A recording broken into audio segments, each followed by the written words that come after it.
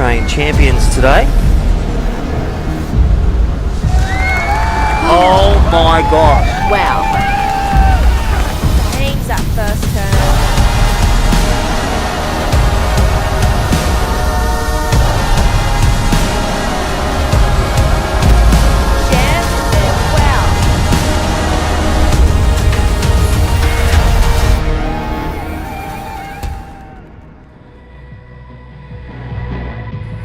Well, welcome to the beach here, 2024 Yeti Australian Junior Surfing Titles.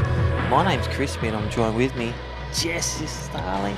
Good morning. Good morning, Crispy. It's good to be back here for another year for the Australian Junior Surfing Titles. This is the event of the year in this junior calendar. This is the event everyone is waiting for, and it looks a little bit rainy down there, but the surf, Crispy, looks really fun. Yeah, well, the magic ingredient, the waves, and they're pipped for finals weekend with the wind getting better tomorrow. But today they've got a few speed humps. Winds up a bit, as you can see. There's a lot of rain, a lot of wind, but well, the judges are there and the competitors, 250, and we are down to quarterfinal actions. Under 18s, under 16s, under 14s. We'll be crowning 6 Australian champions, and what an honour roll there's been. Oh my goodness, the list of Australian champions, they've so many to CT Tour Life, onto world titles. It's such a prestigious event, and I feel like if you can get it right in this system, you're going to get it right in every other one that's coming. So yeah, like I said, this is a really important event for all of these competitors. We're starting off with the under 14 boys quarterfinal heat number 1. So it's Luca Martin out there in the red, Lucas Defenti in the yellow. Oh, sorry, in the white, I should say. And the 3-man quarterfinals, which is pretty cool. And in the yellow is Zach Johnston. So we have 3 Queensland competitors right now, so it's going to be a bit of a loss for Queensland. I saw that one, and really, Zach Johnson up and riding. And you could say, like, the other flip side to it, there's guaranteed in those semi-finals, man on man, they're going to get some Queenslanders there. And then the second heat, we've got the second quarterfinal. It's got all the New South Welshmen, Jagger Phillips from Maroubra, Lakana Cullen from the Northern Beaches, and Kincaid Kelly, New South Wales. Kincaid Kelly, yeah, the Novocastrian. How is that? We've got an all Queensland semi-final and then or quarterfinal, I should say, and then an all New South Wales one. So 20-minute heats this morning. It's small, but it's fun, Crispy. I don't think you could ask for really much more contestable or fair conditions to have quarterfinals in. There's plenty of opportunity. There's plenty of waves. I've seen a lot of highlight reels over the last couple of days, and it just seems like everyone's been going blow for blow. Speaking of blow, that was a huge kick out the back there for Zach Johnson. Didn't get the finish. Got a 3.5 for his first wave, though, Crispy. And yeah, good way to build. You know, first heat, as you know, as an athlete, is always the hardest, and especially with a bit of onshore, high tides coming up around 9 o'clock, and pretty big tide as well, but they're in the right spot. They're at Woonona, which is just a couple of beaches south of the famous Sandon Point and Thirroul Beach and the beautiful Royal National Park of the south coast of Sydney. We love Wollongong, but I tell you what, the waves are there, and in this nice little corner. And again, our contest director, local board riders legend, it's great to have Bartlett down there, and he has got his eyes on what a great week in crowning 6 champions, 12,000 points, all important points. And we talked about it, and we'll talk it through the weekend with our live ratings. Check it out on Surfing Australia's website, the lead rankings for the Australian juniors, and we'll see that change because we've had Fred Carmody drop out for the 18s, and right on the cusp of potentially getting that extra potential of the ISA World Juniors, getting that entry card, is that man Landon Smales. Yeah, right before we came on air, Crispy and I were almost like, oh my gosh, what is going to happen over these next 2 days? Because these guys have been competing all year long to either try and win the Australian Juniors or try and win the rankings. To be able to get to that ISA Worlds, you know, that big global stage, which Australia did so well in last year. We had winners, Dane Henry, Ziggy McKenzie, and everyone wants to get there. And just like you were saying, Landon has been leading those rankings all year, but in the event that is worth the most amount of points, he bowed out pretty early. Yeah, and that's competition. We're going to hear from Sage Goldsborough. She's our co-commentator on the webcast, and she's been representing Australia in the IRUKANJIS the last 2 years as well to Mm. unpack the challenges and the highs and lows of competition surfing. Yeah, it's going to be a pretty jam-packed day, not just from the surfers, but from us in the booth as well. We're Yes. happy to feed lots of information to you guys. And yeah, I mean, I feel like no matter where we go or what heat we watch, it's going to be a lot of competitive, a lot of rivalries. I feel like even though these guys are teammates, there is probably a little bit of a rivalry there because everyone wants to do the best for their country, or for their state, I should say, and everyone wants to get to that big end stage. So Zach Johnson is out there in the lead right now, combined total of that 575. Luca Martin is the name that really stands out for me in this Yeah. heat. He is so good. This is Lucas Defenti right now, just getting a little bit Oh, funky with it, Crispy. the grind. And there's the point of the nose. The judges want to see that. They don't want to see you get rocking bottled up by the whitewash, but a nice little completion there. Such a key in the judging. But here we go, Luca Martin on the left, Zach Johnson, the heat leader, just picking the eyes out of it, getting a quick start and really leading the charge. But that wave of Lucas Defenti, he's back, and it'd be great to get potentially the great camera work, that last one of Luca Martin's first wave from Queensland, because he's been a podium surfer all year, winning the Oki, Mm-hmm. great result at the Skull Candy, and then up the Sunshine Coast, and even flying over the WA. It all started in January, and he's here to collect those 12,000 points in that spot at the ISA representing Australia. Yeah, Luca, that heat he won at the Oki, that was awesome against Loki Cullen, who Yeah, is hands down probably the guy to beat in this division. yeah, He's so good. He's just so progressive, has such a variety of tricks for someone who is so young. Like we're talking about under yeah. 14 boys. These guys aren't 14 yet. They're 13 and And the 12 and younger. energy is like 10 Red Bulls. Literally. That kid, and again, that is the top six. This is what we're going to see. And I love the format Mm, as well. So after this, and it is a bit weird, the quarterfinal, there's two quarterfinals. You call it I know. I a almost said half, semi. but it goes to semi. Two will go through from this heat of three. And in your past of competition, how have you enjoyed the three-person heats? I've actually loved them. I feel like they take the pressure off. This guy right here, Zach Johnson, getting his third or fourth wave right now. He's staying super busy, which I can really appreciate. That one doesn't have a lot of steep face, but I feel like when you get to these three-man heats and these quarterfinals, the nerves can definitely start to rise.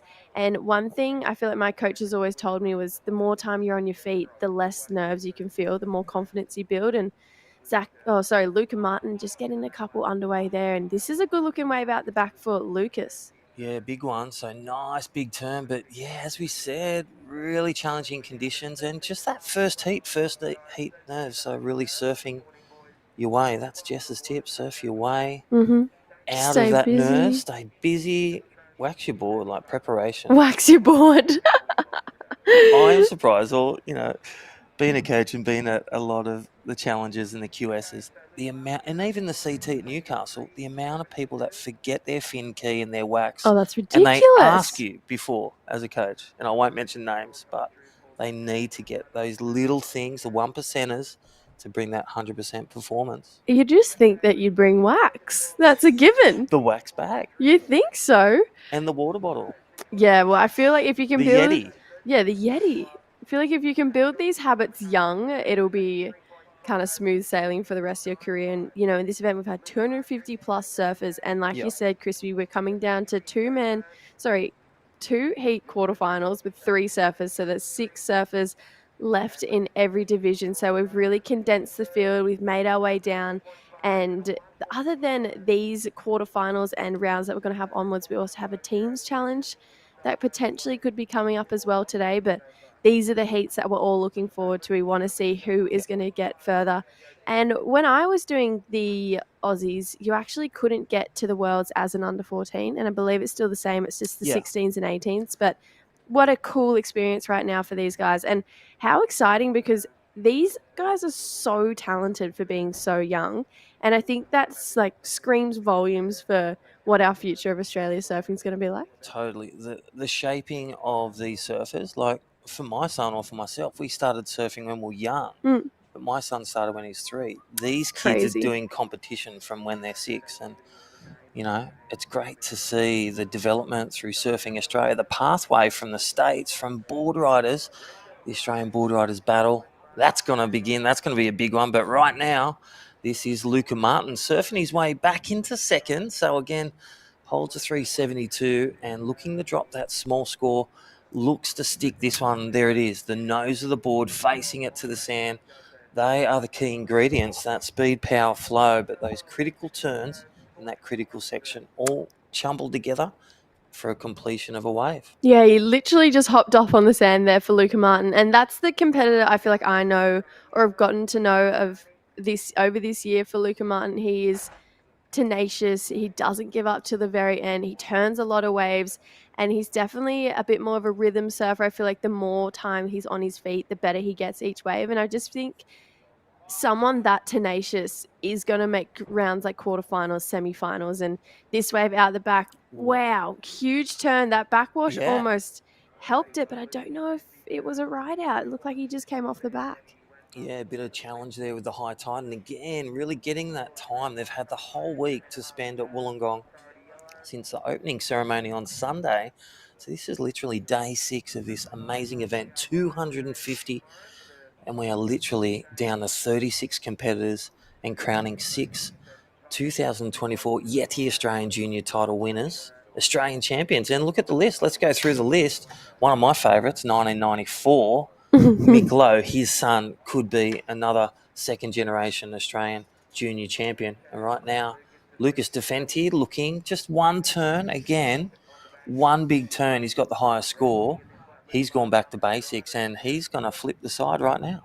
Here we go. This is Luca Martin. So, almost gets his competitor, but just tags that one 3 times. This is what I mean. He's super tenacious. He's always on his feet. And I just feel like he's such a great competitor. And he's definitely going to be one that's going to push this field. In comparison, 3 maybe smaller turns compared to that one big one of Lucas Defenti, but a bigger size wave out the back, though. This is Zach Johnson.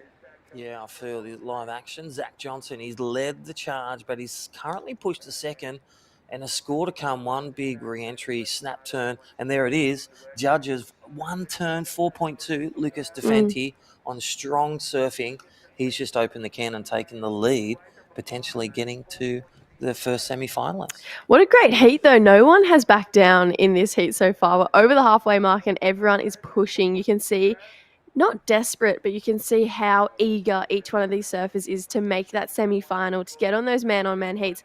By the way, didn't have man-on-man heats. How cool is that for these guys to get man-on-man heats with priority? With priority, live webcast. Thank you, Yeti. Thank you, Surfing Australia. Yeah, thank you guys. We've been absolutely loving it. So a couple of the grommets who have won, well, they're not grommets anymore, but look at what a the template. under 14 boys, we're looking at Joel Vaughan, Jarvis Earl. They've both won at this event before. Joel just qualifying for the championship tour. So it really is a pathway for these guys. Yeah, definitely. And there's our great sponsor of this event, naming rights Yeti. Don't forget, grab some great Christmas presents and check them online for Yeti. But yeah, Jarvis Earl from Cronulla, the goofy footer, another goofy footer, Ockie, dog, Jarvis Earl, and World Junior Champion, ISA. He's WSL World Junior WSL? Yeah. Yeah, he won against, I cannot remember. Yeah, Levi Slawson. Yes. That was huge. And in the quarterfinal, I still remember it, a couple of heats where Jarvis was on the back foot and the last 30 seconds, he got the score, like clutch moment, clutch surfer, and a clutch win. How great is that? I love those clutch moments in heats, the really fast, exciting ends to it. Taking a look at this heat in the water, 8 minutes to go. So Luca Martin. Yeah, that last one. 5.88 crispy. Yeah. And again, fell off those first ones, surfed his way from last. Again, what did he do? He got some good waves, kept his feet in the wax, and he had that combination turns and that really classy finish, that controlled finish. What a difference is in the lead. And Zach Johnson holding on. That last one of Zach Johnson, you could see Zach thinking about his first. He got that quick start, but really wanted to execute that really good wave. He's currently sitting in second, but Lucas Defenti, look how close. That last one turn, that 4.2, he gets a really good wave, brings out two of those turns. Mhm. He's going to hit the high range. Oh, absolutely. I mean, he's definitely the strongest out of the three competitors in this heat, and you can tell by the way he's just laying everything into his turns. Zach Johnson up and riding, looking for some steeper face here. That's a nice turn in the pocket. He's been getting hung up at the top a little bit in this heat, but I feel like he's just got to kind of keep his cool. He's got a 5.36, needs to replace that 3.5. But like you said, Lucas Defenti gets a good section in front of him. You know that it's kind of going to be game over, but something I want to point out, Crispy, that I think is really interesting as well is one of our greatest Australian surfers of all time, and I would still say one of the best, just role models, people. Mick Fanning never won an Australian junior surfing title. So from Penrith. It can happen afterwards too. It can. Worked hard, went Penrith, where there's a wave pool now, but it wasn't when he was surfing. No, definitely not. With his big family, and what a legend MF is, 3 times world champion, still, on the honour roll of everything. But he's he worked hard. He worked hard in the gyms. He's had his setbacks, had his injuries. When they get their leg injuries and their hip, hamstring injuries, the shark injuries. When he punched a shark. And I'll tell you what, that old chestnut. Yeah. But he is such a role model and showed how hard work pays off. You just have that image, and even his board at the Surfing Australia's High Performance Centre, the board, he did that bottom turn at Pipe to claim that first world title. So good. And I just think it's a really important thing to point out as well. If it doesn't happen in your junior career, it isn't over. There is so much more post-career. Looking like a bit of a split peak right now for Zach Johnson and Luca Martin. That was better, but didn't get the ride out, Crispy. So maybe slowly starting to get into his head a little bit right now.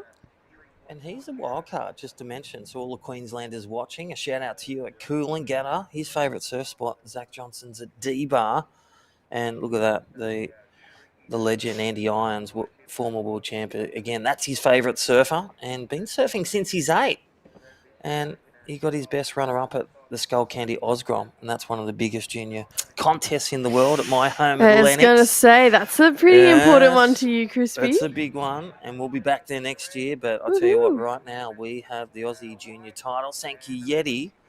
And goals for young Zach Johnson. He said, progress through the junior ranks and make the CT. He's going to hop over the QS and the Challengers, just go straight there. I'll win an ISA, I'll win an Australian junior surfing titles, and next will be a world title. I love it. I absolutely love it. And I must say, Luca Martin, a shout out to the Martin family. He's got dual passports. Born in Coffs Harbour, now a Queenslander. But I'll tell you what, up till last year from living at Coffs Harbour with the Coffs Harbour Board Riders, they're a great pack down there. And he's now living at D-Bar and training and surfing every day and with the Surfing Australia High Performance Centre.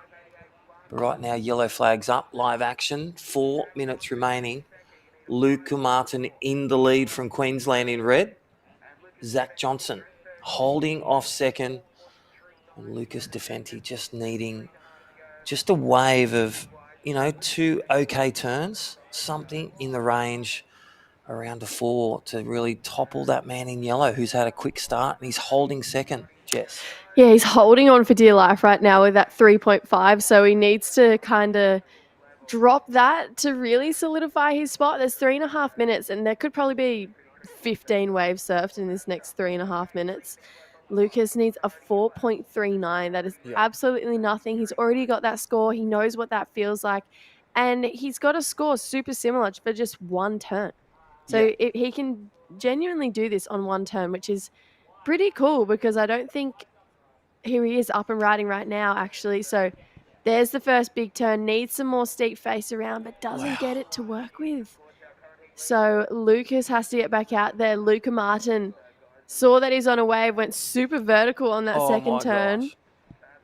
And pulls out. So Luca Martin, this is what I said. He is tenacious. He wants the win.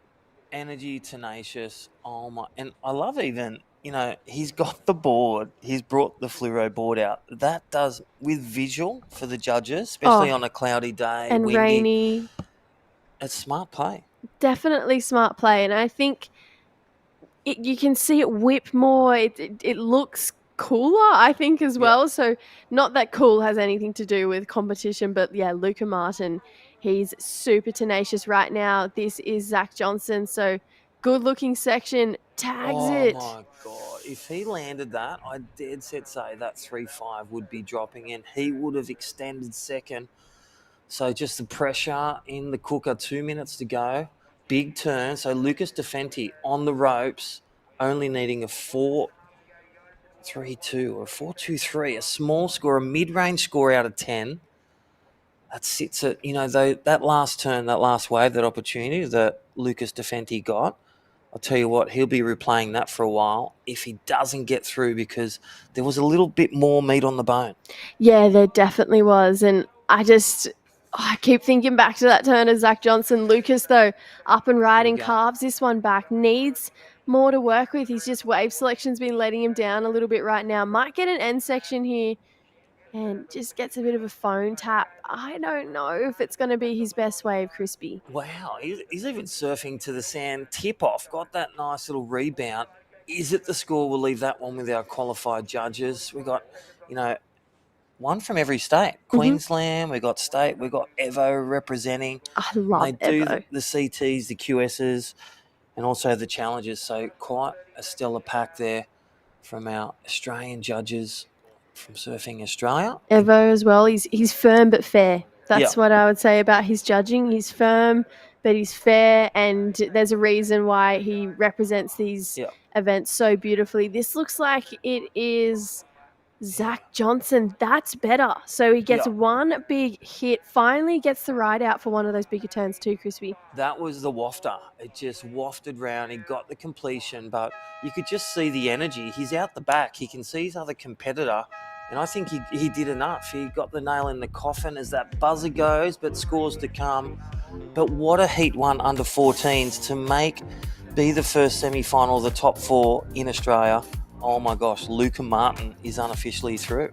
Yeah, we'll see who kind of gets that second place. But we are going to go to a quick ad break. We'll be back for the second quarterfinal, the all New South Wales one, coming up right after this.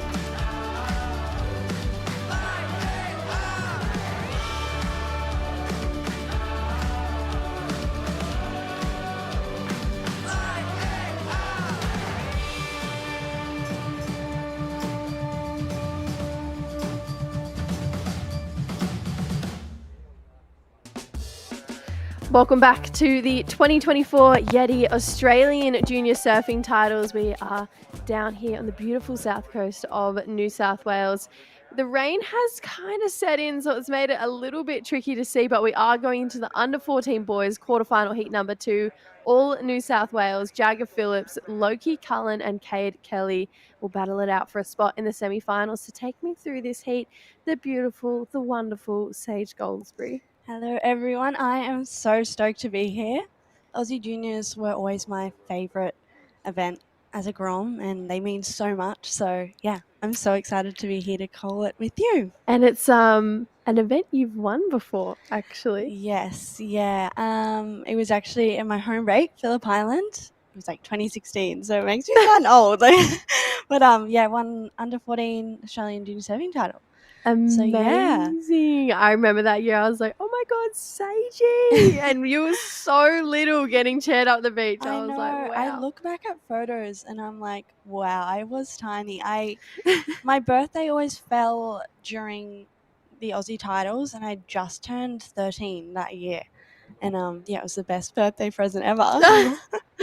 I mean, I feel like this is what everyone is chasing. I used to love going to the Aussies and competing there and just hoping for one of the Aussie juniors. I never quite got there myself, but these guys are so talented. Looking like we've got a bit of a split peak right now. So Cade Kelly, the Novocastrian, he's up and riding. Nothing too much on that wave. Looked like Loki Cullen might have split the peak with him, but this is a stacked heat, Sage. I don't know if you've come across these guys before, but every single one of them, incredible surfers. Yeah, I saw them competing down at Phillip Island, actually, at the Rip Curl Grom Search down there. And Loki, he did really well. I'm not sure quite what the result was, but yeah, all these boys very dominant in their division, all coming from New South Wales. Was having a little read.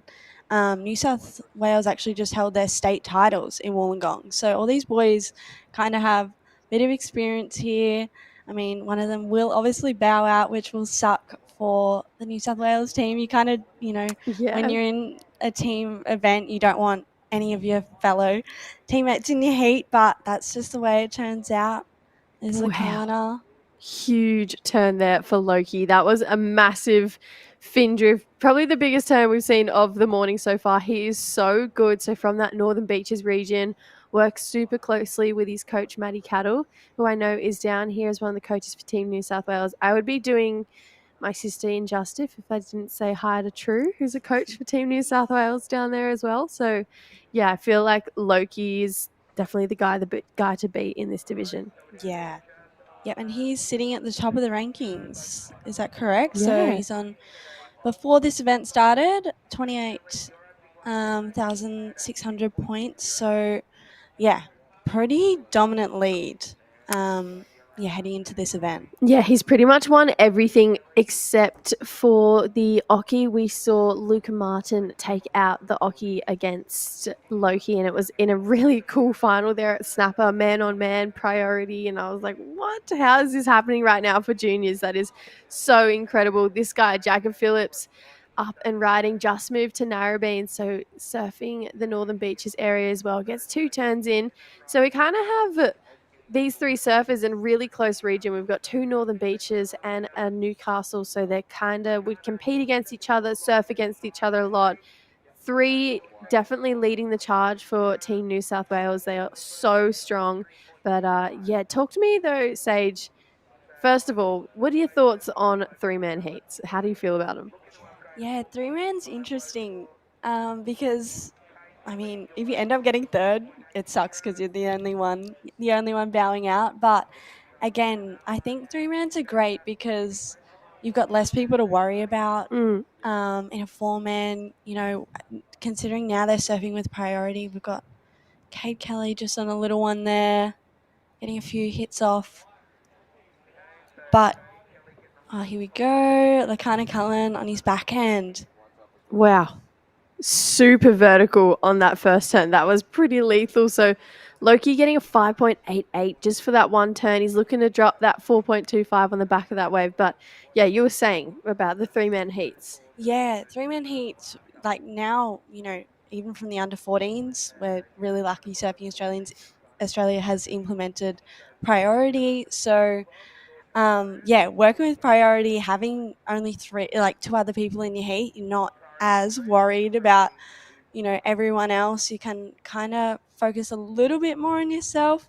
But yeah, I mean, it's obviously there's more room for progression. Like Yeah. you've only got one person missing out, but 3-man, yeah, I with feel like priority, it's not too bad. it almost stings a little bit more when you bow out in a Yeah. 3-man heat. You're just like, no, how did that happen? But these guys are so talented. They got such a long Oh, career. Wow, Loki on a steep bowly wave, just absolutely going for it. So I haven't seen a wave like that come through all morning. So it looks like the conditions maybe picking up a little bit, improving a little bit. So Loki just going to town on that wave, just absolutely belting it, which I feel like is his style of surfing. He does not hold back. He lays it all on the line.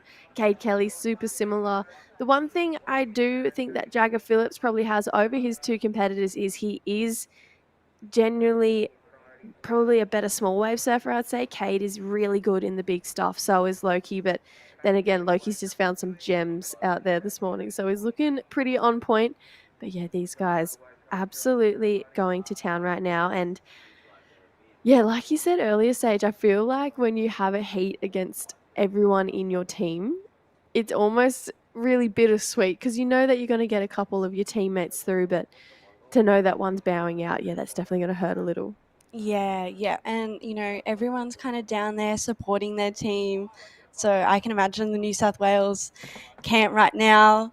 It's really exciting. Everyone in New South Wales in this heat, but they do know that someone's going to be bowing out. So they'll be, gaining some points with two going through, but losing some with one of their surfers bowing out. But Lakana, he's staying really. Oh, is that Lakana? No, maybe Cade coming out there. Goes down on that turn. So that was a theme that we saw in that last heat.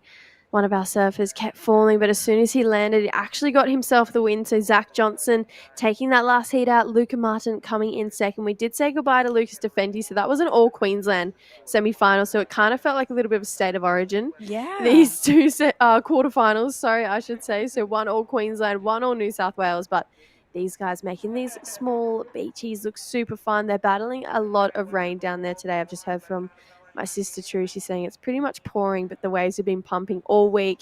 Everyone's been ripping. And something I think is really cool as well is a lot of the coaches for these teams now actually have been junior competitors in this and kind of had a pathway. You look at Jade Wheatley, Oscar Berry is one of the coaches for Team Queensland, True Starling, she's coaching Team New South Wales, Mia McCarthy, Team WA, all people who have competed here, won here.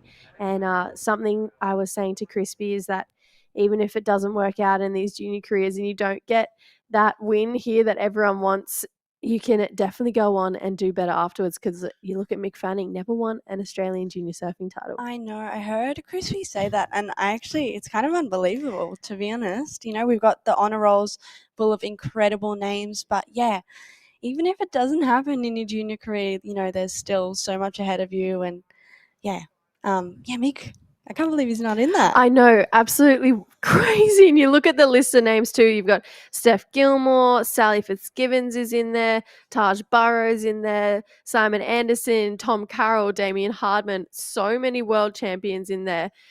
Even you look at guys like Hoggy, Chris Davidson, Bottle, he's in there too. So I feel like, yeah, the list goes on. It's pretty absurd to think that one of our best isn't in there. But this guy, Cade Kelly, you never know what is going to happen in his future. I think it's exciting. But right now, he's battling for a spot in the semifinals. Tagged that one 4 times to the beach. What were your thoughts on that one, Sage? Yeah, that was really nice. That one kind of held up for him. He was able to get a few turns off. There's a bit of wobble, a bit of morning sickness maybe out there this morning, but he was able to guide his board through those turns. And yeah, that will likely be one of his better scores, hopefully into his top 2. And Lakana just unable to finish off on that one. But yeah, like you were saying, Jessie, your sister True, she went to the ISA World Juniors She did. with me in California when it was held at Huntington Beach. So she'd be a really strong coach, for the New South Wales team. She's got a lot of experience. She's been to Aussie Juniors plenty of times, went all the way and qualified for the ISA Juniors, so she knows what it's like. So yeah, New South Wales would be very stoked to have True coaching them down at Wollongong. Yeah, definitely. And I think that's just so cool to see how so many people are now like passing it forward and paying it forward and kind of hoping that their teams can put 1 or 2 athletes in. It was obviously a little bit different when we were coming through the junior series. We didn't have this new ranking system or this kind of year-long Challenger Series-esque kind of competition then into a ranking system format to qualify for the Worlds. And I think it's genius. I think it is so genius, this new format that Surfing Australia has implemented. There's 5 10,000 events across the year. They all lead up to this 12,000 event here. And surfers like this guy on your screen, Jagger Phillips, looking for the Aussie title here. 2 big turns, goes down. But yeah, I think it's really smart to almost mimic what these guys are going to be having to do for years after their junior career, whether it's the Pro Junior Series, the QS, the Challenger Series, even the CT, and trying to stay on the CT. I think what Surfing Australia has done is amazing, and it paid off last year in the ISAs. We had the best year on ground medal wise and points wise, and I'm looking forward to seeing who makes the team for 2025 and how that team's going to go over there at the ISA World Games. But the under 14s, like we know, they don't go. So this is kind of just, I mean, you get bragging rights and this amazing honor for winning an Aussie Junior, but it's almost like a practice year to get ready for the under 16s. Yeah, definitely.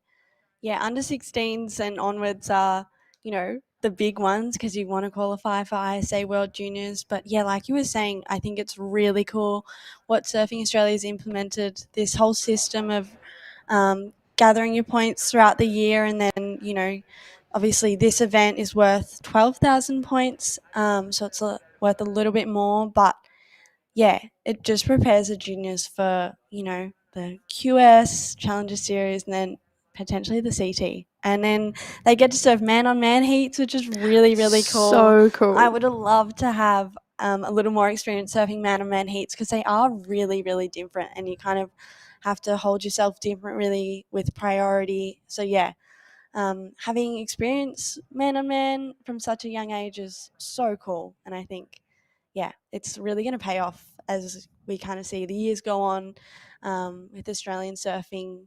The ISA World Junior team last year did so well, one of our best results. And I think, yeah, it just goes to show just the selection. We're really getting our best surfers at the ISA World Juniors. So, yeah, it's really great. Yeah, and I love the fact that even if you don't perform in this one event to try and win and get there, you've got a whole year, a whole series where you can show up time and time again, try and get to the top of that rankings. And I feel like it makes this cool rivalry, this cool tense I don't know, arena for these guys to compete and build stamina and just also travel the country, which is really cool, to all these amazing ways. But back to this heat right now. Loki Cullen drops in an 8-point ride, so goes excellent in the second heat of the day. He is just so good. He's got an 8 and a 5.88. Definitely has a strong lead on this one. Cade Kelly with that 5.18 needs to drop that 4.75, but we haven't really seen Jagger open up like we know he can in this heat so far, Sage. Yeah, he's just fallen on a few of his end turns. That last wave there, he kind of blew the fins out, but just came unstuck. And I think if he was to, finish one of those ones off, he'd be really looking in contention to get through this heat. But yeah, as it starts to kind of build up, you get a little more nervous with each heat. The surfing is getting higher and higher, but here's Jagger again. He just needs to stick. He stuck that one, which was nice. Just the one turn, though, unfortunately. But yeah, Jaggers, we all know he's a really strong surfer, but yeah, just needs to kind of find one. He's able to get a few turns off and stick that last landing turn. Yeah, I feel like that maybe was even a confidence building wave, that one, just yeah. trying to stick it, get the finish, be like, okay, there it is. I know what it feels like. I know how to do it. Let's try and repeat it and do it twice on that next wave. So I feel like that was something I did a lot competing. If I was having a shocker, I would just try and land anything and just be like, okay, I've got it. But this guy on screen, Cade, heard the score lock in. So that last wave for Jagger, a 4.55. So Jagger is not chasing much anymore. So Cade playing a little bit of defense right now.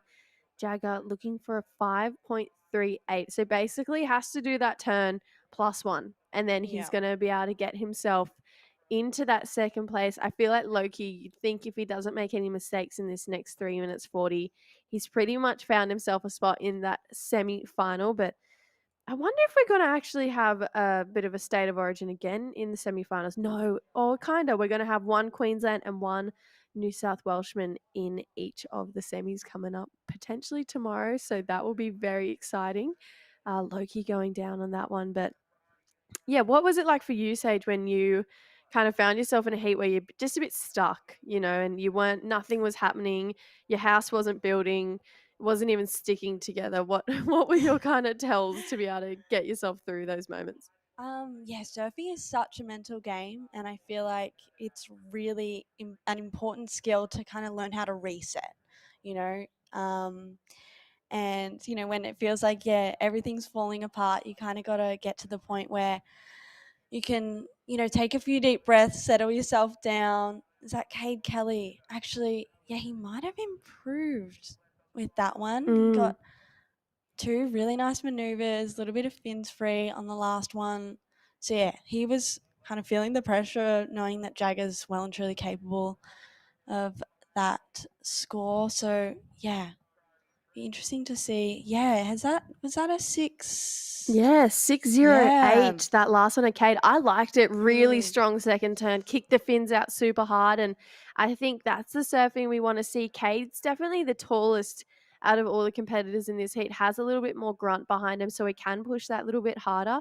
Feel like that's the first time we've seen him look really comfortable in pushing that hard in this heat, because he probably knew going in how hard it was going to be, to make this heat. So Cade definitely starting to look a little bit more confident in his talent and how incredibly good he is. So 6.08, Jagger looking for a 6.71 now. So that'll be one of the best waves of the heat so far. So that's going to be a pretty particular wave. It's not going to be one of those small inside ones you're just going to tag a couple times to the shore. Yeah. What would you be doing if you were Jagger right now? Gosh, looking in at Maddie Cattle, being like, where am I going? Give me some hand signals. Help me out right now. No, honestly, I feel like with this new priority system, he would probably have second priority. Loki hasn't caught away for a while, second or first, and just try and keep my cool. I don't think if I had third priority, I definitely wouldn't hold hands with my competitors out there. I'd just try and find myself my own little peak. But 1 minute on the clock, I think, yeah, you'd be looking for a set wave. Loki Cullen, though, up and riding, goes to the air, can't pull it off, though. So kind of unusual for Loki. Usually he's got them on lock. So battling still a fair bit of backwash this morning. So we'll see if that starts to phase out. I'm excited to see how this bank changes throughout the days. 45 seconds. Here we go. Jagger Phillips. Good looking bowl ahead of him. One big turn there. Needs another one, but can't get it. So I dare say that's not going to be the score, Sage. Yeah, it did look like it had potential. It had a really nice bowly first section for him to hit, but yeah, he just couldn't get around that next one. And yeah, that wasn't the score for him. He's still looking for that 6.71. He's probably going to paddle his way down the beach, but Cade Kelly is going to stick to him, make him his best friend. It's kind of the way it goes. You know, these boys, they're only under 14s, they're like 13, but they know how to use priority. But yeah, Lakana taking out that one, really strong surfing. Cade Kelly moving through as well. We're going to throw to a quick ad break, but we'll see you for the next one. And also just a little shout out. Sounds like we're going to go on hold just because of a bit of visibility. So we'll be back after this break, and there's a bit of a hold. Welcome to Sydney. Upbeat. Downbeat. Feel its heartbeat. Open spaces. Open arms. A place to feel alive. To feel free. Come feel it all and feel new. Burleigh is the best place for surfing events. It really is. It's a natural amphitheatre. Competing for a national title, you don't get bigger than that. It brings a football crowd atmosphere to the entire thing. He's going to blow a hammy! He's going a hammy! What a scene up here. Can you believe it? So good. What a contest. This is one of the only events in the world where a 2-point ride can be as exciting as a 10-point ride. Russ is cramping. Russ is cramping. The old bones, mate. It's the best comp in the world and probably the sickest weekend of the year. It's the best thing for your surfing and for your life. The highlight of my life being down here. It's been amazing. Starting with the community, it's amazing. 37 seconds. It really is a great spectacle for surfing. Man, I thought I was coming in a surf comp. This is not a surf contest.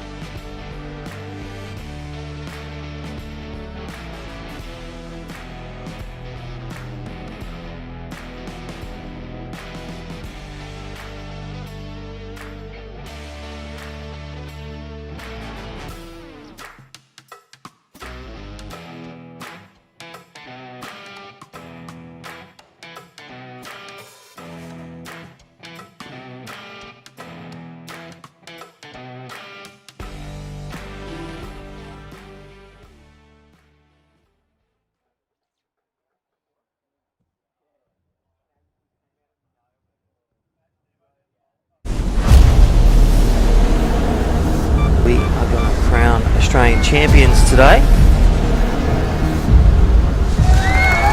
Oh my gosh. Wow.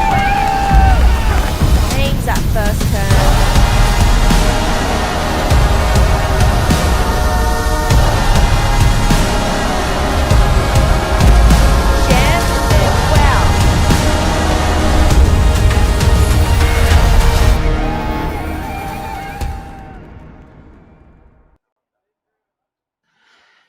Well, welcome back after a fog delay. We are looking to start off in a few minutes, so welcome back to the Yeti 2024 Australian Junior Titles. My name's Crispy, and with me from Vico, now living up here, Sage Goldsberry. Yeah, I'm stoked to be here. Yeah, originally Victorian. Yes, that's Go Team Victoria. Yeah.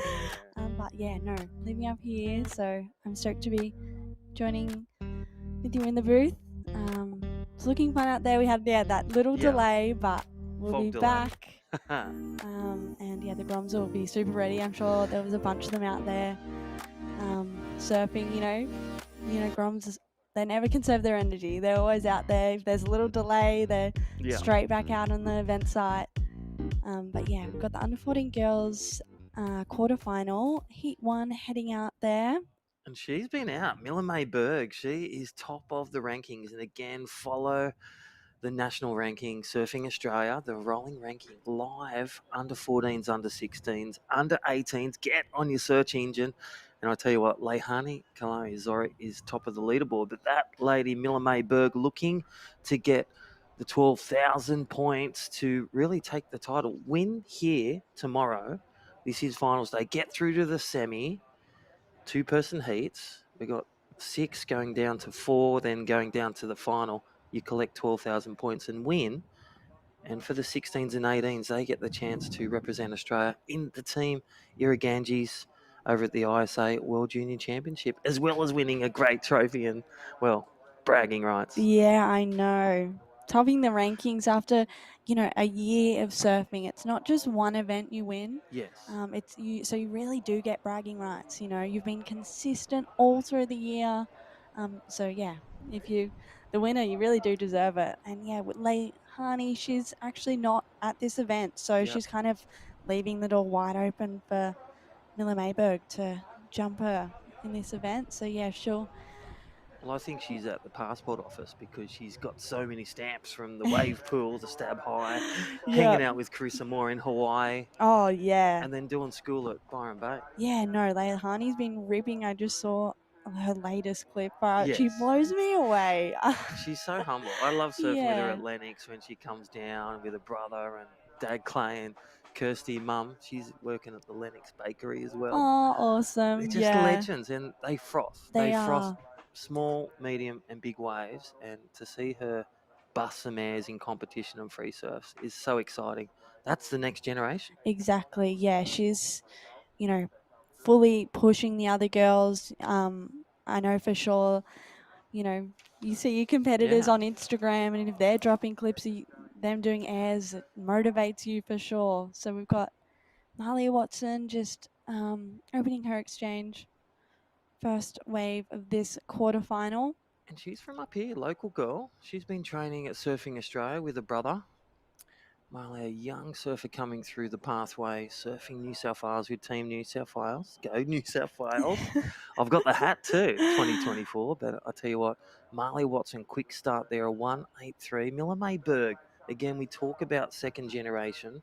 Father's a super server, ocean man, former Uncle Toby's winner, triathlete. Oh, wow. And mum as well. Mum has got goodness. just as many. So the Berg family are watching and listening, and good luck to your daughter Miller May. And they're great JCO ambassadors as well, just saying. Yeah, wow, okay. Traveling the world, some great clips on Yeti, so check it out. Mm-hmm. Well, and then Rose Holland. So Yeah, this Rose. is your 3. You know Rose from Vico, your one. Yeah, she's little Vico. She got 3rd last year at the Aussie titles. So she'd be looking to hopefully get 1 or 2 this year after result from last year. Yeah, she's got an older sister, Ava Holland, who is also in the Vic team. But yeah, Rose has been ripping. She's, probably the most dominant under 14 girl at the moment coming from Victoria. surfing really, really strong. So yeah, she's being coached by Kale Warren, who's leading the Vic Mafia down there. Yeah. But yeah, super excited to see how she goes. Yeah, well, there is the hooter. So under 14 girls, quarterfinal one in the water. Malia Watson in the yellow, Miller Mayberg in the red, Rose Holland in white. So yeah, they're still running. She's got in the lead at 183. So ignore that little hooter. That was probably the fog playing some Yeah. things down in Woonona, Wollongong. That is our picturesque. Again, the clouds and the fog has cleared. So our amazing judges with Surfing Australia doing a great job and just going on hold for about an hour. But what you did miss was the under 14s, and commiserations Lucas Defenti and Jagger Phillips from Maroubra, the Queenslander and the Maroubra New South Welshman, bowing out, equal fifth. But moving on through, Luca Martin and Zach Johnson, that quick start and composure taking a win, and Lacano Cullen leading the ratings, and Kincaid Kelly. Yeah. KKK. Kincaid. Yeah, Lacana's looking deadly. He's pretty much won every event except the Skull Candy. So yeah, he's looking super good for a spot at the ISA. Oh no, not the ISAs. The under 14s don't actually make the ISAs. They don't, but they hey, can good dream. preparation, yeah. He does the ISA. He travels with mum and his brother and his dad, and they do an amazing. They're dual passports, New Zealand and Australia. But right now, Rose Holland from Vico. Yeah, nice snap Your top there. pick. Nice little tip off as well. Yeah. Getting a little flare of the fins. Nice section. So yeah, be interesting to see where that one goes. These girls, you know, even though they're in the under 14s, they're working with priority, which is really cool. I don't think I had priority back when I was an under 14 girl. Yeah, it was, so yeah, I think it's great what Surfing Australia is doing for junior surfing, just, you know, setting the mark from such a young age, you know, preparing them for the QS and everything. And do you find, here we go, Miller Mayberg live action, just one under the nose, again, under third priority, just getting that second quick wave, really smart surfing, probably posting something around a 2 or a 3. And I think that was a replay. So 5 minutes gone, 15 remain, 20-minute heats all day, and potentially tomorrow, hopefully there's no more stoppages, 25 minutes for semi-final man-on-man, and that is Miller Mayberg. She is a machine. Yeah, she's keeping busy. I love the under 14s, the boys this morning. They were getting around 20 waves, 25 waves shared, 3 surfers in 20 minutes. Yeah, gosh, keeping the judges so busy. Oh, yeah, that's why they went on hold. They had to resharpen and recharge the electronic They judging. needed some coffees. Well, big shout out to our partners, Yeti, and our naming rights here at Surfing Australia Junior Titles. We'll be crowning 6 individual titles, already crowning WA 3 MR Shields, under 19, under 16, and Palm Beach. Congratulations in the MR Shield schools titles yesterday. Yeah, they were such fun events to do as a junior. You know, surfing's such an individual sport, but to get to do it with a friend is really cool. Bit of a tag team. Got the replay. Yeah, Yeti replay. This is Miller Mayberg, Queensland again, just getting on everything, getting her first right, then banking a second left.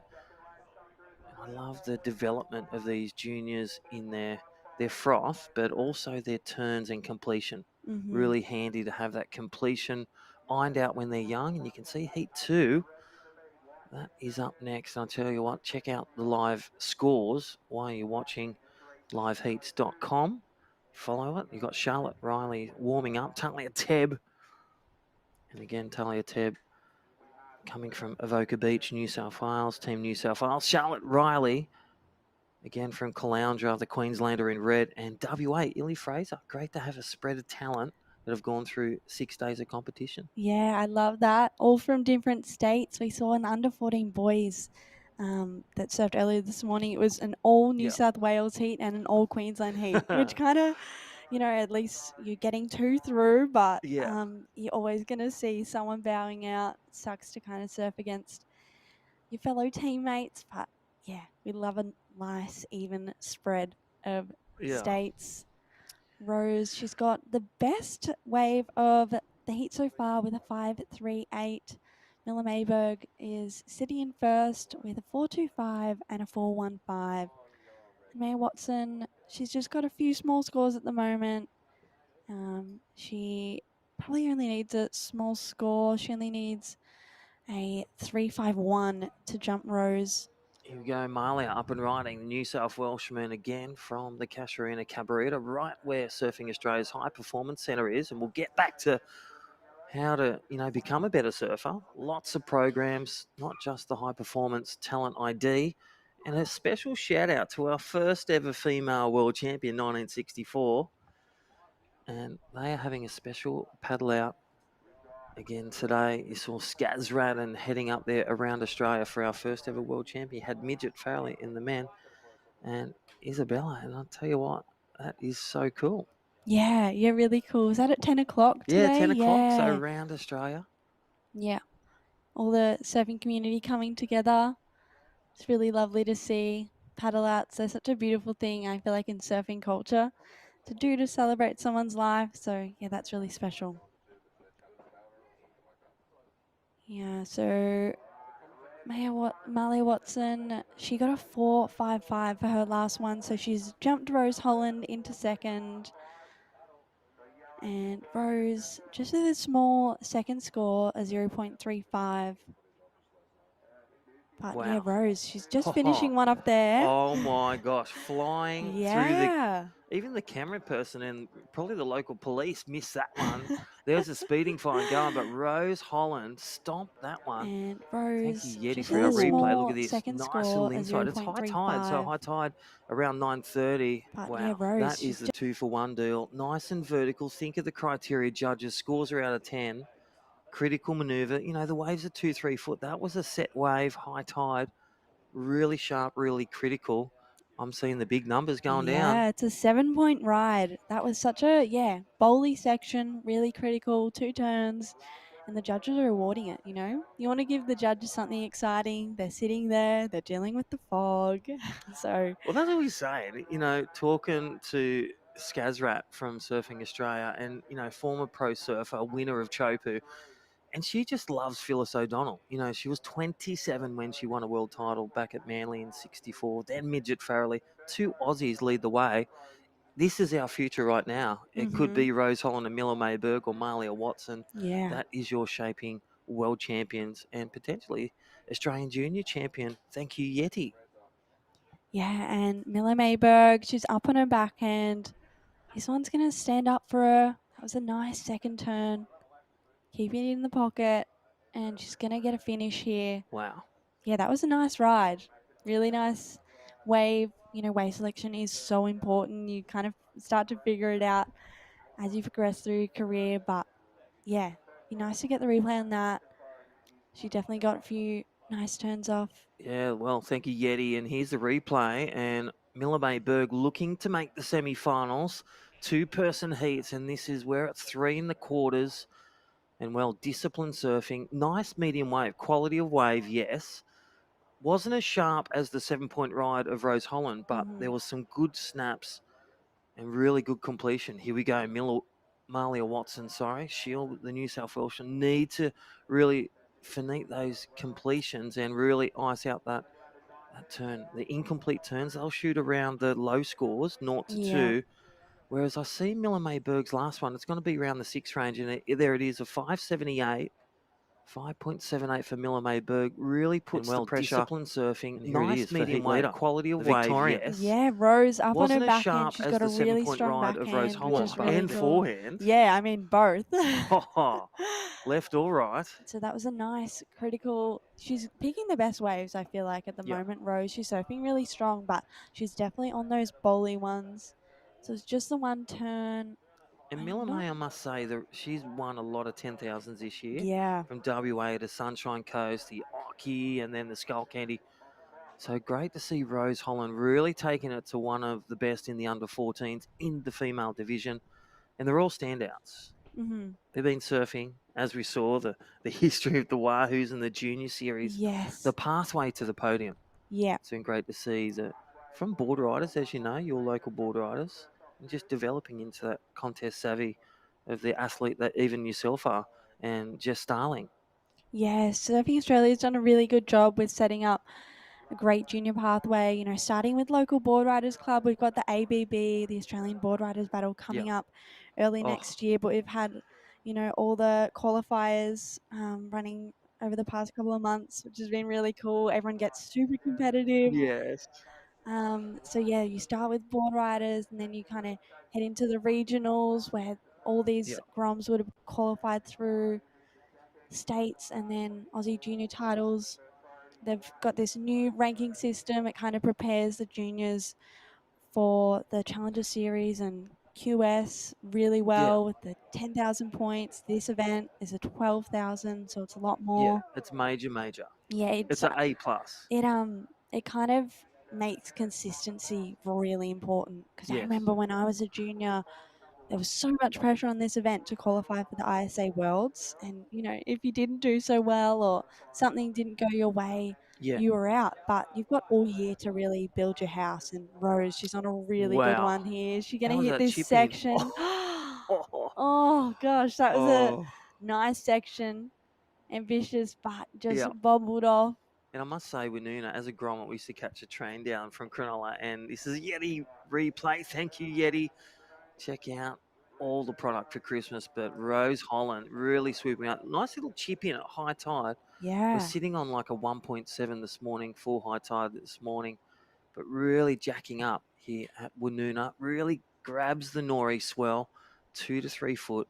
There is an improvement tomorrow for the wind and the waves. They're getting a bit cleaner, but Rose Holland finding the gold, a 5.38, her backup that she can improve on out of 10, and that 7-point ride, that classy two-turner. We try and get a replay of the one of White, that 7-point ride, but Miller May Burke holding off second again, being smart in when you know your position in a heat, consolidating your scores. Just posted that 5.78, that nice medium wave, really went to town on those 3 good turns. Completion so mature. So Malia Watson, she'll be looking for a 5.49, a good score, something, not a small wave on the inside, but something, in 5 minutes to make that selection and really just hone that pressure. Yeah, Miller's done really well to build her house. And Malia, I think she's in first priority at this stage. So she's sitting in a good position. Miller obviously ideally would love to hold her off a wave here. She only requires a kind of mid-range score. But yeah, Malia will be looking to find one like Miller and Rose have got. Rose has had really great wave selection, those bowly looking ones where she can get some critical turns off. That's what the judge is looking for after all. So yeah, Malia, she's in a good position at least in first priority. And there's definitely time on the clock. Alrighty, with the yellow flag going up, don't forget all the staff and some of the competitors. Big shout out to our partners at Wollongong Surf Leisure Resort. It's actually called the WSLR, the Wollongong Surf Leisure Resort. We stayed there. Great pool, great gym, great accommodation. That's where all the event officials are staying. Yeah, really close to some great, you can go left to go Thurrool or Sandon Point, or go right to Corrimal and all the Wollongong beaches. Or if you go for St George Dragons like myself, go to the stadium and watch them when they're back on in February. Ah, perfect. Yeah, I mean, what more could you want, in terms of location? Yeah. Pretty central, not a far drive to any of the beaches. And yeah, I mean, I'm an AFL girl myself. Who But do you go for? Did you win this year? My Swans came No. second for the I'm AFL. a Richmond Tigers fan. Oh, they won a couple in a row. They did. They had a good, they had a three-peat good a roll, couple of years ago, but they kind of all those their best players retired, getting a bit old, so they're kind of going through that transition phase at the moment. But I'm sure they'll be back. I do believe one of our surf mentors actually mentored a lot of them. Ah. Yeah, the breath enhancement guy. Yes, yeah.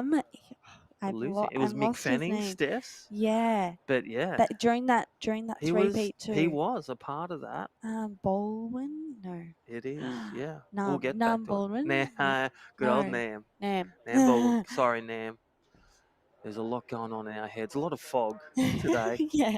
at Wollongong, but I tell you what, under 14 girls, they've got their breath enhancement going. So Rose Holland, she is on point with a 5, 3, 8, and a 7-point ride out of 10.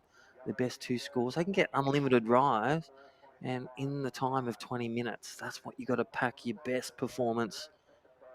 Miller Mayberg, ratings leader on the Australian rolling rankings, in second, looking for a semi-final.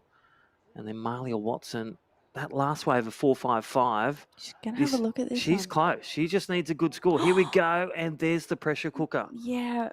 Driving deep, making decisions, and that one's not paying off. Oh, friends and family, I'm sure on the beach would be wincing Muzzer at and the that one. It's crew. hard to watch here in the booth. Even, Brother I Finn. mean, priority, it can be the best thing ever, but it can also be a curse. I feel like sitting out there, you got all the pressure, all the other girls are sitting there, they want priority, so they're waiting for you to turn and go. And yeah, she just kind of dug the nose on that one. And look at that smart play, Miller Mayberg, really going to consolidate and shut down any potential, and just let her know that she's there and she's got priority over her. So Marley will be looking to sell her a lemon wave, and here she goes. And Miller Mayberg would be looking just to conservatively block, not touch her, but just if a wave comes through, she has right away, ultimate right away, left or right. And that's where priority comes in. So important to establish that at the start, be on the first round, or once you get your good waves, don't turn for any bad waves. Yeah, Miller Mayberg. She's playing it real smart, sitting so close to Malia Watson.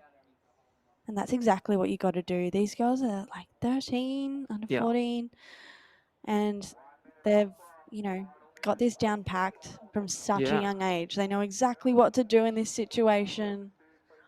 Sticking to each other.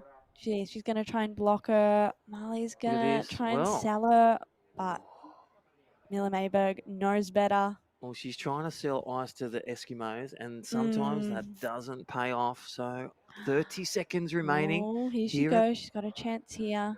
Needs a good score. There's the first turn. Malia Watson, New South Wales. Again, anything can happen. We've seen wins and also Aussie titles and even World Junior titles. Jarvis Earl won in those last moments. So can we see a repeat? Malia Watson waiting for a score.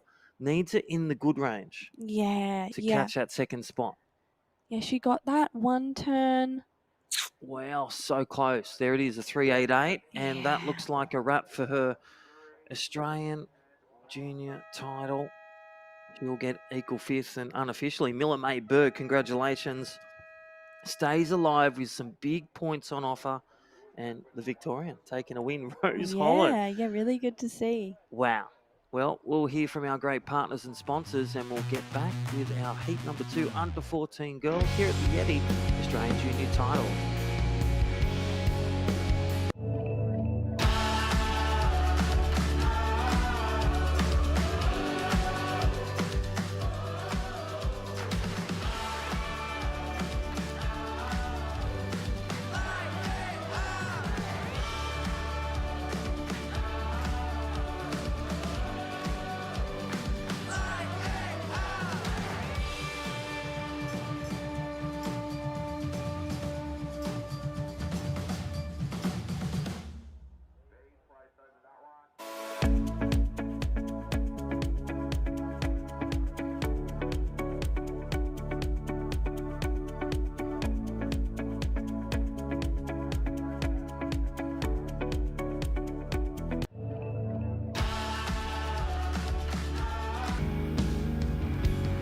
Alrighty, welcome back, and Heat 2 under 14 girls or under 14 girls Heat 1 has been decided. Rose Holland official winner and Miller Mayberg moving through. Congratulations. My name's Crispy. Welcome back, Jess Starley. I'm back. No fog. No fog. It's nice to see this lady on your screen, Charlotte Riley, getting her heat started. Look at that camaraderie, Crispy. The Victorians. Love they them. have travelled a long way. They've had to go around a lot of national park or fly over and then go down to Wollongong. That's how far they've gone. Just like the WA, furthest travelled. Paid off in the MR Shield for them, 3 out of 4. Definitely. They had an absolute runner. This looks like we're going to catch up with a couple waves from the break. So, oh, I love that backhand Rio there. Talia Tebb, big turn. Oh, does she get the finish though, Crispy? The New South Welshman from Avoca Beach, King Cumber. And I'll tell you what, first in the Grom Search National Finals, under 14s and 12s. And she loves Molly Picklin, one of the locals there, and Katie Simmons, the international. That's her heroes. She has a lot of similarities in her style to Katie Simmons, especially in her barrel technique. I watched her at a wave pool event and we were calling her Katie because she just looks so much like her. She is not scared. I'll tell you that for something, Crispy. Talia Tebb pushes the limits of her surfing every single time she paddles out.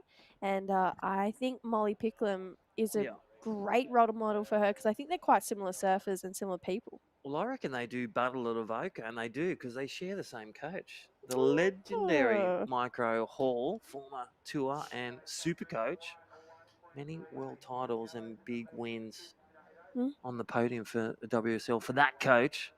And also with the support pack, look at this replay of the Yeti. Thank you, Yeti. The Australian junior titles in red. That is Charlotte Riley in red. Illy Fraser yellow. Talia Tebb, New South Welshman, in white. And Illy Fraser from WA. We talked about most travels. So they've enjoyed, whether they've been there for 2 weeks, no doubt, for WA with the red eye, but enjoying the waves of Wollongong. And we just saw with our great partners, the Wollongong Surf Leisure Resort. Great pool, great spa, great putt-putt. Lots to do apart from, and then the beautiful, pristine beaches from the Royal National Park all the way down the Wollongong and Ulladulla. Looking like Talia Tebb was up on screen, but she's just flying out of that one. That's how fast she surfs. She is so good. Illy Fraser from WA. I mean, like you said, that red eye flight is something else. And Team WA has done it, then come over here and just blitz the MR Shield, like you mentioned. I mean, for anyone to be tired or feel the most out of place, it's definitely them, but they look very at home here on the East Coast.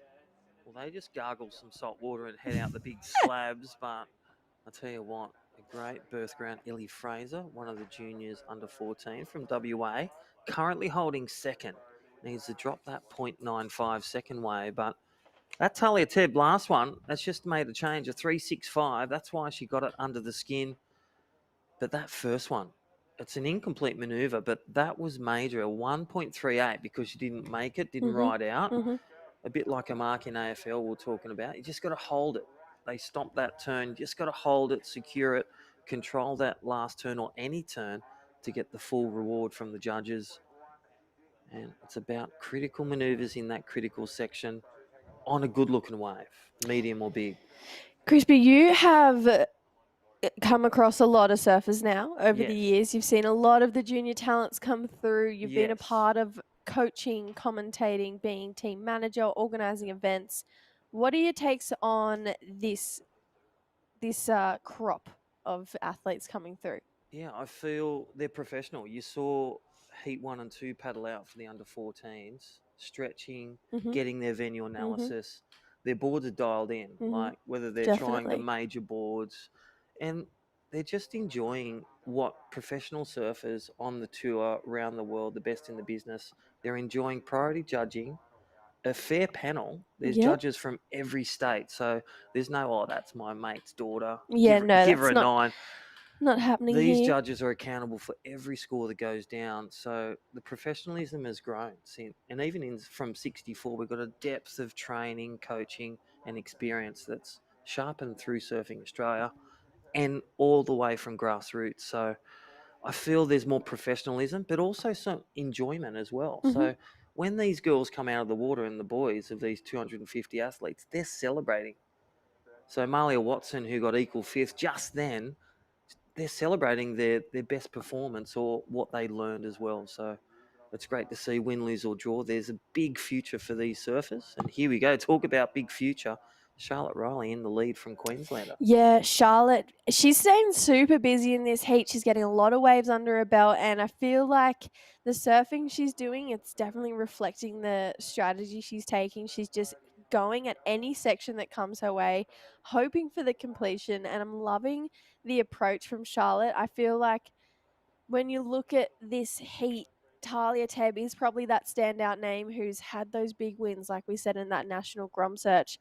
So for a person like Charlotte, here's this replay. She's really got to kind of come at this like full guns blazing. And that's what she's doing right now. And there's a reason she's in the lead, because she's taking this heat by the horns and just controlling every aspect of it. And look at the change. We talked about the venue analysis, but Talia Tebb's right on it. There's been a change with the direction of right. So the high tide, a few more rights coming through. And as these athletes in their, whether it's in their game plan, just really adapting while in the heat. Couple of bankable rights. So Charlotte Riley in the lead. That one big carve on that nice little bowly right section, the 358. So Talia Tebb, something similar. Whereas Illy Fraser has a little bit of work to do in this early on in. But 12 minutes remaining. Let's go through some of the notable surfers we talked about through the years. Nick Squires, a QS, challenger for many years. Even won the VB Give It a Break, where he won $20,000 one year to do the QS grind, because it does cost so much with traveling, entry fees and accommodation and food, and even coaching. Everything matters. But this is a recap of our under 14s, what's been happening, and 12 minutes remaining. Red in the lead, Charlotte Riley from Queensland, and Talia Tebb holding ranks to get through to the semi-final. Look at Jake Puna, now a lifeguard, but was on tour, and amazing natural footer. This is another amazing natural footer, Wow. sharpened. Talia Tebb. Yeah, she just finished that third turn off. I love the power she brings to a wave. I feel like she's starting to find her strides right now. But Crispy, that list, it goes on forever. And I think that's really interesting, winning $20,000 back, when he was competing. That was pretty much all going down Illy Fraser. 2 big turns though, may I just add. But that was a good chunk of money to support that QS campaign career. I actually wrote an article this year, and I broke down the numbers of how much it would cost to qualify for the CT. So to go through the regional QS, then the challenges to get to the CT, $60,000 was the number I broke down. I was going to say 40 to 60 off my seeings, but wow. And that shows you, like, you can't just, you got to work hard at your casual job. No one's going to give you full time when you're a professional surfer Definitely or athlete. not. Because they've got to make money as well on time. But right now, looking to really sharpen their skills and grab that 12,000 points and a step closer is Talia Tebb, 10-1-5. Here's a Yeti replay. Good looking wave, and look how smooth. Just the timing in those turns and the maturity. And that is a sharpened young professional right there. Definitely. She's so good. She's gone to the lead. That last wave, a 6.5, so best wave of the heat so far. And yeah, like I said, when she just surfed that wave, she's hitting it. She's coming at it with power. And that's the Talia Tebb we're used to seeing in competition. And she's so confident in her surfing so young. Here's a good looking set though. Charlotte Riley from Queensland got to get onto this steeper face here. Tags it for a big turn in the section and then goes for the drop over the whitewater. I would give her the ride out personally. I think she's got herself there. But look at this last wave for Illy Fraser. 5.2 goes to second. So this is an important wave. It is. There's a replay. Thank you, Yeti. But nice little chip in as she carves around that second turn. Yeah, she does, right out of it. But that second little double up section is a no. But thank you for that Yeti replay. All our camera crew, Chris, and all the crew from MySurf TV doing a great broadcast, and really all weekend, quarters, semis, finals, brought to you in your living room, all around Australia, all around the world. We welcome you to the broadcast. Beautiful. We love having you here. So we got a national tour coming of 2025 Surfers Climate. So that was up on your screen. There are so many great initiatives actually coming out of Surfing Australia at the moment. One of them we love so much, the Hyundai, I should say, ABB Yeah. Grand Final, which is coming back at March 8th and 9th in Burleigh Heads again next year. Talia Tebb, hoping she represents Avoca, but she goes down. Wooshka, ABC. They've been former winners too. They ABC. have, actually. Yeah. We got third last year, our PB. That's And you've good. got a couple of wins Yeah, too. we've got North 2 Narra. wins under our belt. 2. So, yeah, the ABB, in my opinion, other than the Australian Junior Surfing titles, probably my favourite event of the year. Yeah. There's so much energy around it. We've got the Heartbreak Hill again, got Burleigh that Heartbreak Hill. run up the hill. So, yeah, I think that's going to be a great event to come back, which is March 8th and 9th. So everyone look forward to that one. Illy Fraser, though, she'll have to make the journey from WA. Big turn on a set wave off the top. Wow. Potentially got around it. She's looking to drop a 2.97 to get herself in the lead off this lady on your screen. So Talia with a 6.5 and a 5. But talk about that big turn from Illy Fraser, Crispy. Yeah, definitely. So Talia Tebb, just a little priority error there, but will regain number 2 spot. And she probably had number 2. So as Illy Fraser from WA, she gets the score. That last one, a 4.1. And again, you think of the background in WA, they just, every wave is a big wave. Big reefs, big spots. You've been over there. And I'll tell you what, look at this Yeti replay. And this is where it comes into fruition. Just that confidence and that muscle memory of bang, just like another day at surfing. I liked it. I really liked it. Comes in at what looks to be a 4.1 just for that one big turn there for Illy Fraser. And I love that the judges are appreciating that quality over quantity. So these are, like you said, some of the best judges, well, not some of the best judges we have countrywide, led by Todd Rosewall. Yeah. So he is such an incredible judge. Just came off the Asian leg tour, did Japan, did Philippines, did Taiwan. He judges at the highest level there is, and he's here because he's invested in this next generation of surfers coming through. And I think, yeah, they're appreciating, even if it's one turn, but it's quality, they're appreciating that. And I can appreciate that they appreciate that too, because I'd much rather see one big turn than a couple of smaller turns strung together. And we have been seeing that. We saw Rose Holland last heat fly out of the camera with a big forehand turn from Victoria. And on the strength of that and a few more combos, her and Miller May Berg are already through to the semi-final. And we'll let you know whether we run them this afternoon. Otherwise, stay tuned. Semi-finals and finals tomorrow and potentially 25 minutes. So getting rewarded that 2-person heat. Yeah, You're going to see the boys man on man and then the females going head to head. And what I've been told is that the conditions tomorrow are looking pretty good. So had a phone call with some of the local coaches down there. They're saying conditions are looking really good tomorrow. Swell is going to come up a little bit. Wind's looking good. Swell direction is looking good. So I think we're going to be in for a pretty solid finals day. And fair enough so. I feel like we should see these guys in great conditions. They're competing for Australian junior surfing titles, which is no small deal. Live action. Talia Tebb, heat leader, has a 6.5 and a 5 and really just consolidating, moving on through to the next heat. And I'll tell you what, Micro Glenn Hall, super coach, and no doubt doing battle with Molly Picklum when she's not on tour or traveling the world winning. This is your junior product of junior surfing that's, well, crafted in hours upon hours and years in the water. And look at the maturity of these under 14 female surfers. As you see the under 16s, that looks like Mitchie P heading out there for the under 16 boys. Well, speaking of Molly Picklum, she's won an Australian junior surfing title herself, so she knows what it's like to be here. And actually, looking at this list of Hyundai ABB Grand Final, one thing that I noticed, Sand and Point. That's just up the road from where we are right now. It is. It's 2 beaches up, so congratulations to them. The Sand and Point Steelers, they are in again. They got a quality pact, I think. And Scarborough Board Riders, I believe they're in there as well. I think they won the Scarborough Board Riders. They won the regionals down there. But Sand and Point locals, former pro surfer, now lifeguard and all-round good guy, still ripping, Jake Spooner. you know, in All Down the Line and some of the classic movies. And then you got Mick Lowe, one of, you know, there's 4 goofy footers that have won the Gold Coast CT, and Mick Lowe is one of them.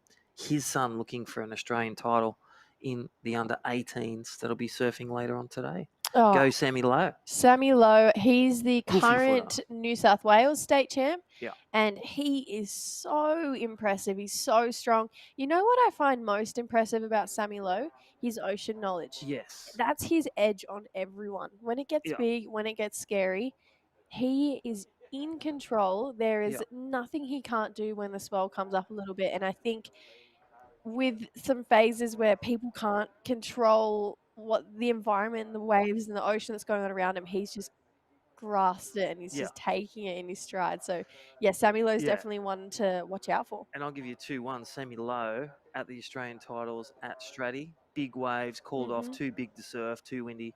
He's out there with a few of us, and he just dominated.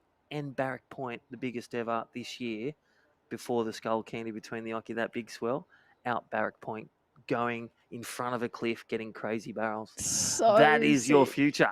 And what a great breeding ground, like with the Aussies and the Hawaiians, these really heavy waves, taking that and replicating that on the, you know, the junior career to the following the pathway, the Pro Junior, WSL, and then the QS Challenger Dream Tour. It's just the perfect pathway to get to the top there. So Talia Tebb kicking the fins out on her last wave. I love the way she surfs. I love the way she pushes right at that perfect part of the wave. So she's going to get another score to lock in. She's still holding on to the lead. Got that 6.5 and a 5-point ride.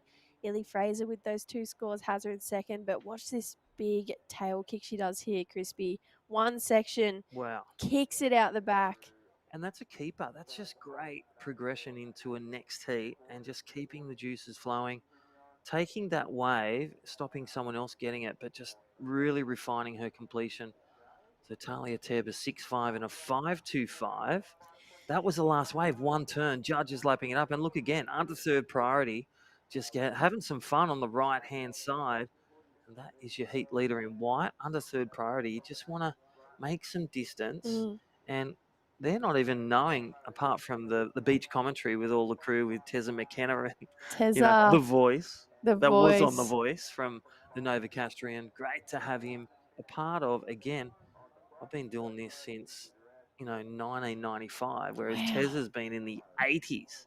Him and Terry Tapatese doing a great job. Terry Tapatese. Oh, crikey. You know, I love all these guys, the golden tonsils of Tezza McKenna. He's been doing this for so long. Here we go. Charlotte Riley looking to get into second. There's one big turn there. So she needs a pretty good score to be able to get herself up there, considering Illy's got that 5.2, which is really putting her apart right now. What are your thoughts, Crispy? Yeah, like not a bad wave. Think of that last one, just a bit hitting the whitewash. The coping was there, but it went a bit soft, that ending. Thank you, Yeti, for a great replay.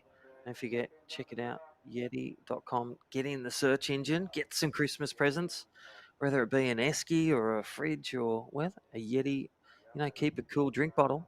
But right there is your WA Illy Fraser getting it done as 10 seconds ago. Charlotte Riley will need a miracle wave with a couple of miracle turns. Yeah, she will. Looks like Talia Tebb's going to get one last, maybe roll of the dice, but can't quite get into that one. So it's looking like it's going to be New South Wales, Talia Tebb, and WA's Illy Fraser moving on through. Unfortunately, we do say bye to Charlotte Riley, but an incredible run in this competition for her. We're going to go to a quick ad break. We'll be back with the under 16 boys quarterfinal heat number 1. Welcome to Sydney. Upbeat. Downbeat. Feel its heartbeat. Open spaces. Open arms. A place to feel alive. To feel free. Come feel it all and feel new. Burleigh is the best place for surfing events. It really is. It's a natural amphitheatre. Competing for a national title, You don't get bigger than that. It brings a football crowd atmosphere to the entire thing. He's going to blow a hammy. He's done a hammy. What a scene up here. Can you believe it? So good. What a contest. This is one of the only events in the world where a 2-point ride can be as exciting as a 10-point ride. Russ is cramping. Russ is cramping. The old bones, mate. It's the best comp in the world and probably the sickest weekend of the year. It's the best thing for your surfing and for your life. The highlight of my life being down here. It's been amazing. So with the community, it's amazing. 37 seconds. It really is a great spectacle for surfing. Mate, I thought I was coming in a surf comp. This is not a surf contest.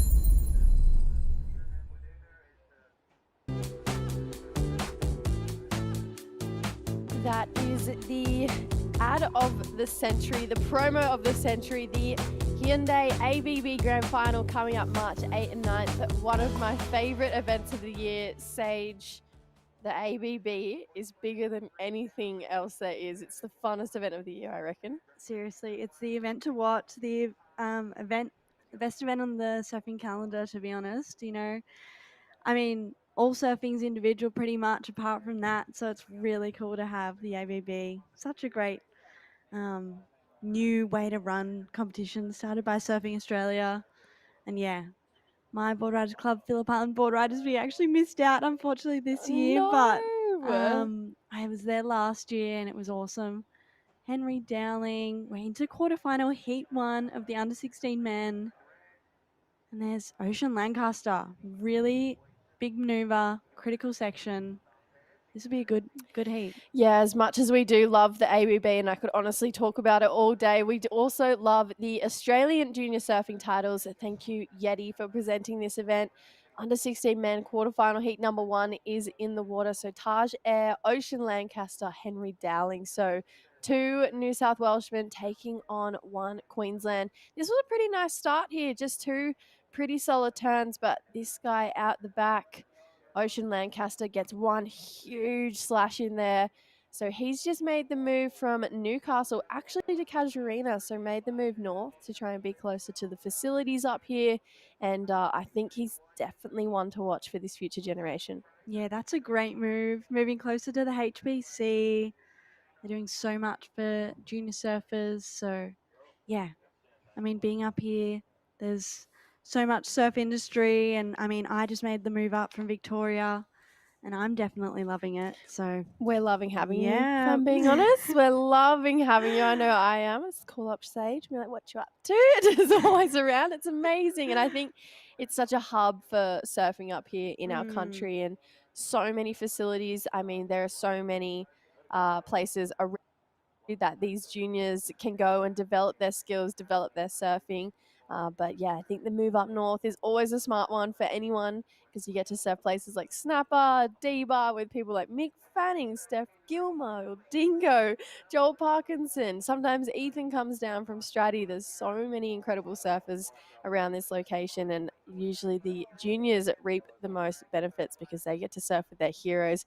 Going for a big turn there, Taj Air, but just goes down. So 15 minutes, still got 20-minute quarterfinals here going, but the under 16 men, we're into crunch time because these guys are battling for a spot to represent our country in the ISAs.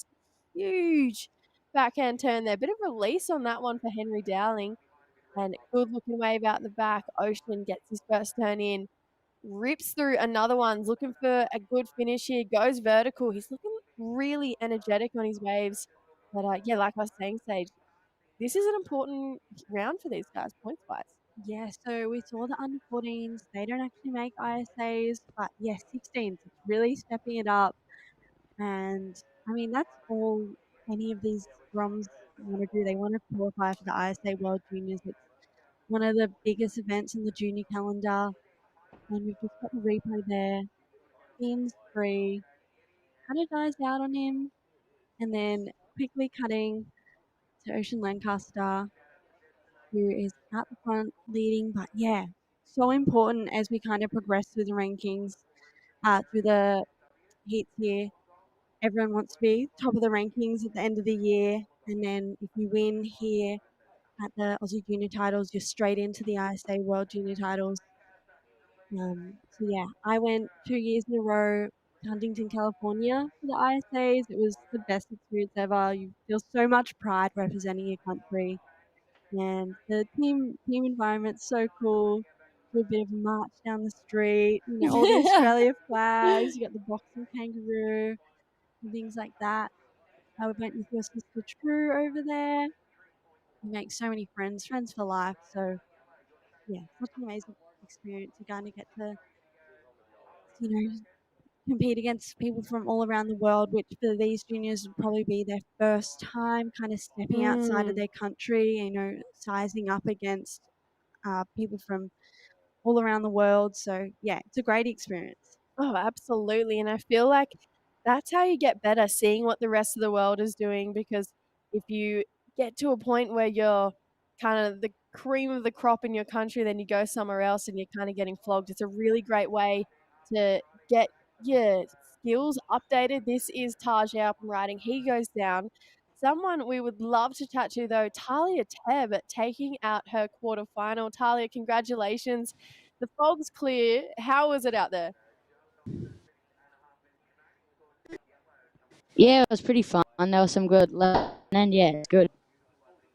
I feel like this wave is really similar to what you're used to surfing on the Central Coast. Do you have kind of a little bit of comfort here surfing this beach break?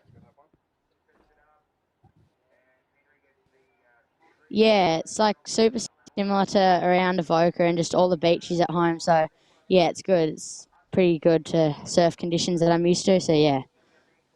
And tell us what it's like traveling with Team New South Wales, working with the coaches. How's this kind of whole Australian junior surfing titles experience been for you? Yeah, it's so much fun, like going down the beach after someone's heat and just supporting everyone. And yeah, it's like just better. It's like more fun, different to all the other comps, and just good to hang out with everyone, catch fun waves. Amazing, Talia. Well, congratulations. You are into the semi-finals. We're going to see you on finals day, and we're looking forward to seeing that pink board back out there. Go and get warm and, yeah, cheer on the rest of your team. Thank you. Thanks, Talia. Yeah. Did you just see that wave from Ocean Lancaster? Yeah, I was like, wow, I had to keep it down. I thought he was going to come unstuck No, there. I was same. like, no, he's gone. And then he kind of pulled it around. We'll hopefully get the replay of it. Here it is now. Look at this. He goes for this section, super steep section. The board drifts away from him, manages to pull it back under. Ocean Lancaster, if he got a 5.48 for that one turn on his first wave, that is going to be huge. He already had the 7 locked in. So I feel like we're going to see a pretty big score just for that one big turn there from Ocean. He just looks so lively. There it is, 6.58 for one turn. Yeah, yeah. And the judges, I love when they reward one turn. It means that they just, it doesn't matter length of ride. Obviously, we know that the amount of turns, it's just a critical turn in the section. It got us excited and it gets the judges excited. So yeah, they're definitely going to reward it. Yeah, there's definitely a difference between watching surfing and enjoying surfing to seeing someone surfing make you feel something, make you want to get out of your seat. And that was definitely the type of surfing that makes you want to go, oh, okay, and like get up and talk about it. And, we both internally kind of wrote him off with that term. We're like, oh, well, it was a good try, but he's definitely proven us wrong. Just got kind of a smaller, just foam down the line turn on that one. So right now, Ocean is just kind of taking control of this heat. Henry Dowling, though, from Queensland, has a couple good scores in still. He's got a 5.5 and a 6.03. That's not a bad heat total. Yeah, he's doing really well. And he's in second with 2 pretty strong scores. Yeah, they'd both be looking to qualify for the ISA World Junior titles. And Taj, he's not looking for, what would he be looking for? Nothing too major. We've still got 10 minutes on the clock. Plenty of time. But yeah, Ocean, that last one, he's definitely looking really strong out here. Do you remember when we would do the Australian Junior Surfing titles and there would be this battle of points for each state as well, and the states would want to take the win? And when I did it, I think New South Wales and Victoria and Queensland would go back and forth a lot when we were younger. Queensland's going for a three-peat this year. I did see that. Yeah. New South Wales would really be looking to take that one off them. Bit of state of orange. Feathers. Yeah. Ruffle some feathers. But yeah, I think that was this like underlying kind of rivalry. As much as it was so good to see all your friends when you'd come down to this event, as much as you wanted the win, you also wanted your state to win because it was like bravado. It was almost like, yeah, we're the best state, So I find that that's a really fun kind of energy like push that all the competitors get in this. So yeah, Queensland won at North Stratty in 2022. Phillip Island, they took the win down there last year as well. Looking for their third win for the states this year. Victoria, they used to be pretty dominant with winning the states when we were younger and doing it. Yeah, I remember their probably most dominant year was 2016. They had 3 people. It was actually down in Phillip Island. They had 3 Aussie titles taken home, and then we won the tag team, which was really exciting. Stop it! Who you won? Zave won. And India Robinson. And India Robinson won. Yeah, a super strong team. And yeah, we ended up taking out the tag team, which is, I love that part of the event, Gosh, tag teams are so much fun. We're, like we were saying, the AVB, so excited for that event. But yeah, and we'll probably have that later tomorrow, the tag team event. Yeah, maybe. Or there's rumors that it could be on today. So we might see the tag team happening a little bit earlier. We do have semifinals and maybe a couple more quarterfinals and finals to run out tomorrow. So I love finals day at this event and just seeing who takes home that prestigious trophy and whose name's going to go on the wall here at the Hyundai Surfing Oz HPC here. So there's this big, if you haven't been to the HPC, there's this big honour roll of names who have won Australian junior surfing titles. And I feel like to have your name up there when you win the under 18s, that would just be so cool to come here every time and just be like, yep, that's me. Mm-hmm. Yeah, the under 18s is always the one to win. I feel like it's your last sort of year in the juniors. You're looking to step up into the QS and Challenger Series. And yeah, I mean, it's the one everyone kind of looks to. Oh, who's won the under 18 Australian title? And yeah, it's up on the honour roll. We've got so many amazing names in that. Got Tyler Wright, Steph Gilmore. We've got a big list of that. We were saying earlier, though, Mick Fanning hasn't won one. I know, but I love that. That's another kind of source of inspiration for these guys, that if it doesn't happen, all good. You can still go on to win 3 world titles if you set your mind to it. Henry Dowling, wow, 2 big turns here. So looking for the ride out and gets it. That's a big completion there for Team Queensland. And a pretty nice one as well. Super stylish, super smooth surfer, Henry Dowling, looking a better 5.5 and might just do it there. Yeah, Henry, he's got a really nice bowling one. He hits that section, rides out really clean. Yeah, he'd definitely be looking to improve his situation there. Yeah, I feel like that could potentially be that score he's looking for. 5 minutes 50 to go. Taj Air has been surprisingly quiet, only has 2 threes. He's usually one of those surfers who catches a lot of waves, is super lively on his feet. Taj Air has a great air game, ironically, with his last name, but he's really consistent at just stomping big airs. So maybe that's what he's waiting for. He's looking for one of those waves that he can do that. We haven't seen too many airs today, so would love to see a little bit more of that, but maybe some nerves starting to creep in with 5 minutes 20 to go. Yeah, Taj, he's looking for an 8.25, so that's going to be the highest wave of the heat. Henry, he did just improve his situation there, getting a 6.10 on that last one. But yeah, definitely those nerves would be starting to kick in. There's 5 minutes remaining on the clock. Ideally, maybe he'd be wanting to break up the 8.25 into 2 smaller scores. But with the clock ticking, he'd probably be hoping to, kind of get one quickly if he wanted to do that.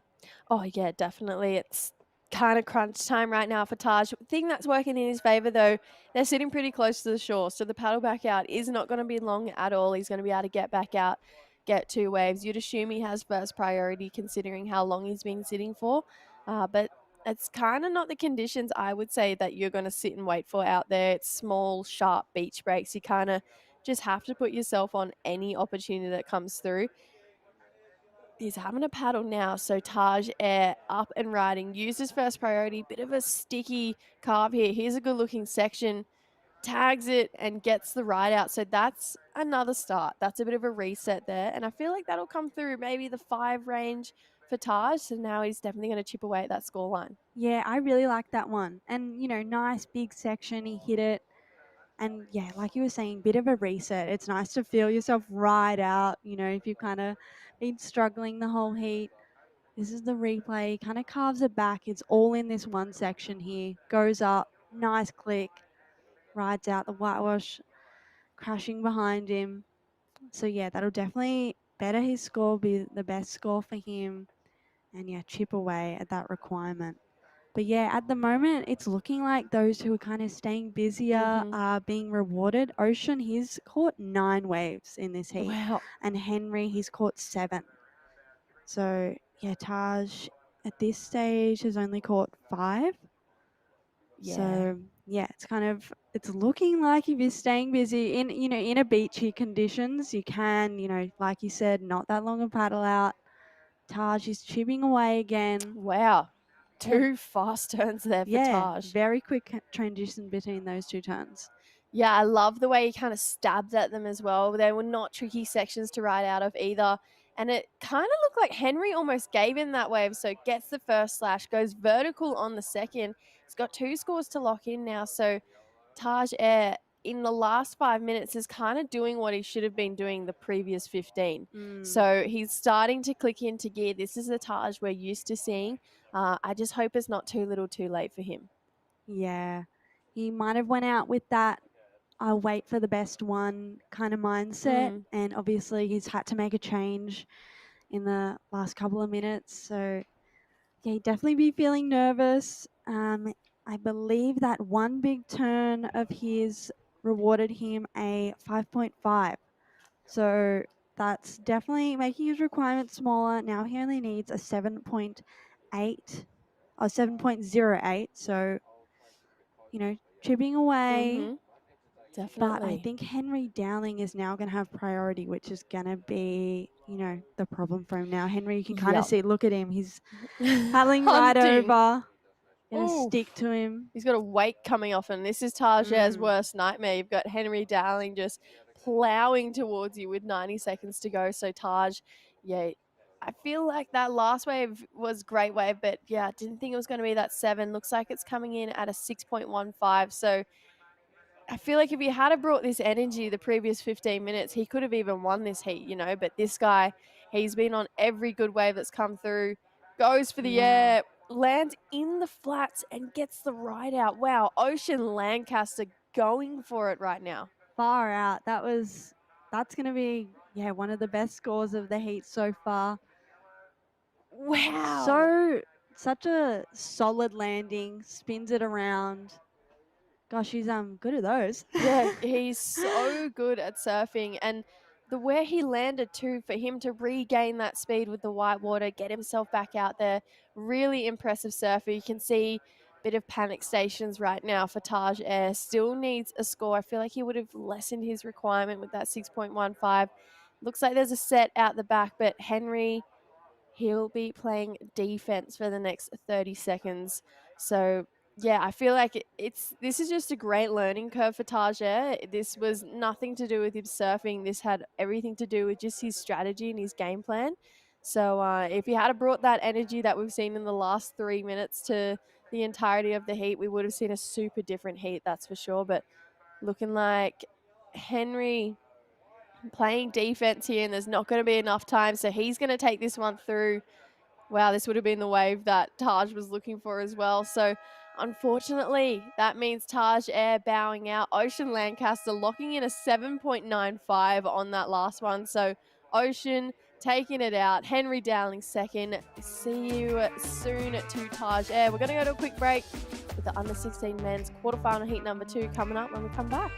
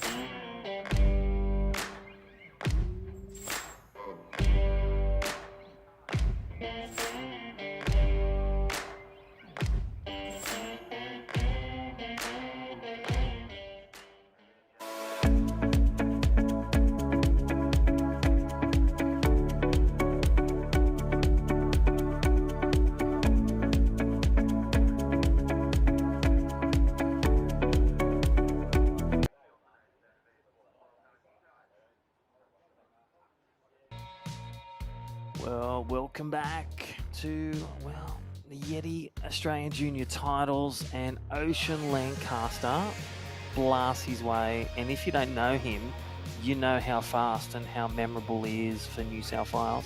He's through the semi-final. Yeah, he ripped it up in that one. He stayed so busy, and that final air. Progressive. Yeah, so progressive. It's what the judges want to see.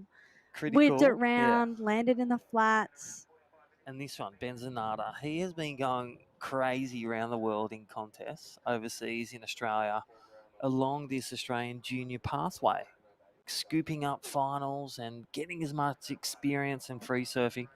And then Max McGilvray, he is one of the locals, Evans Head and surfing for Lee-Bar, the young junior, looking to also get a look at the replay. Thank you, Yeti. He is sharp as the sword, as Ocean Lancaster and Benzonata. This is going to be a tussle. As you see, some of the best junior surfers, this is for the position. Go to the final and win this event tomorrow. You represent Australia at the ISA under 16s. Yeah. That's what they all want here. A spot at the ISA World Juniors. Win the ratings, you get there, and then that third position for the wild card. You've just got to go for it. Yeah, so there's three spots. So if you win this event, you're into the ISA World Junior titles. If you top the rankings, you're into the ISA World Junior titles, and then there's a wild card for the third spot.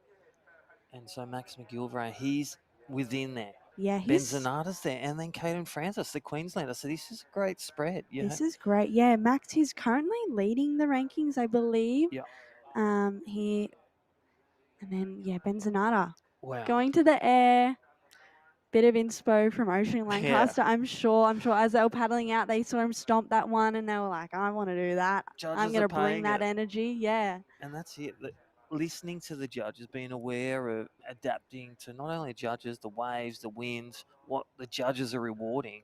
Big turns, we've said, quality waves, but then also not bringing that game plan too early, like with your energy. You saw with Ocean Lancaster, he's such a disciplined surfer, fast surfer. His wave selection's on point, a bit like this guy. That is Max McGilvray. A shout out to Mick and Evans Head watching. And watching Callum Robson through his junior career and being at those events, that's what young Mick has done it. And this is his young son, Max McGilvray. And he's won some big comps. He had a slow start to the year, few injuries, few setbacks, and then he just came back with a win at the Skull Candy, a win at the last 10,000, and now looking for another win this weekend. Yeah, he got really fins free in that one. He's already started out with a 5, so, pretty nice score to start his campaign. Good score to start with. 5. When you hear a 5 go over the speaker, you're pretty stoked. You're like, yeah, all right, good start. Built in my house for sure. Caden Francis, he's found a little right for himself. He's gonna go to the air again. Spins around. Yeah. That was pretty sick. Rides some good sleds as well. I always love his boards. They're so sharp. And these young surfers, they're on the best boards in the business. They sure the are. best shapers in the world, in Australia. the DHD or the JS. And I mean, they're so Phantoms. small. They're easy to make them light, aren't they? Wow. How's that for a combo? Yeah. I'm just going to start with whip out a few turns and then finish with a nice little air rev on the natural footer. Here we go, Benzonata. He's, you know, uncharacteristically just a bit shaken, but he will come back with fire. 2.0 on a 128. But Caden Francis, the Queenslander, like the Queenslander in that last heat, Henry Dowling getting through. But the winner, we are with Ocean Lancaster. It's crispy here, mate. Congratulations through to another semi-final step towards the crown. How do you feel? Yeah. Yeah, I'm stoked. I was kind of looking at the waves just previous to that heat, and I was like, oh, it looks kind of tricky out there. And my plan was to stay busy, and I had a couple little stumbles, but yeah, I kind of just toned it back and went to some turns, and then after I got a couple good scores, I was like, yeah, why not try take to the air, and managed to pull one off towards the end. So yeah, I was pretty stoked on the heat. That's awesome. Congratulations moving through the semi-final. What would it mean to you to, you know, win this event or get to the ratings lead and represent Australia?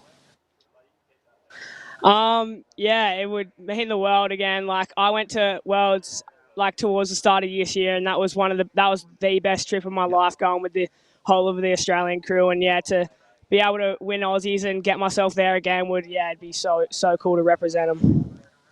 Yeah, that's awesome. Now, you know, going into a heat like that, what type of board are you looking at, and you know, what's your mind preparation as well? Yeah, I try.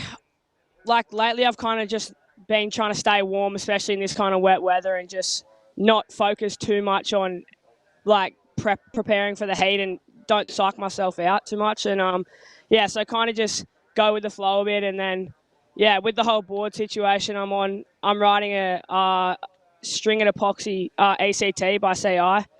Yeah, it's just got so much spice to it, and in with the carbon in like waves kind of like this, a bit of bump. It's just you can't really feel it, and it just goes over it like it's nothing. So yeah, I'm really stoked they've got me on them, and yeah. Wow, one of the best shapers, CI. Great to hear, and the epoxy. Question, Sage Goldsbury. Yeah, and Ocean, that last air, you looked pretty confident riding out of it. Do you do a bit of those, you know, out in your free surfs? You pretty confident with those? Yeah, I'm starting to get a little better at them. Just been recently working on my kind of like upping my strike rate a bit more, and I'm living up towards the HPC now, so I'm getting into a bit of work with my coaches and stuff up there, and yeah, so I kind of just been able to dial in those airs would be good, and then bring them into competition. Yeah, so I was pretty stoked to pull that one off. Yeah, well, hopefully you're able to bring those airs into the ISA World Juniors next year. Awesome. And Thank you. we're going to ask another question. Yeah, well, enjoy, mate. Rest up and enjoy the 25-minute semi-final man-on-man tomorrow. Congratulations, Ocean Lancaster.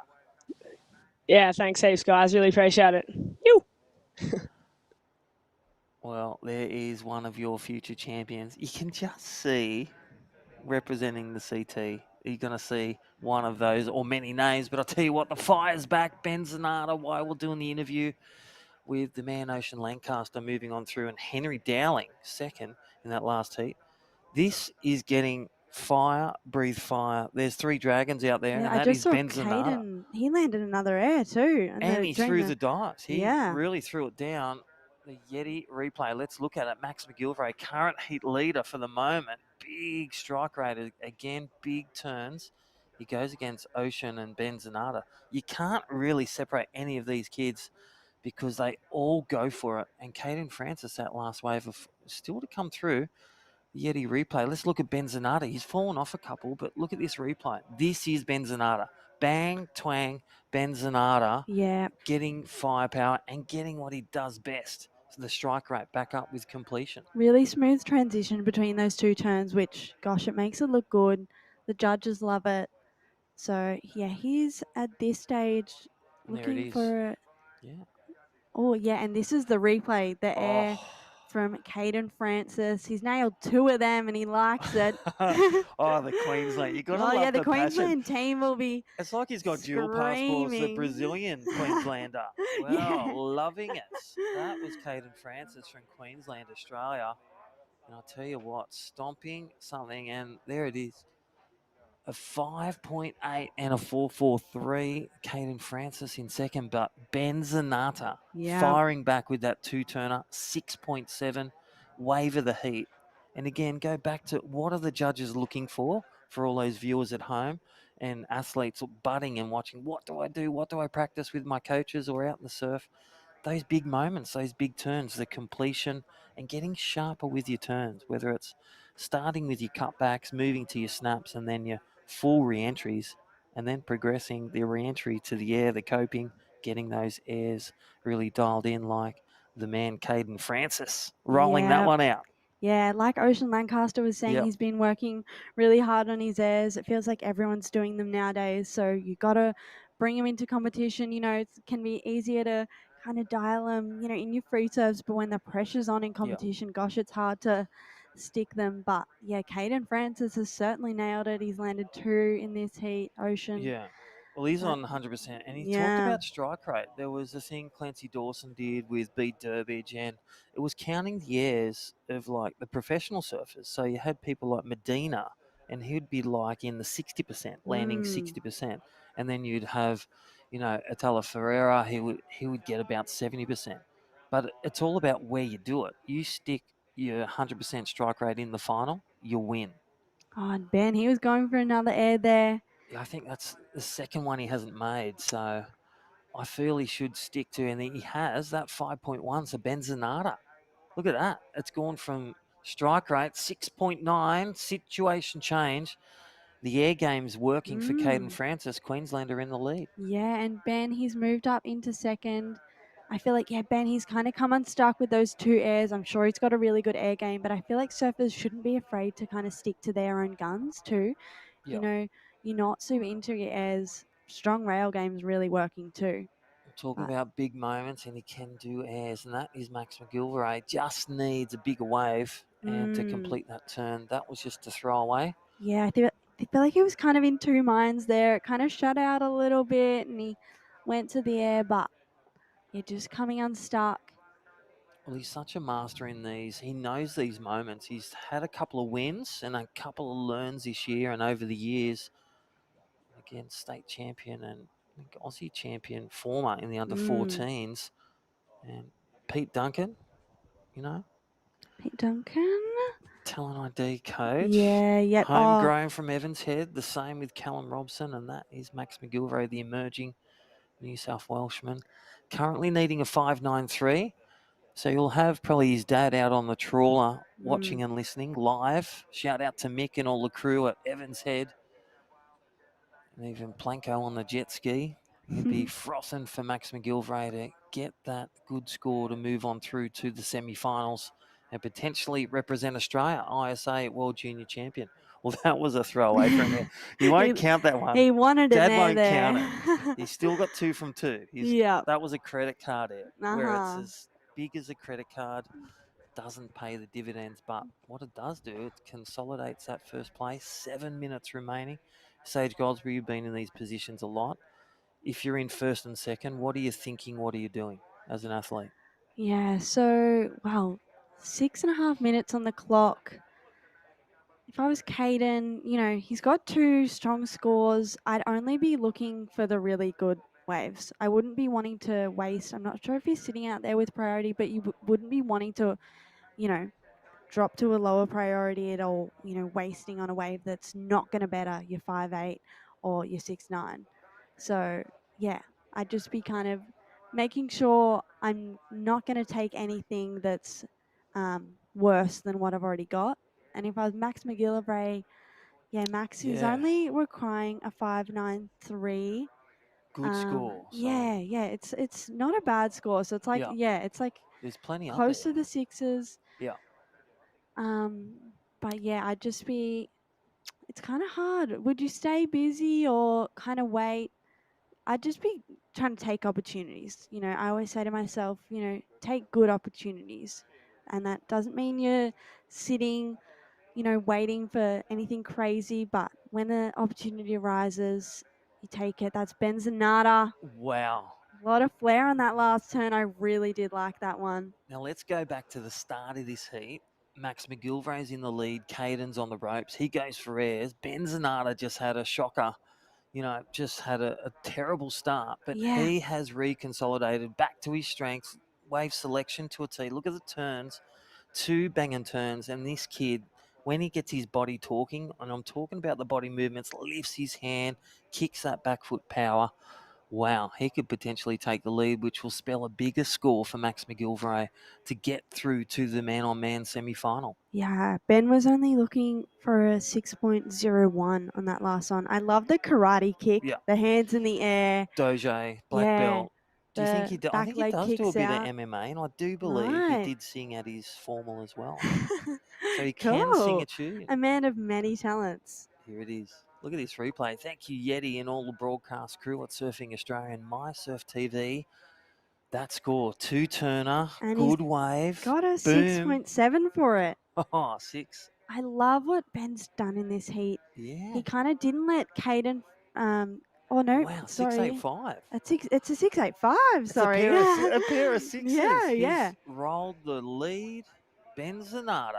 He's up again. He's going to Air. go to the air. Third one. Boom. There it is. He's nailed it. See, you know what I was going to say? I was going to say I like how Ben has kind of stuck to his guns with the turns. Didn't get phased by Caden Francis's airs. Yeah. But clearly has a pretty sick air game too. Well, let's go back to it. Max McGilvray to get across, and for Evans Head and New South Wales, a 6.83. So what does that look like? A good score. But look at this replay for Yeti, and this is where the juices are flowing for Ben Zanata. The Northern Beaches, the Zanata family are cheering now. Ben Zanata's taken the lead, a pair of sixes. And again, gone the strength with the 2 turners, and then he felt good for the air. So there's the success rate for Ben Zanata. Really adapting to his game plan at the start. Just wasn't working. Went back to his strength turns. Caden Francis landing, 2 for 2 with his airs, sitting in second. Progressive surfing here and innovative surfing from our under 16s. And big shout out to Yeti, amazing lead partner of this event 2024, the Yeti Australian Junior titles. We're crowning 6 champions tomorrow. This one, 3 minutes away for the man, Max McGilvray. From Evans Head, the stone's throw away from here at the High Performance Centre at Casuarina. 6.83 is required out of 10. Yeah, and he's sitting at the top of the rankings, Yeah, he's right? at the top. If He's got he the bows out 10,000. here, that's going to really open the door. And he can't hear us, so we're not telling him anything he doesn't know. Maybe that is a part of the pressure that we saw Ben Zanata fall off those first. I'll tell you what, he's got 2.5 minutes to bring it back. They've got priority. He knows what a good wave looks at. He's been in these pressure situations before. Here's Max McGilvray in white, applying a 6.83. And what does that look like? Snap and an air combo, or 2 banger hits on the forehand, backhand? It could be both, yeah. I feel there's a couple of ways he's going to slice the orange to get that perfect orange juice. Max does like his air game, so maybe he'll opt for that. It kind of depends what the wave presents him. If it's a fast, quick wave and he only has opportunity for one maneuver, he'll definitely go to the air, I think. But if it gives him 2 chances, I think a really nice crack on a, nice bowly section, and then potentially an air or another nice maneuver would be the thing that does it. But yeah, it would be one of the higher waves of the heat. So he's, the pressure is building. And they're not going to move. Like Ben Zanata, Caden, and Francis, they know and they will hold close. If not, you can see a bit of separation from first and third, but Caden will look at him just sitting way under Max. Whatever Max lets go, he's just letting him know he's there. Mm-hmm. He's going to take that wave. Time is the enemy, coming down to 1 minute. So ratings leader Max McGilvray needs a wave and a 6.83 to be exact out of a perfect 10. Yeah. And I know Ben Zanata, he's currently sitting in 4th. Yeah. Ocean Lancaster, who just won the last one. Oh, the Ocean can decide it. This is Caden Francis on an inside runner. There's the first turn, looking to drop the 580. Won't do that. So still time on the board for the man in white. or Benzonata to fly through. Look at that combo, 13.55 for Benzonata. Great confidence building for him.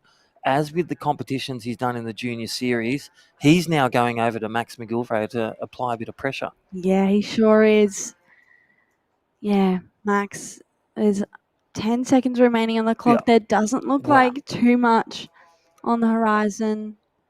There's no worse feeling than hearing that final siren go. You just need an opportunity and it doesn't come. There's a few waves out the back, but it doesn't look like it's going to come in time. We are going to throw to a quick ad break. Congrats to Ben Zanata and Caden Francis for moving through that one. And you'll see us after the break for the Yeti Australian Junior Surfing titles.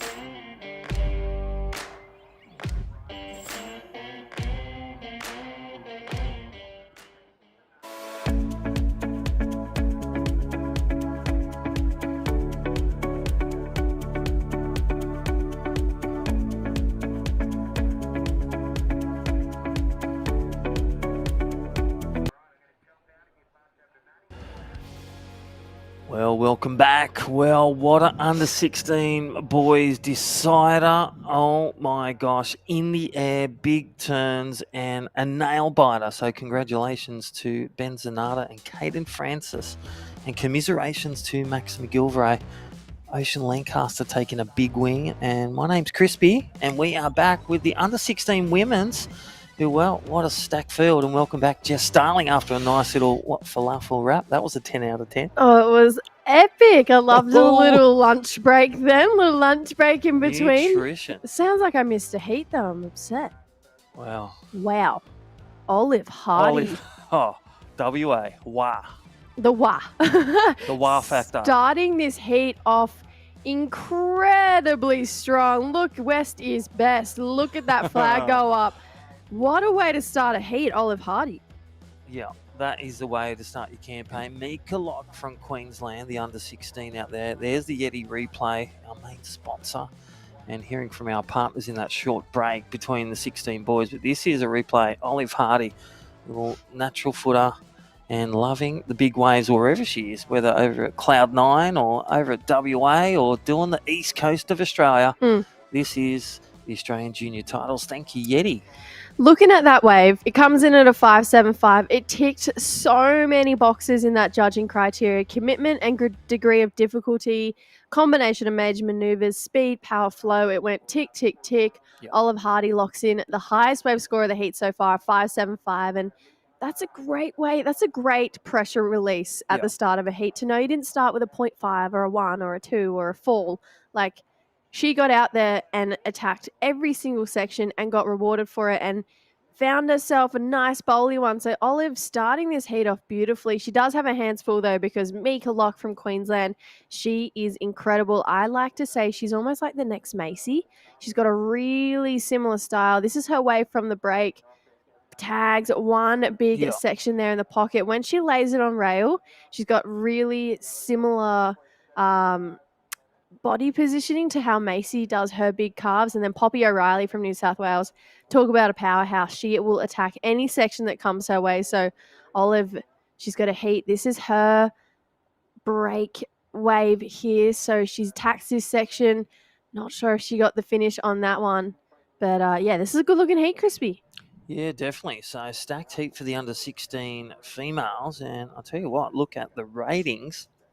Surfing Australia. So log on your searching engines and check it out. Olive Hardy currently in third. Eliza Richardson leading the charge. Lucy Darragh, she's up next.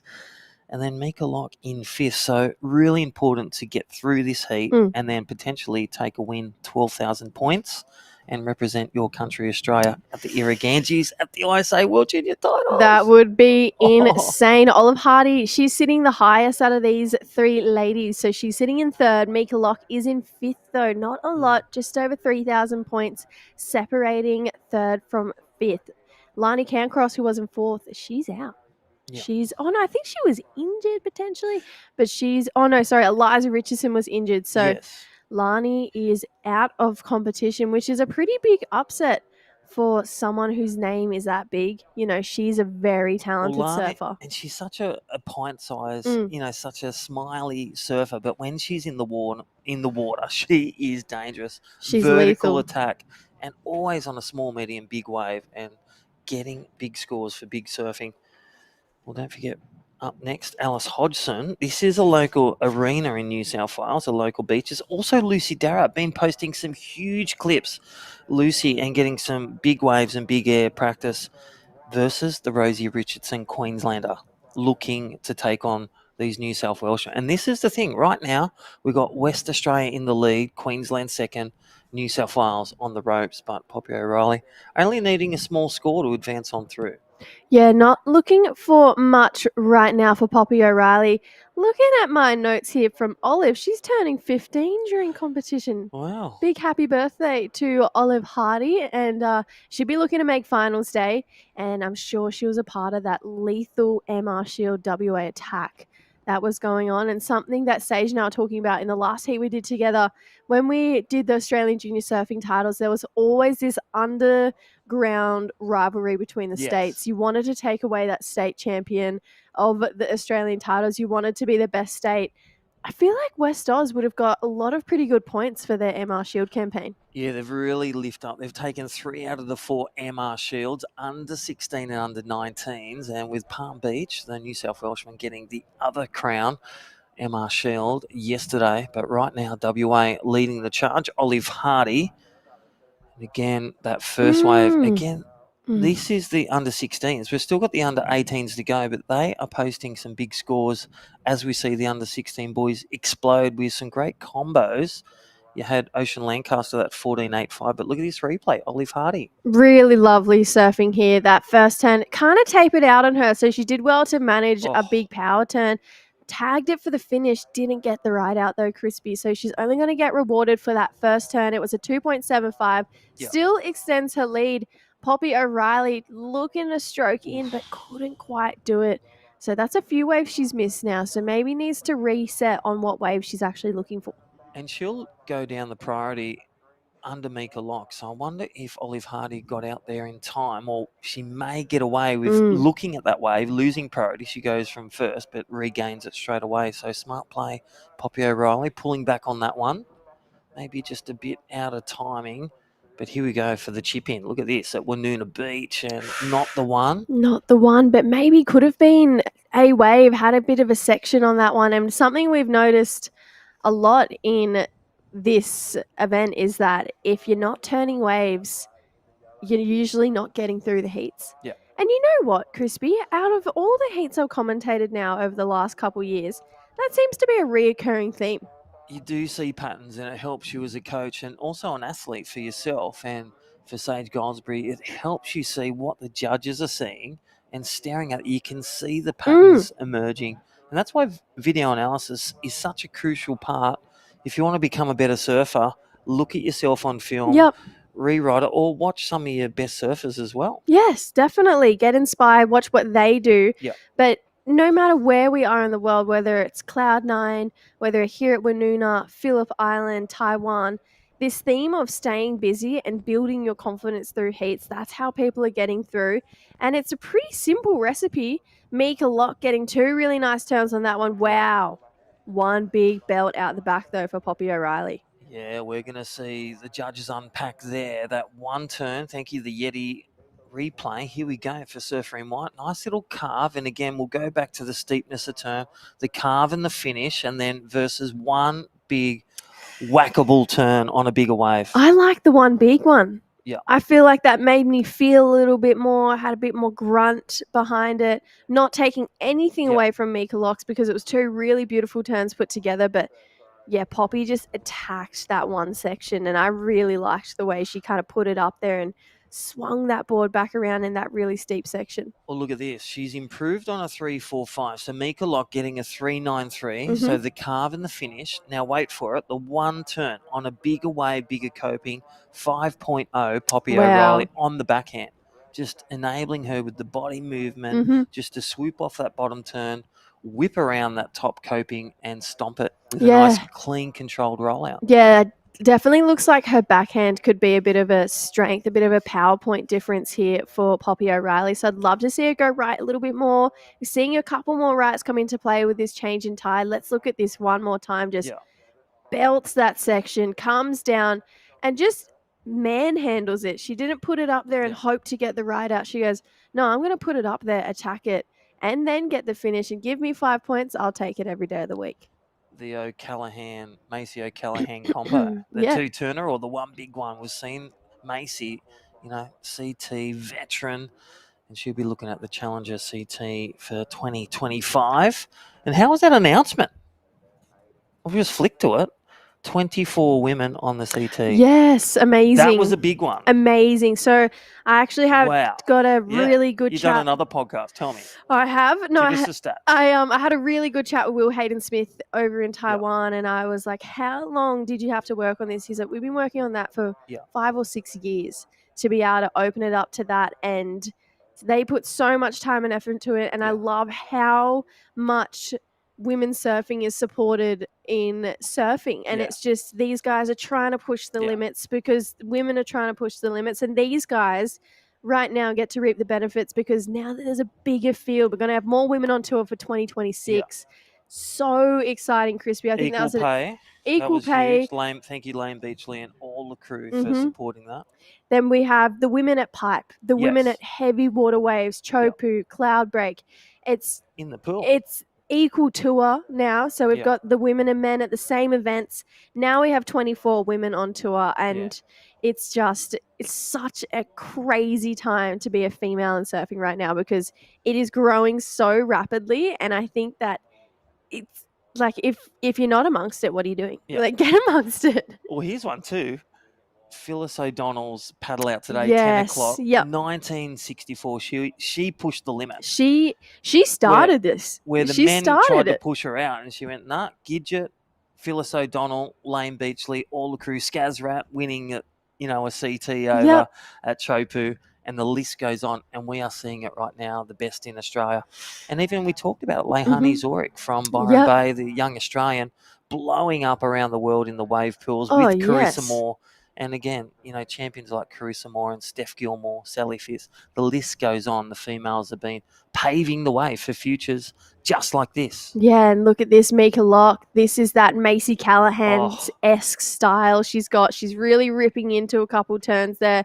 Can't get the ride out of the second one, but yeah, touching on Leilani Zoric and Carissa Moore, a little bit of a teaser. I actually have a podcast episode coming out with the two of them, which is really cool. We had a great chat, and it's this awesome podcast that Hyundai and Surfing Australia are getting behind to, again, push women surfing and push the boundaries of how far we can go.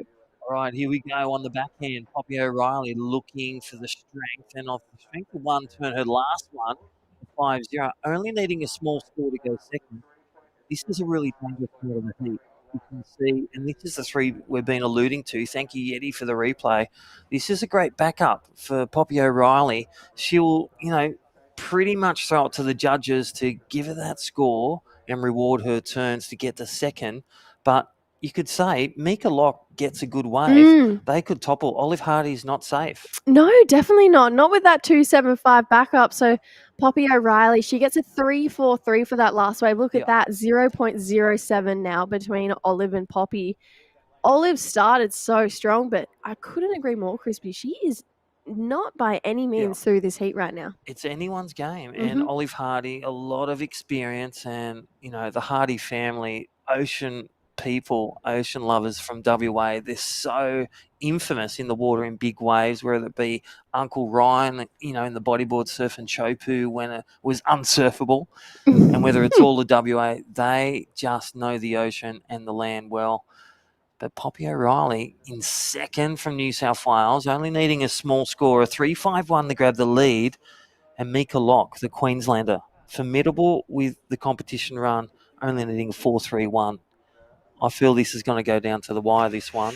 Definitely Mika Locke up and riding here. So important waves. Every single one is important by this time. This one's got a good second section on it, and she tags it for the finish. So Mika Locke says, "Don't you count me out. I'm right here, everyone." And she doesn't need much to go to first now. Oh, the Yeti replay. And again, you can just see that Macy lookalike. And here we go. That is our surfer, Poppy O'Reilly. But look it up next. Look at this replay. Thank you, Yeti. There's the wave, the bowl up, the first turn, back to the source for speed, and just whips out that second one. Just the timing and ahead of the section, gets the power kick and the controlled landing. That was really great surfing. Goes to the lead. It's a 5.58. So Mika Locke, third to first. Olive Hardy, 5 minutes on the clock. Has been patient, started the heat off so well, now has been sitting. It's the same theme. The sitting isn't working for anyone, and it hasn't all morning. So Olive kind of needs to find her groove, find herself a wave to get back in the lead, because Poppy O'Reilly, like I said, is 0.07 behind her, needs a 3.4 to get up into the lead, a 3.5 actually, I should say. So into second off Olive. So this is by all means, even though Mika's just gone to first, my words are getting tongue-tied, Crispy, nowhere near finished for the next 4 minutes, 20 seconds. Well, she is just in the zone right now. Wow. And under third priority, she could even extend the lead. That is Mika Locke, your heat leader, live on screen. The Queenslander has literally had a slow start, but let her surfing do the talking. And, well, the turns are just getting rewarded. Here we go. This is the dangerous one. Poppy O'Reilly looking for that, mid-score, but that's not it. No, she's so close to getting there as well. 4 minutes on the clock. Look at this turn, Crispy. Beautiful bottom turn. Tags it perfectly. Spray goes flying. Here we go. Olive Hardy, though, needs to kind of solidify right here. Wow, great surfing. One last section. Tags it. Gets the finish. Well, that's it. WA loves it. She has consolidated. She is going to really drop that 275. Again, the Nan Baldwin calls it the flow stay. She was sitting there knowing what she needs to move, utilising the product. She's got a lot of things going on. The yellow flag is up. The beach commentary is coming out of the sound wires. And I'll tell you what, Poppy O'Reilly will need a big score. Yeah, she's something in the middle 6 range. Yeah, she's kind of slipping behind right now. Mika Locke up and riding out the back. Got a wall ahead of her, but can't quite make the most of it. So, yeah, I feel like Poppy is just like slowly fading back right now, just especially with those last few waves of Mika Locke and that last one of Olive. So Poppy kind of has to solidify. If we can see 2 of those 5-point turns on a wave, we're talking pretty solid scores then. Yeah, I feel Olive Hardy, she got a bigger wave. Nice first turn if we get that last replay of yellow.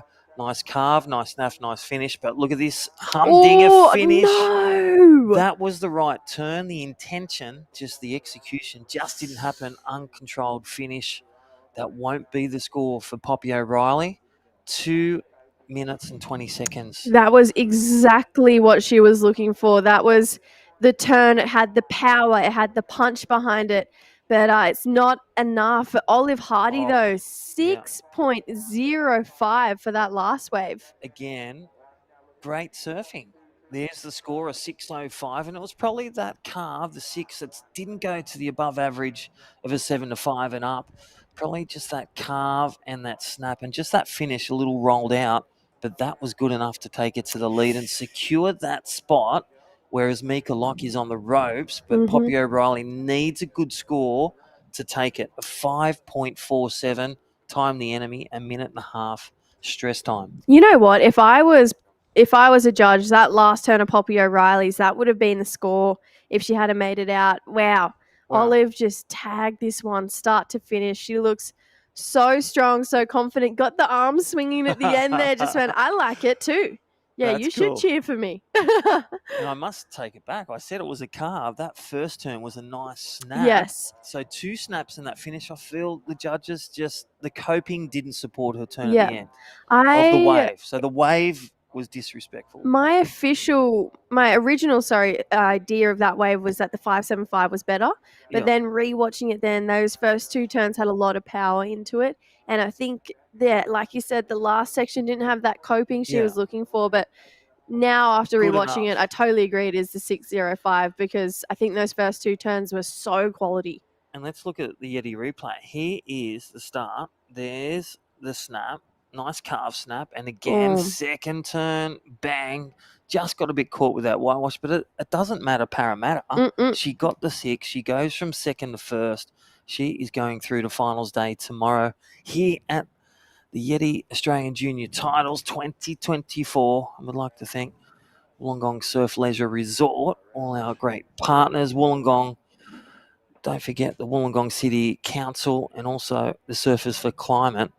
They have been some of our great, and Blackroll, our great partners. Yeah, we love our partners making this happen. Unfortunately, Poppy O'Reilly, it all came down to that one big turn. If she hadn't made that, I think we would have seen a really different end to this heat. Incredible surfing there. We are going to go to a quick ad break and come back with quarterfinal heat number 2 for the under 16 women's coming up next.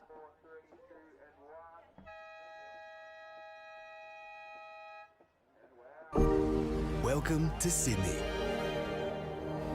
Upbeat. Downbeat. Feel its heartbeat. Open spaces. Open arms. A place to feel alive. To feel free. Come feel it all and feel new. Burleigh is the best place for surfing events. It really is. It's a natural amphitheatre. Competing for a national title, you don't get bigger than that. It brings a football crowd atmosphere to the entire thing. He's going to blow a hammy. What a scene up here. Can you believe it? So good. What a contest. This is one of the only events in the world where a 2-point ride can be as exciting as a 10-point ride. Russ is cramping. Russ is cramping. The old bones, mate. It's the best comp in the world and probably the sickest weekend of the year. It's the best thing for your surfing and for your life. Just the highlight of my life being down here. It's been amazing. So with the community, it's amazing. 37 seconds. It really is a great spectacle for surfing. Man, I thought I was coming in a surf comp. This is not a surf contest.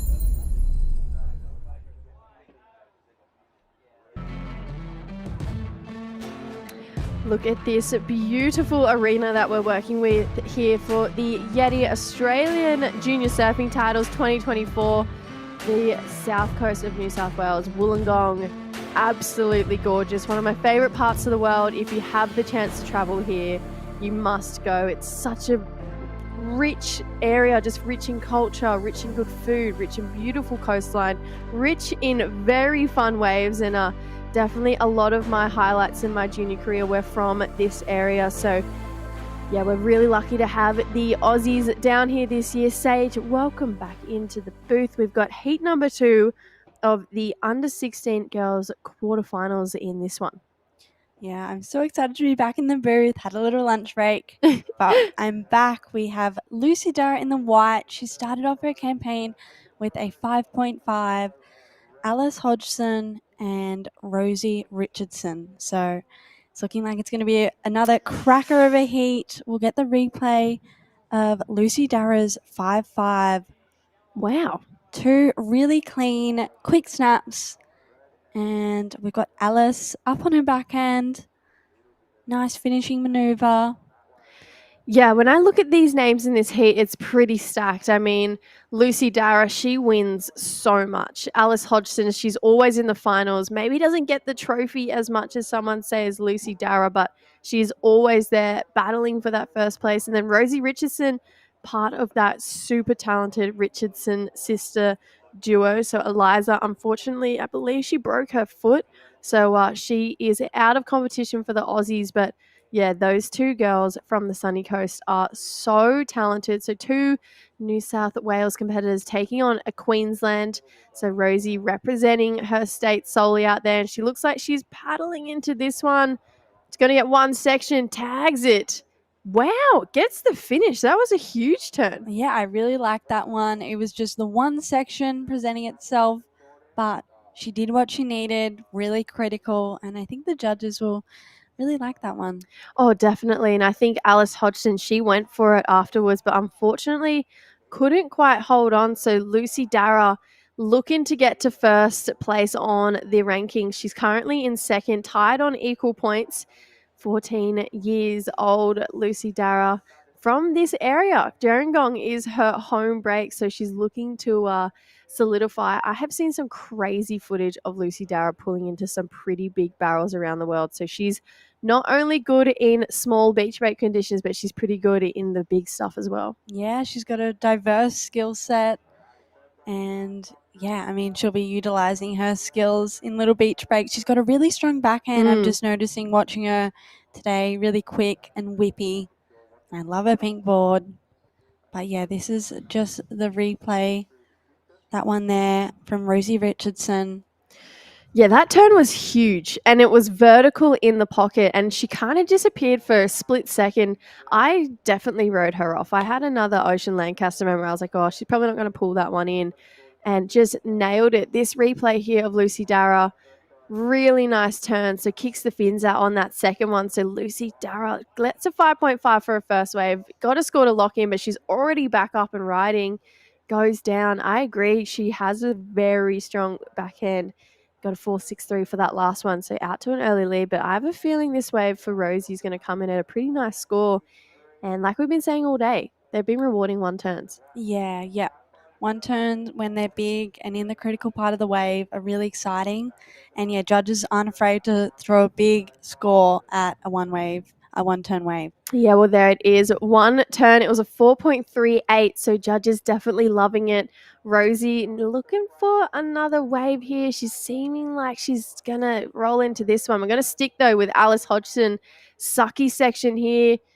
Tags it. Can she hold on? Ooh. I wonder if the judges will mark that as completed. I think it was so close to being completed, but maybe right at the end she should have held on for a split second longer. Yeah, she looked pretty solid on her feet. I don't know, we'll get the replay of it again. Nice bowly one. It kind of carved back. See. I don't know. She kind of jumped off. The job was done. And maybe it wasn't quite done. I don't know if it was done. I think she needed to hold on for a split second longer. I'd love to be wrong because I love that turn. It was really solid. She laid it all on the line, but she's looking like she's felt confident in it herself. We just need to wait and see if the judges were as confident in it as she was. But yeah, like I said, Lucy Darragh, she's leading this heat with some pretty solid scores for that strong, goofy-footed surfing. You'd be loving the goofy foots in this heat. Oh, I love it. Yeah, and Lucy, she's been opting for all rights at the moment. So she loves her backhand. Maybe she's a bit like me. I like my backhand a lot more than my forehand personally. Rosie Richardson. Oof. That's a nice maneuver. Bit of a layback there. Finn's got a bit of flair. But yeah, Alice Hodgson, they gave her a 1.3 for that one. So I don't think they marked it as completed. Yeah, it wasn't job done. This wave, however, was completed. So went for a layback and pulled it round. So Rosie absolutely going for it. I don't know if you've come across too much of the Richardson, but Eliza being the goofy footer, Rosie being the natural footer, and they both rip, they both charge. And I feel like Rosie's put in a lot of time recently and she's rapidly improved and almost expanded her repertoire, expanded her skill set, and it's paying off for her because she's just laying it on the line in this heat at the moment. And she's the sole Queenslander, like we said. She wants to kind of take out one of these New South Wales competitors, and potentially Alice, with a bit of a learning lesson right now with that 1.3, knows that she needs to hold on for just a little bit more. So we'll see how this next 11 minutes 45 pan out. But super fun conditions here. It almost looks like a weird day at Woollomai, I would say. Like, it feels like these guys always get kind of consistent, pretty fun beach breaks for the Aussie juniors. Yeah, Aussie juniors are always at, goes all around Australia, but we're always at a pretty good beachy, which is exciting. Rosie Richardson just coming unstuck on that one. Whitewash kind of forming together, making it hard for her to ride out. But yeah, we're always getting a fun beachy at the Aussie Junior Titles. I actually got a memory pop up on my phone. I was in South Oz this time, maybe 5 years ago, 4 years ago. Wow.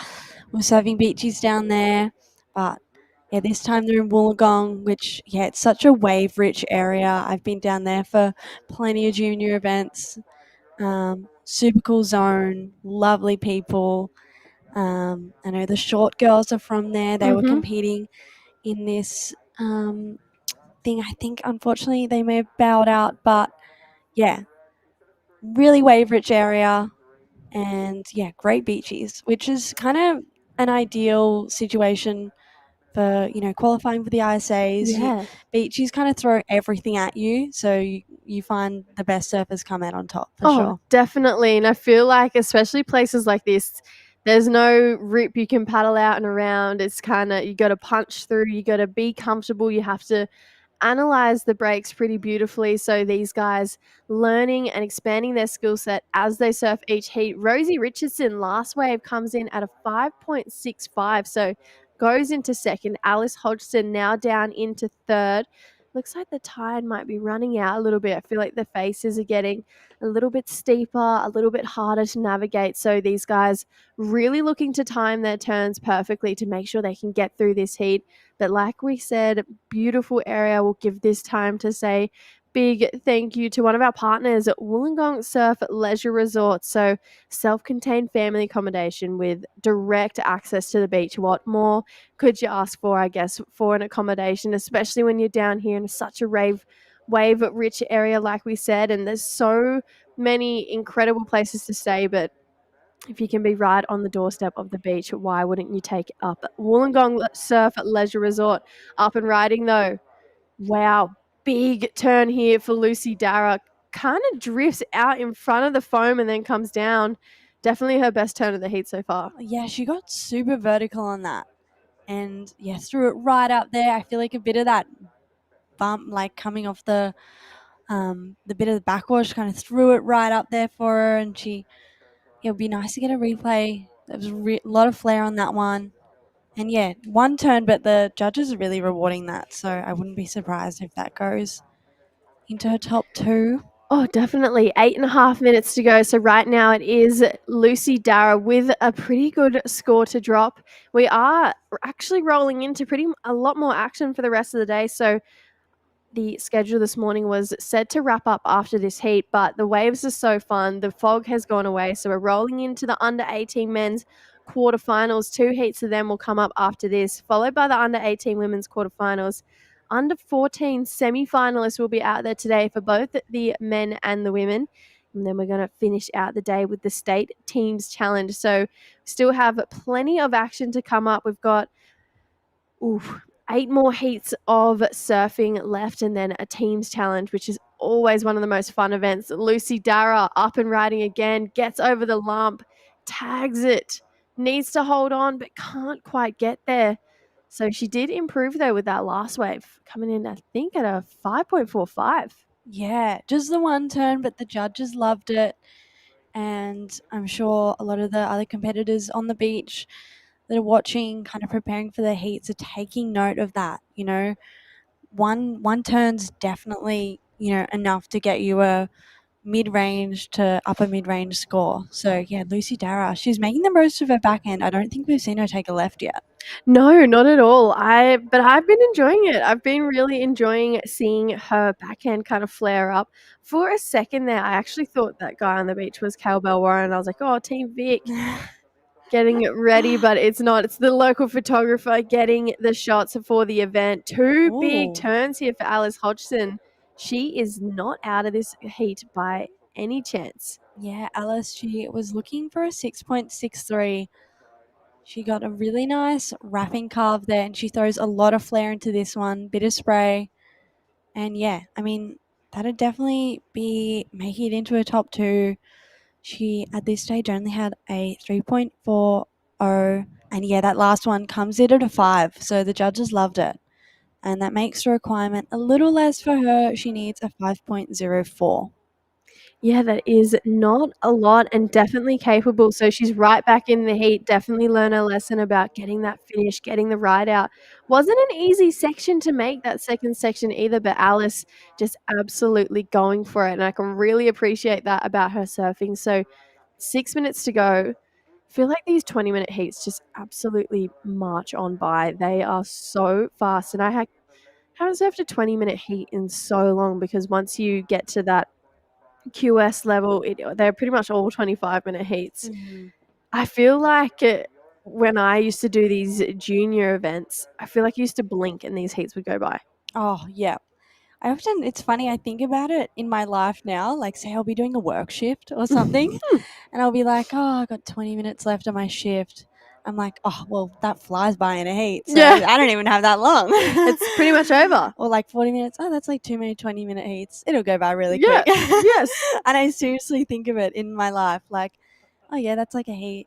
It'll be quick. Or like, sometimes it's like those heats, it's funny when say you're in first position and one of your other competitors only needs a small score, it feels like that 20 minutes just draws on. The last 5 minutes feels like 15. But, if you're sitting out there looking for an opportunity, you need a score at the end, that, that 5 minutes can feel like it flies Oh, by. yeah. It feels like 30 seconds. I remember I used to absolutely hate when it would just fly by in front of me. Right now, Rosie going for one big turn. Got there pretty late, but looks like she may have got the ride out of that one. The judges do want to see you well out in front of the foam.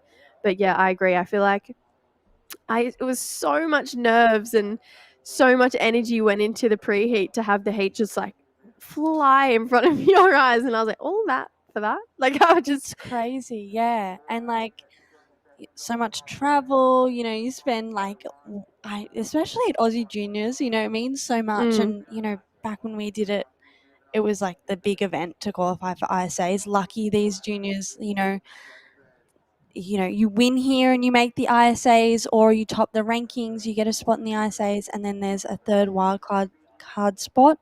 But yeah, it's so much pressure. You're thinking about it all year, and then it goes by in 20 minutes, and you're like, whoa, where did that go? Yeah. What happened? Oh, it's over? Yeah.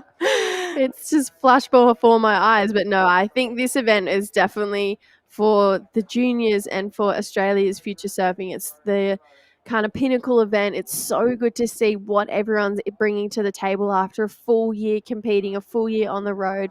And it's not like these guys have had like not a lot of events to go to. They've been over there in WA for the Taj Small Fries, back to the sunny coast for the Parko, the Occy Grom Combat Snapper, the Skull Candy at Lennox.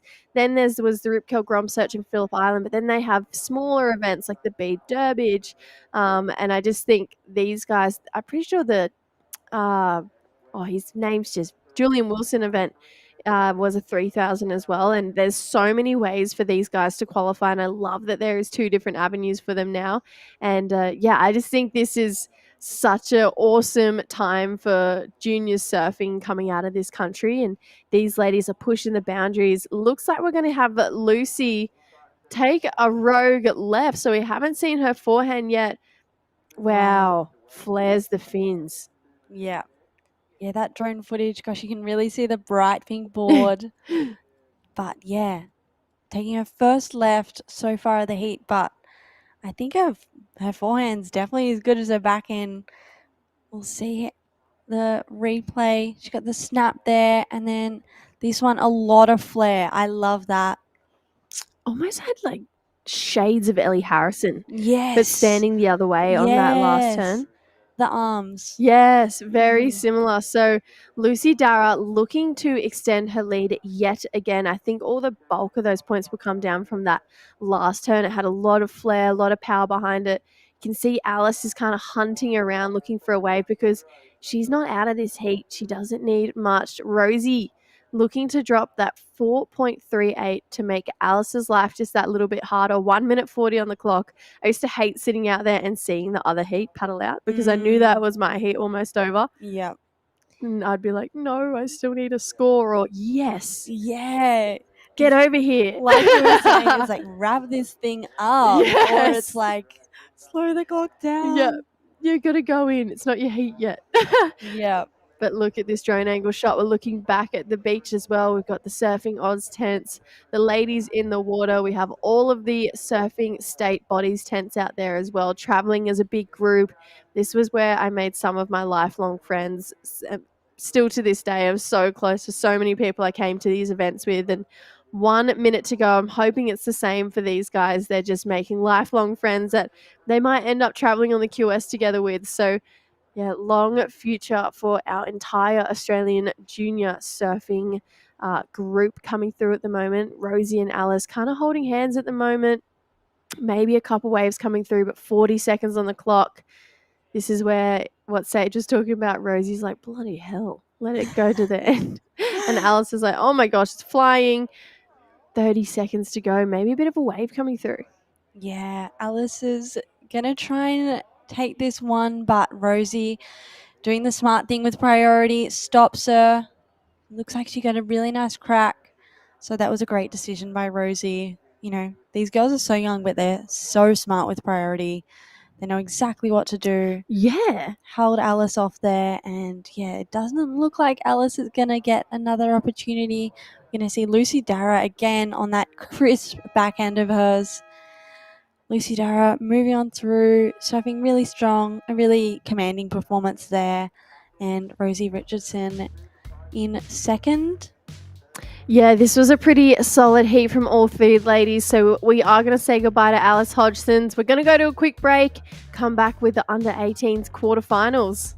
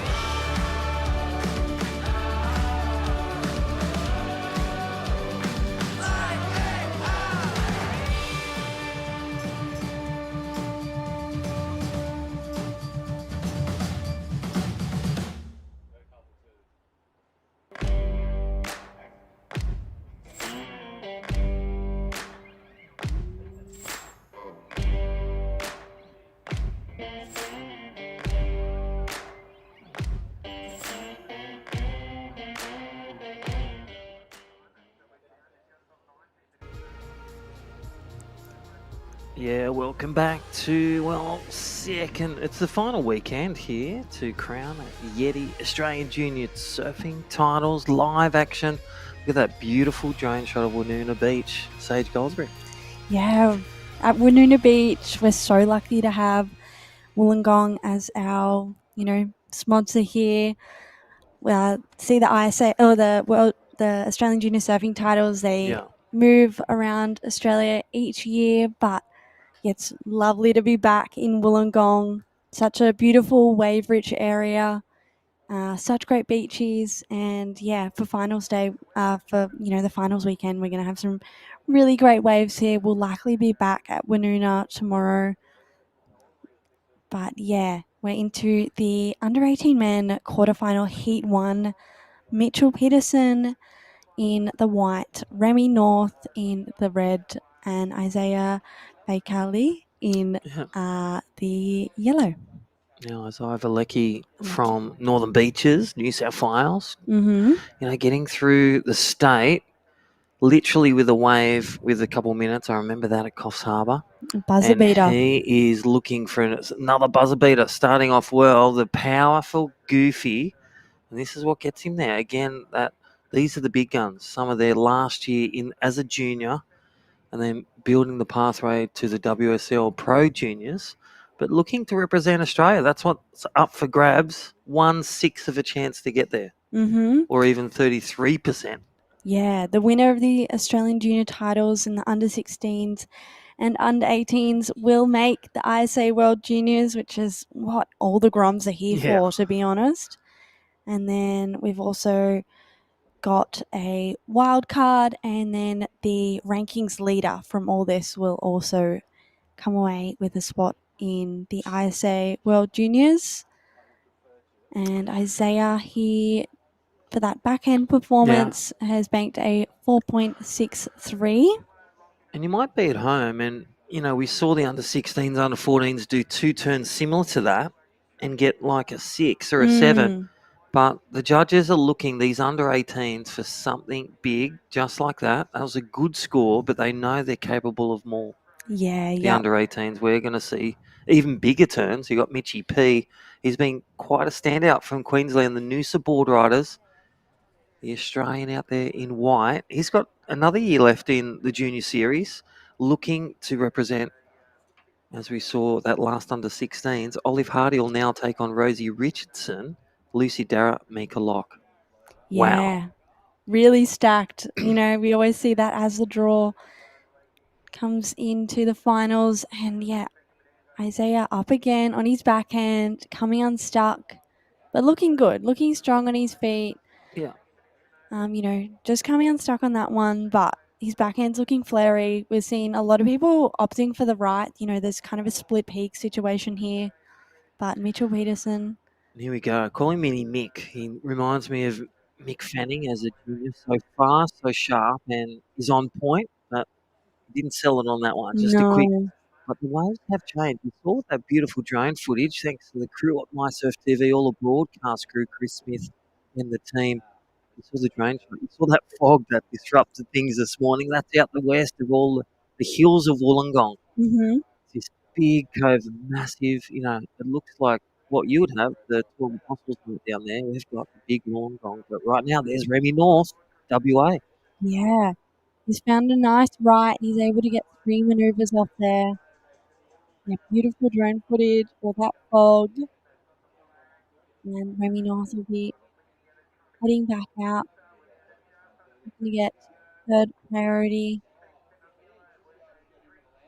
Nelson Rabbit Hill yelling up to all the crew at WA watching and listening. If they're not on the beach, that crew on the beach they should be loudest and proudest right there, WA. West is best. That's the flag. Best result, Taj for Small Fries winner. And that's for Remy North in red. Favourite surfer, Andy Irons. Next 2 years, he just wants to go as big as he can in big tubes, wherever he can. And if he were, what's his spirit animal? It's the dolphin. We love dolphins. Yeah, that sounds about right. And dad coach, M&D, mum and dad, and loves with the surfing with the WA surf team. And you saw them on the beach. They are so supportive. And he's riding his rusty surfboard, 5'11", 27.5. There he is, the big fella. Remy North in second. Another quick second wave. Yeah, like you were saying, the WA team, so close-knit. That was my favourite part about the Australian Junior Surfing titles, going with your team. I'm from Victoria, so the Victorian surf team, very close-knit. And I know that about WA too. They're all down there supporting each other. Mitchell Peterson. Yeah, the Queenslander. Yeah, that Mick Fanning flare, as you were saying. You could see it. Yeah. We've seen the Macy Callahan, and then we've just got the big goofy footer. He just reminds you of the big, like he's actually, I think he's Polynesian Australian, so from a family of big hitters. I'll tell you, that's Isaac Valicki from Northern Beaches. Super coaches in his corner with the team with New South Wales. True Starling and all the great team. A big shout out to Surfing New South Wales and all the states represented. You want to get part of Board Riders, check it out, surfingaustralia.com, or your state chapter, whether it be New South Wales or Vico for you, or the Queenslanders in the WARs, West Australia. Yep, there's plenty of events running all around Australia. We'll see the Australian board riders coming up early next year. Such a fun event. Your Heartbreak team, Hill. Lee Bar, will be there. They'll be looking to go 2 steps, 1 step further. They got third last year, just edged out by I think it was North Shelley, who are former winners, but Burleigh taking the win at their home break. Yep. They'll be hard to beat They with will their be. local knowledge. Liam O'Brien, just to name a few, and a few of the great surfers up at Burleigh. But let's look at the 18s, who's winning. Go on to, just log on Surfing Australia Junior Series. Log in on your search engine, just the Junior Series live ratings right now for the under 18s. We're in the men's. So right now you've got a few power hitters. Right now Remy North looking to grab a step closer to 12,000 points, but Mitchy P's in the lead, 25,900 points. He is a big hitter. Fletcher Kelleher, you got Landon Smales from Queensland. He had a great performance from the start, WA, the Parko and Sunshine Coast, and also Skullcandy getting some big wins and podium finishes. He bowed out in round 4, so he's opened the gates for the others like Fletcher Kelleher and also Semi Low to topple and grab a spot for the IRUKANJIS team. That is the other goal. Yep, that would have definitely hurt. I'm seeing Landon, bow out. Jimmy Hill, Fred Carmody, and the list goes on. Zaya Hessian, such a power punch of top 10 or top 200 in Australia for the under 18s. Yeah, gosh, there's so many. The talent pool in Australia is, massive. You see it on the QS, the regional series, and then here starting at the juniors, there's so many good guys and girls. So yeah, to be, sitting, top of the rankings, Mitchell Peterson, it's definitely something to brag about. But here he is. Well, he's trying to, we saw that before. Go back to it. The Benzonata had a slow start, a few, fall offs. There's the Yeti replay. Mitchy P looking to drop those 2-point rides and only needing roughly about 4.5. Here's the Yeti replay. And this is Zach Valecki, the backhand, sticking to his strengths. There's great wave selection. And the 2-for-1 deal starring the goofy footer from the Northern Beaches. That is Isaiah Valecki in the lead of 4.63, that 2-turner, and then that 4.45. That was literally based off that one big turn. Yeah, the judges, they're rewarding a one big turn, and here he goes again. He's staying really busy. He's going to go for a left here. Not sure if we've seen him on his forehand yet.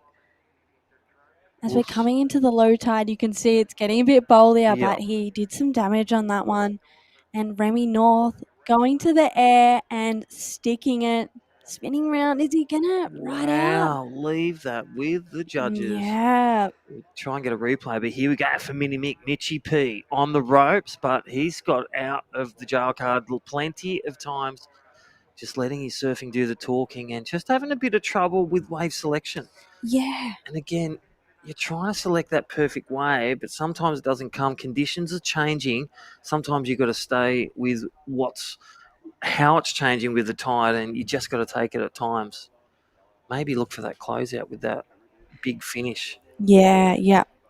And yeah, you can see the boys Remy North and Mitchell Peterson paddle battle. Love it. Priority is really important, but Mitch is going to take a left here. Looks like it's a good one. Has some shape. And yeah, he's going to smash that end section. Wow. And he sticks it. He's kind of had a bit of trouble sticking those first few waves, but looks like he's found his feet now.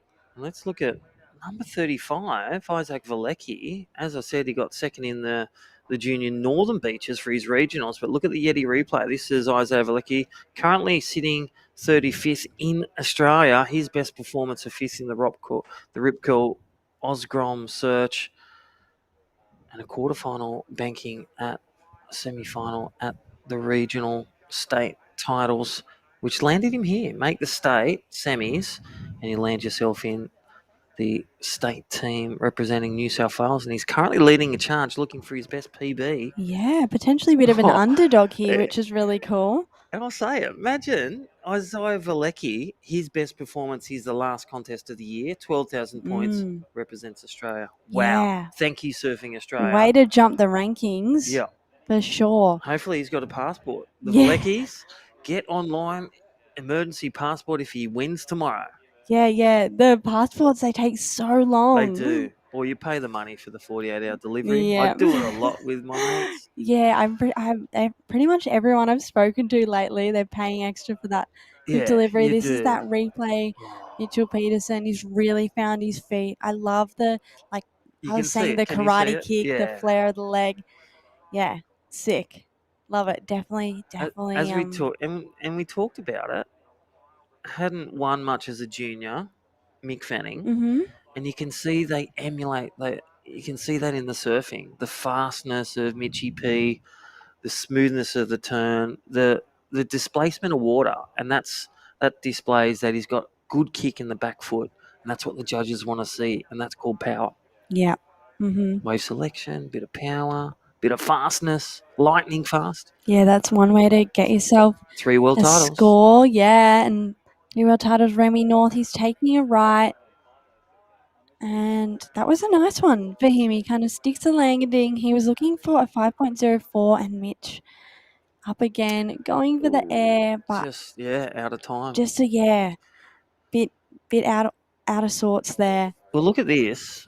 As we said, so Remy North scored a come, and again, Taj Burrows, some of the legends over West Australia, Snake Patterson. They've got some great role models throughout the years on the Pro Tour. This is your future, Remy, up right now from WA, and again representing in red and WA. The team are on the beach. I feel he's done enough to get to second. Maybe not to take the lead, but Remy North scored a come. But Mitchie P has banged out, and look at that. I said look out, and he has snatched the lead. Situation change, 5, 6, 8. So the Yeti, look at him. He's just got some quick waves under the skin of red and yellow, and Mitchie P has gone to the lead with some consistent fight back surfing. Yeah, yep, and he caught those ones under priority, I believe. And he's falling off. Yeah, yeah. Wait till he gets a set and sticks it. Yeah, exactly. I think that one right he got where he was kind of locked in, had the nice kick, bit of flair on that first turn, and we've got Isaiah up on his backhand. Wow. Almost a bit of Tully Wiley in that backhand bottom turn there, really smooth. Looking Luke right Egan, over that shoulder. Tully Wiley, Luke Egan-ish. Yep. The goofy footer powerhouse from Newcastle. Still in as a super coach on the World Surf League, and still shredding. Would be good. Have you heard the rumor? Julian Wilson. I did hear that rumor. Yeah, he's that'd be great. back into it. A few years off, a bit like Slater. Yeah, you see refine that? it. That happen have a a bit. family, They have a take it baby. off. They're like, nah, I'm done, chill. retire, and then they start to miss it. I they miss missed it. travel. I miss winning. I Mm, miss the big money and the cups and the waves. they sure do. All right, Yeah. but currently in the lead, Mitchie Peterson wanting a grab to represent Australia, win an Australian junior title. Thank you, Yeti. One step closer is Mitchie P holding the lead of 5.68 for the Noosa board rider. Again, Julian Wilson from Noosa. You saw him in his junior career, still get some good performances, but really take shine in the qualifying series and all those learnings from the pathway of the junior series. And now with that added represent your nation at the ISA World Junior Championships, what a great feat if you win a title tomorrow. Here we go. Isaiah Valecki looking off the strengths of his backhand attack and forehand. And Remy North, he needs a miracle wave with a miracle turn to combine. Yeah, maybe a bit of a mistake there. He's, kind of going to give his other competitors priority. He's going to want to quickly get out the back over Isaiah because, with 3 minutes on the clock, Isaiah's going to stick to Remy. Yeah. And a bit like, make sure he blocks him. Make sure he gives him like no super opening. Glue. Yes. Super glue on the pedal. Mm-hmm.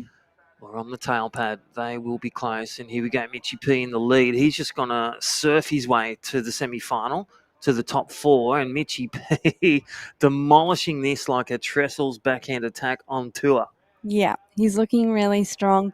He kind of was struggling, falling off a bit. Remy's taking another opportunity, goes to the air.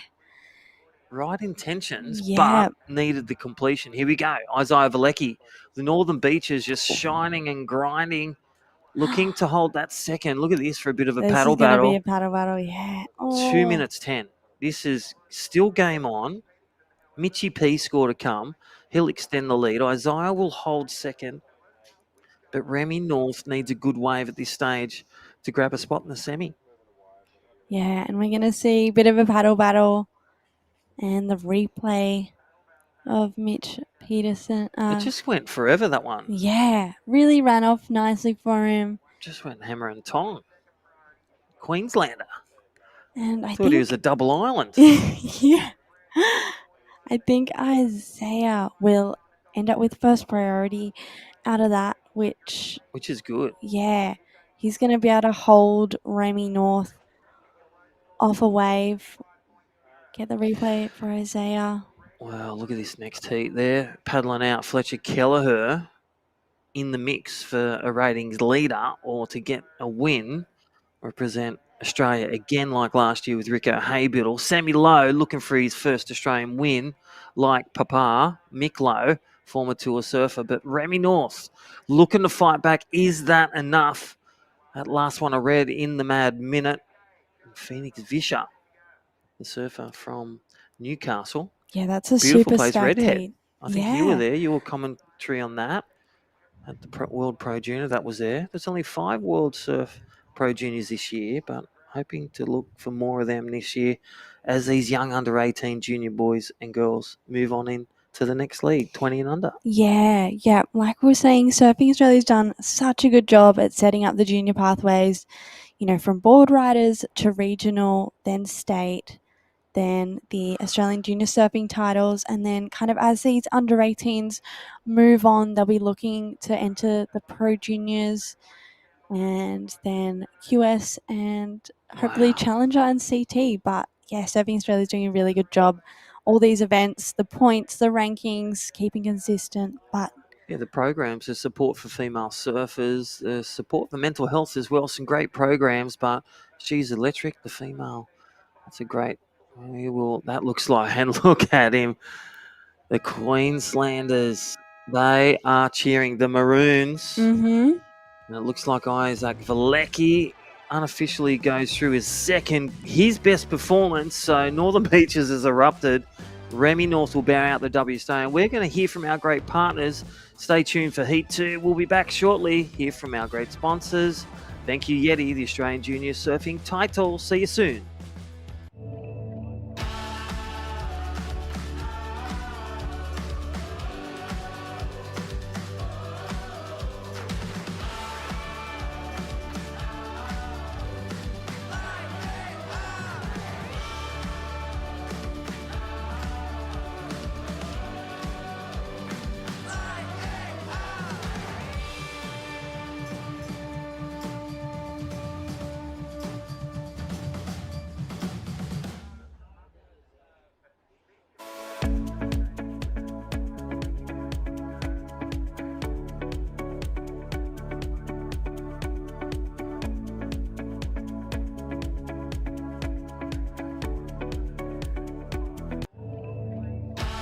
Wollongong.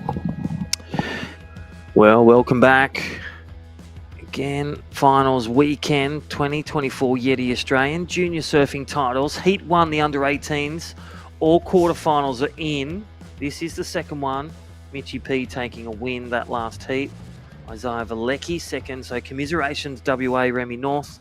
And my name's Crispy, and welcome back, Jess Starling. Thank you. What a lunch, what a morning. The final quarterfinal. Then we hit semi-finals for a few of the divisions and the states for the who is the best in the state team. We still have 2 quarterfinals after this. We do, the females. Sorry. Yes. How could I forget? The ladies The best coming up after this. The best quarterfinals. Yes, save it to best to last, obviously. But we have the under-18 men's quarterfinal heat 2. This guy on your screen, Fletch Kelleher from Freshwater on the Northern Beaches, moves to Cabarita. Yeah. Every now and then represented Cabba in the ABB last year. When he's not at the Irrukanjis or he's not flying around the world or in the Talent ID.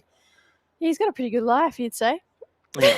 And then Semi Lowe, super, and this is probably what you don't know, you probably do. He loves the Dragons, my team, but this kid, the local from Wingdang, can surf big, can surf hard, small, medium, big Mm. waves, and can run very fast. I think around the 11-second range for 100 metres. No. Great footballer, talented.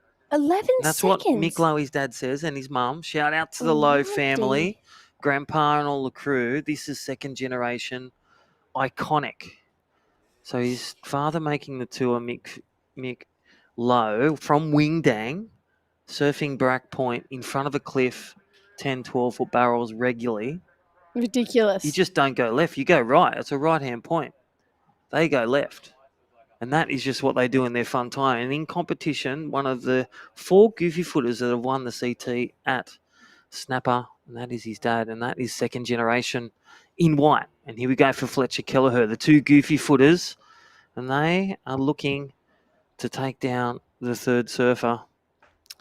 He's out there, and that is Phoenix Vischer from Redhead, New South Wales. Yeah, Novocastrian, he is out there. So he is so supported by that area. I feel like he's just so loved. He's so talented. This is the replay of Sammy Lowe. So New South Wales state champ, up and riding. So tags that first section. This one's the one I love. That wave went below sea level. Yeah. He just projected out in front of it, got the finish. Phoenix now.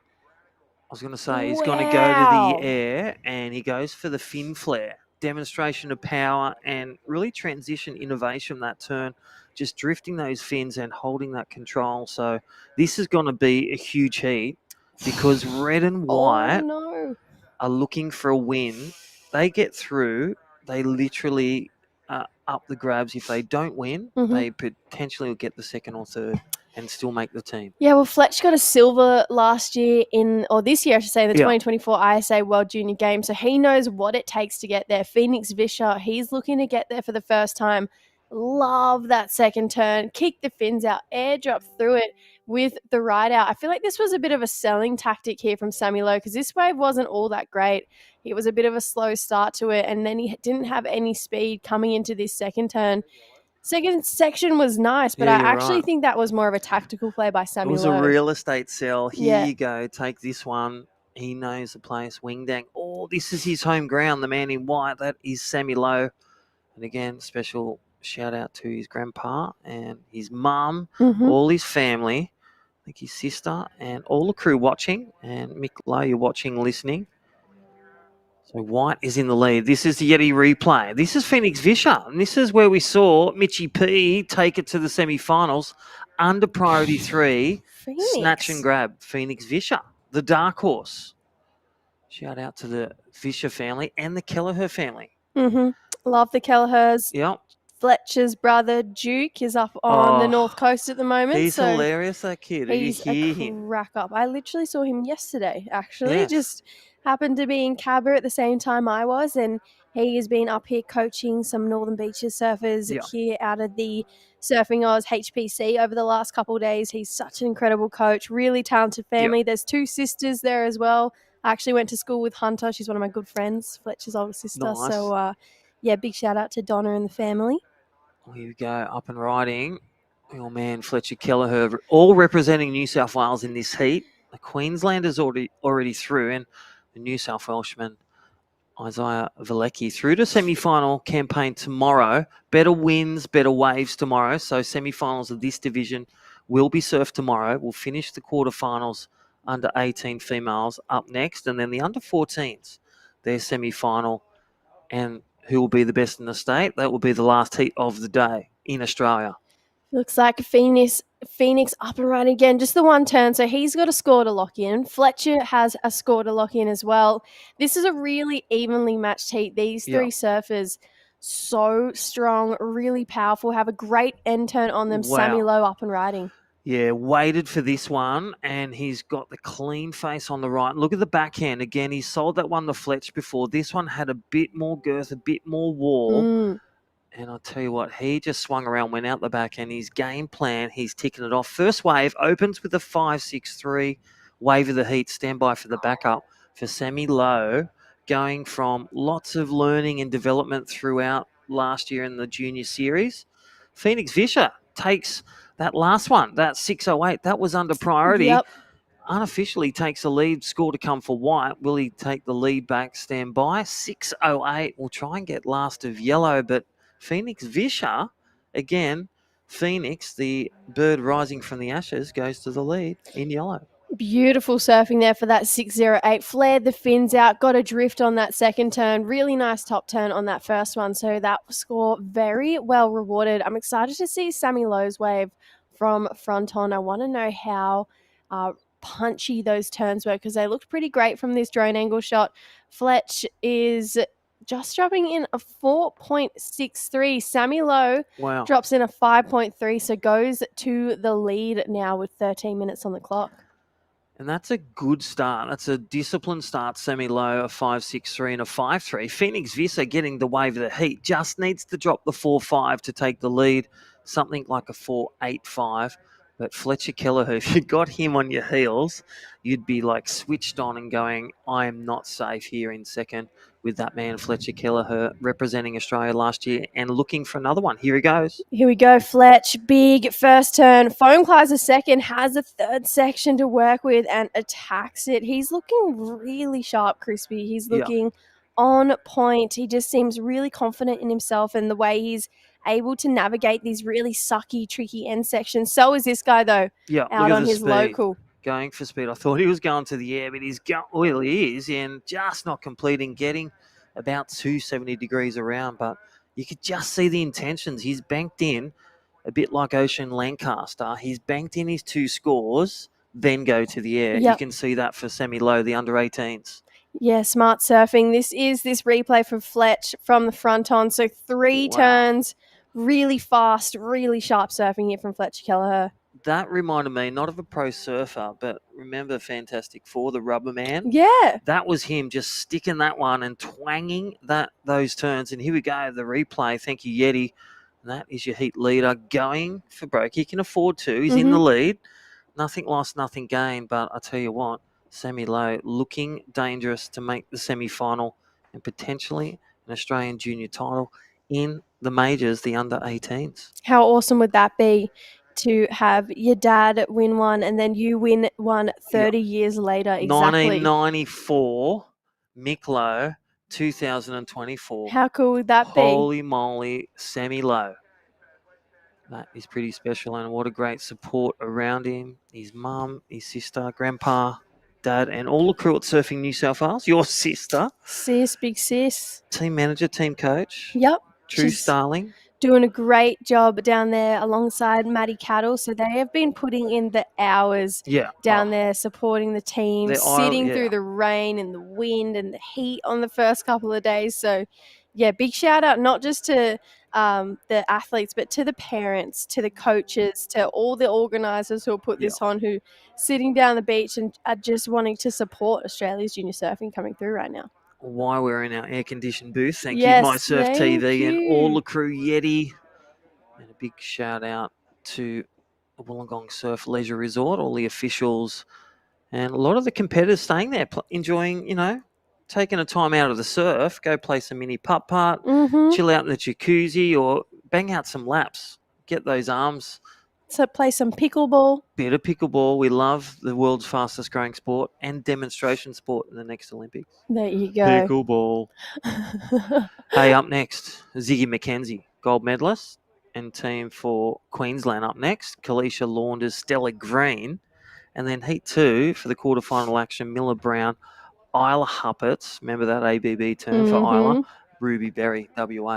Yeah, there's a big couple of semi-finals coming up for the under-18 women, so they will be out there next. Quarterfinals. Yeah, I keep getting them wrong, Crispy. It's the semi-quarter. It's a quarter. It's a quarter and a half. Because we're going, what do you call that? Let's just call it 5/8. 5/8. I like it. There we go. Sammy Lowe in the lead in this 5/8 quarterfinal. Heat 2. Phoenix Vicious second from Redhead, New South Wales, and Fletcher Kelleher, formerly Northern Beaches, freshie, Lane Beachley's board riders, and now moving up to the beautiful, and a lot of people, even our co-commentator, Sage Gosler, she's followed you. We've all moved up. I came from Cronulla, always our homegrown bar. I used to catch a train down here with my mates. From Cronulla, we used to get on the train. Took a while, but it was a great adventure. Surf here on a nor'east swell, so that's why it's one of the spots. The back beach is a bit like Cabba. You got to find your back beach. You do. In the devil wind. You do. And yeah, there's some blue bottles with the devil win, but you just got to go and know those spots. Well, it was funny when I first moved up here because Where are the back beaches? Narrabeen loves a nori swell. Yes, you And do. so when I moved up here and they hated nori swells, I was like, what? Yeah, Nori that's swells when are it's the on. best nori swells. World They're the Junior best. titles. Imagine the World Junior titles that were done at Narrabeen, all in the 2000, the winners. The Coca-Cola Classic. The Gabriel Medinas as juniors. The Laura Enebar. Yes.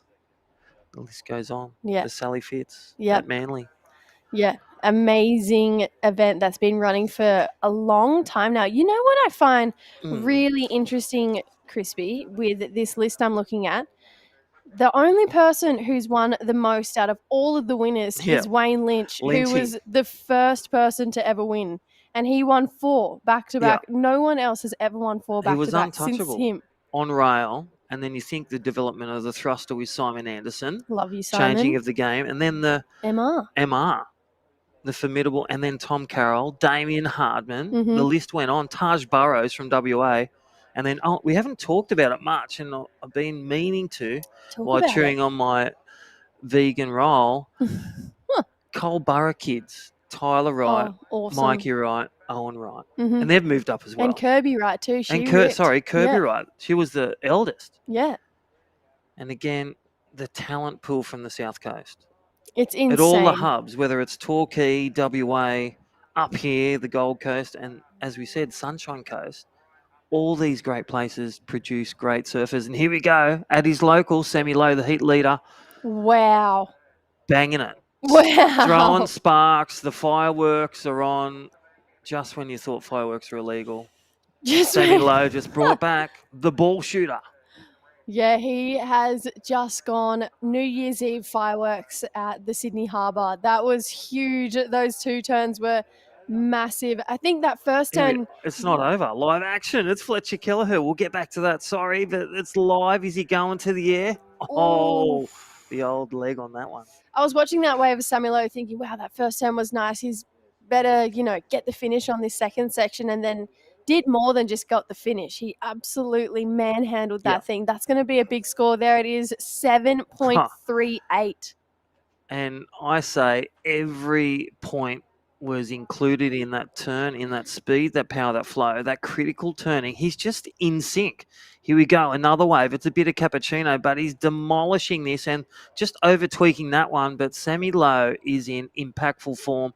A 7.38 last wave, score to come, and a 5.63 has really manhandled this Yeti heat number 2. Talk us through. This is this 7.38, huge first turn. Love how he didn't try and squeeze another one in. He saw the section, identified it, my gosh. went ham on that last one, and got himself a big score. Yes. There was that spray just kicked out. He literally...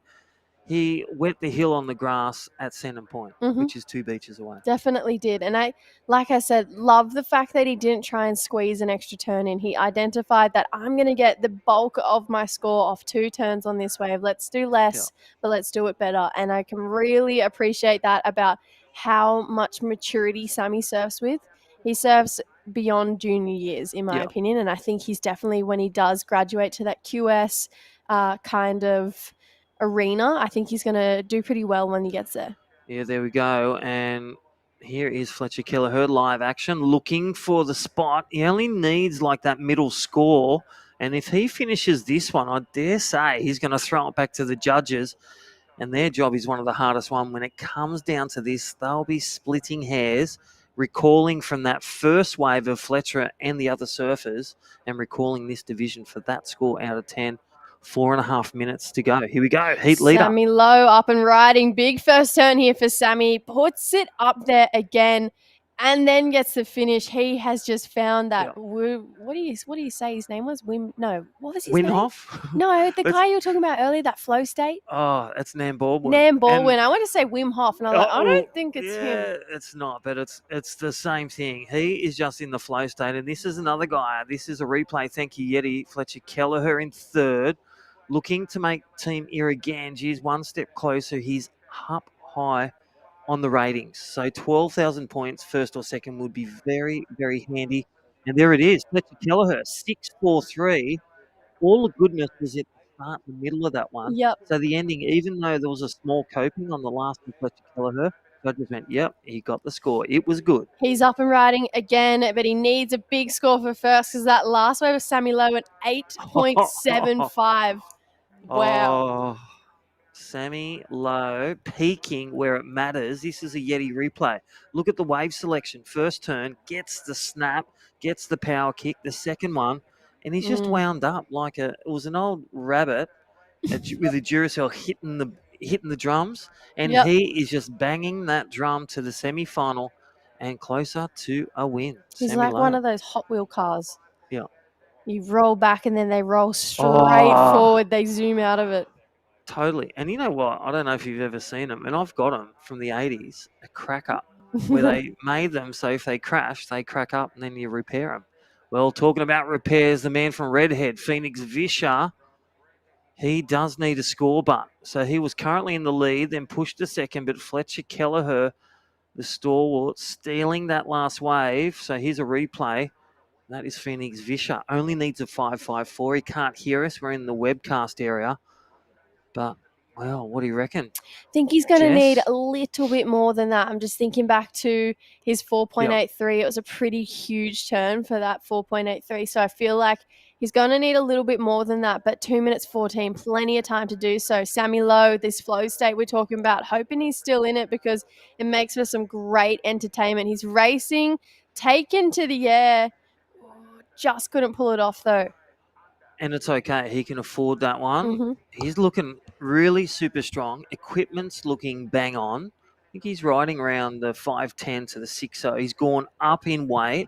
Training, as I said, great runner, great strength and conditioning. All the power triangle, speed, power, flexibility, it's just all in sync. And that man in white is in the flow state in the lead, a 16.13. I dare say that's one of the highest combos of the day. Absolutely, it is 100%. Ocean hands Lancaster down. second. Yep, Ocean is so good. But Sammy Lowe, peaking where it matters at the Australian Junior titles. Thank you, Yeti. Oh, dead set. I wonder if there's a Yeti esky for the biggest combo. Potentially. It looks like red and yellow are just playing cat and mouse right now. They're chasing each other up and down the beach. If you're Phoenix, you're thinking, leave me alone, dude. But if you're Fletcher, you're like, you are now my best friend. I'm going to stick to you like flies and honey because you got to play defense in situations like this. Like Fletcher, although it is the most annoying feeling for Phoenix, Fletcher is doing what he has to do right now. And 50 seconds goes so quick. But when you're in the lead, how long does that take? And there he is trying to sell it. Phoenix Vischer, he'll lose priority with that one. Looking to really hoping for a set of like 3 or 4 waves. So Fletch has to make a decision and pull the trigger. But here we go. So Phoenix Vischer, Fletcher will take this with priority. And he'll shut that down with 20 seconds to go. He'll probably go to the air to finish his campaign into the semi-final. And he does, rides it out. 15 seconds semi-low, Fletcher Kelleher advancing on through for the big seeds. Phoenix Vischer, his dream run. Such a big performance from him, but I think he will run out of time for the Redhead local from New South Wales. But will he get a wave? Snatch and grab under 5 seconds. He will roll up on that, and the bell has gone. His hands left. He's got to go big. He rolls out of that one. It's incomplete. Yeah, he landed too far up the nose on that one, so kind of buried it as he came down. You can see the frustration there from Phoenix, but what a great event he's had. So well represented. We are going to go to a quick ad break. We're going to come back with the last 2 quarterfinals, the under-18 women's. Don't go anywhere, guys. Plenty more action coming right up. Welcome to Sydney. Upbeat. Downbeat. Feel its heartbeat. Open spaces. Open arms. A place to feel alive. To feel free. Come feel it all and feel new. Burleigh is the best place for surfing events. It really is. It's a natural amphitheatre. Competing for a national title, you don't get bigger than that. It brings a football crowd atmosphere to the entire thing. He's going to blow a hammy. what a scene up here. Can you believe it? So good. What a contest. This is one of the only events in the world where a 2-point ride can be as exciting as a 10-point ride. Russ is cramping. Russ is cramping. The old bones, mate. It's the best comp in the world and probably the sickest weekend of the year. It's the best thing for your surfing and for your life. Just the highlight of my life being down here. It's been amazing. So with the community, it's amazing. 37 seconds. It really is a great spectacle for surfing. Man, I thought I was coming in a surf comp. This is not a surf contest.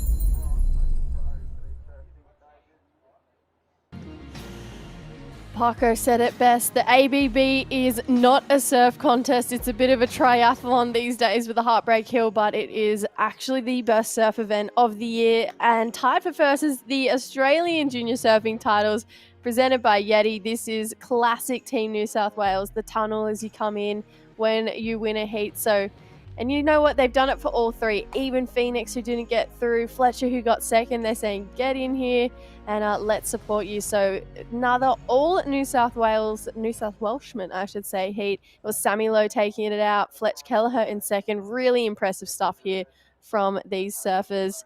We are out there, though, with the under-18 women quarterfinal heat number 1. What are we expecting for this one, Sage? Yeah, so we've got Ziggy McKenzie, who was the past World Junior title holder. She won the ISAs earlier this year, so, I mean, starting off really stacked. We've got Kalisha Launders from WA in the white and Stella Green from Queensland in the yellow. I mean, it always happens in comps, you know, as we head to the nitty-gritty end, the finals. Every heat is stacked. We've got Kalisha up on her backhand, just unfortunately coming unstuck, but, you know, getting the feet in the wax. And we've got Stella Green. She's got a really strong backhand, a nice crack to start off. And, yeah, everyone's getting waves. Ziggy McKenzie up on her backhand.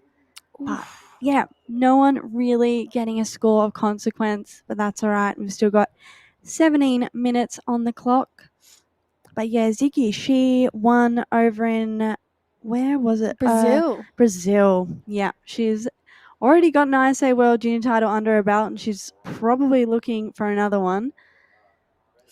Looking like Kalisha Launders just going down there. So no one's really grabbed the start of this heat and kind of run away with anything just yet. We've had a lot of incompletes, maybe a bit of nerves coming into this quarterfinal. These ladies pretty close to finals day. And we also know how important these heats are, just like you were saying, Sage. The 2025 ISA World Junior Surfing Championship is on the line.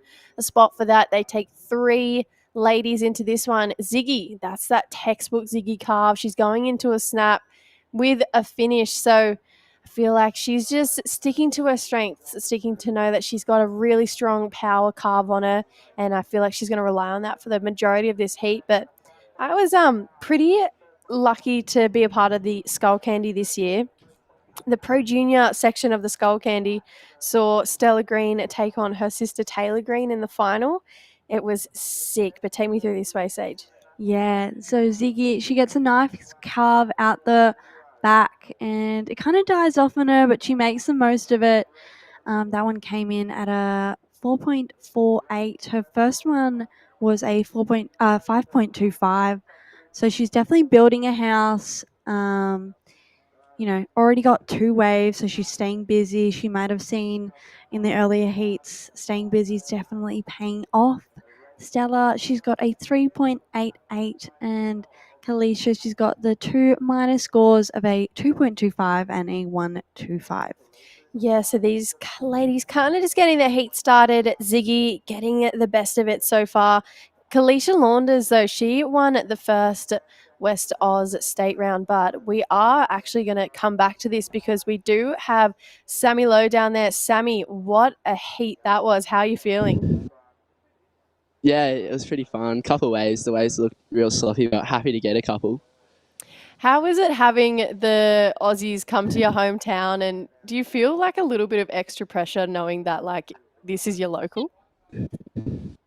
I did before the comp, but I sort of just turned it into just feeling comfortable with where I am and my surfing's at, and just being happy to go surf my local with only 4 other guys out in Irurashi. It was a pretty cool experience.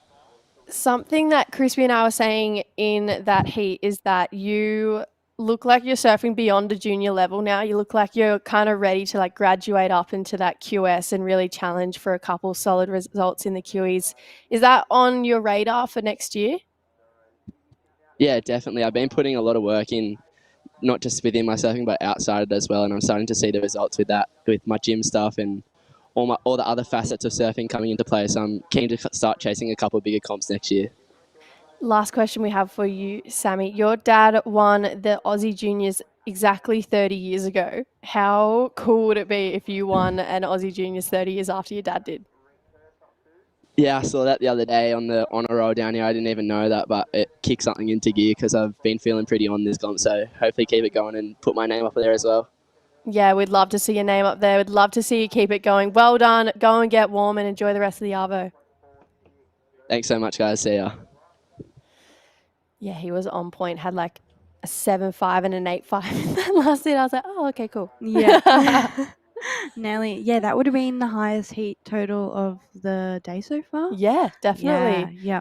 Ocean Lancaster would have been a pretty close second. So those two guys, definitely the most informed surfers I've seen in the event so far, as well as Loki Cullen.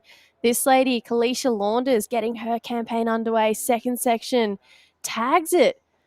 Really nice surfing there from Kalisha. She's not a name I've come across before. When I saw her in the quarterfinals, I was like, oh, that's a new one. But with surfing like that, I totally understand why she's in this round. Yeah, she's super smooth surfing. I really like that snap, and there's no time in between, straight into the second one. Rides out super clean. And yeah, that's got to feel good, getting 2 really nice cracks.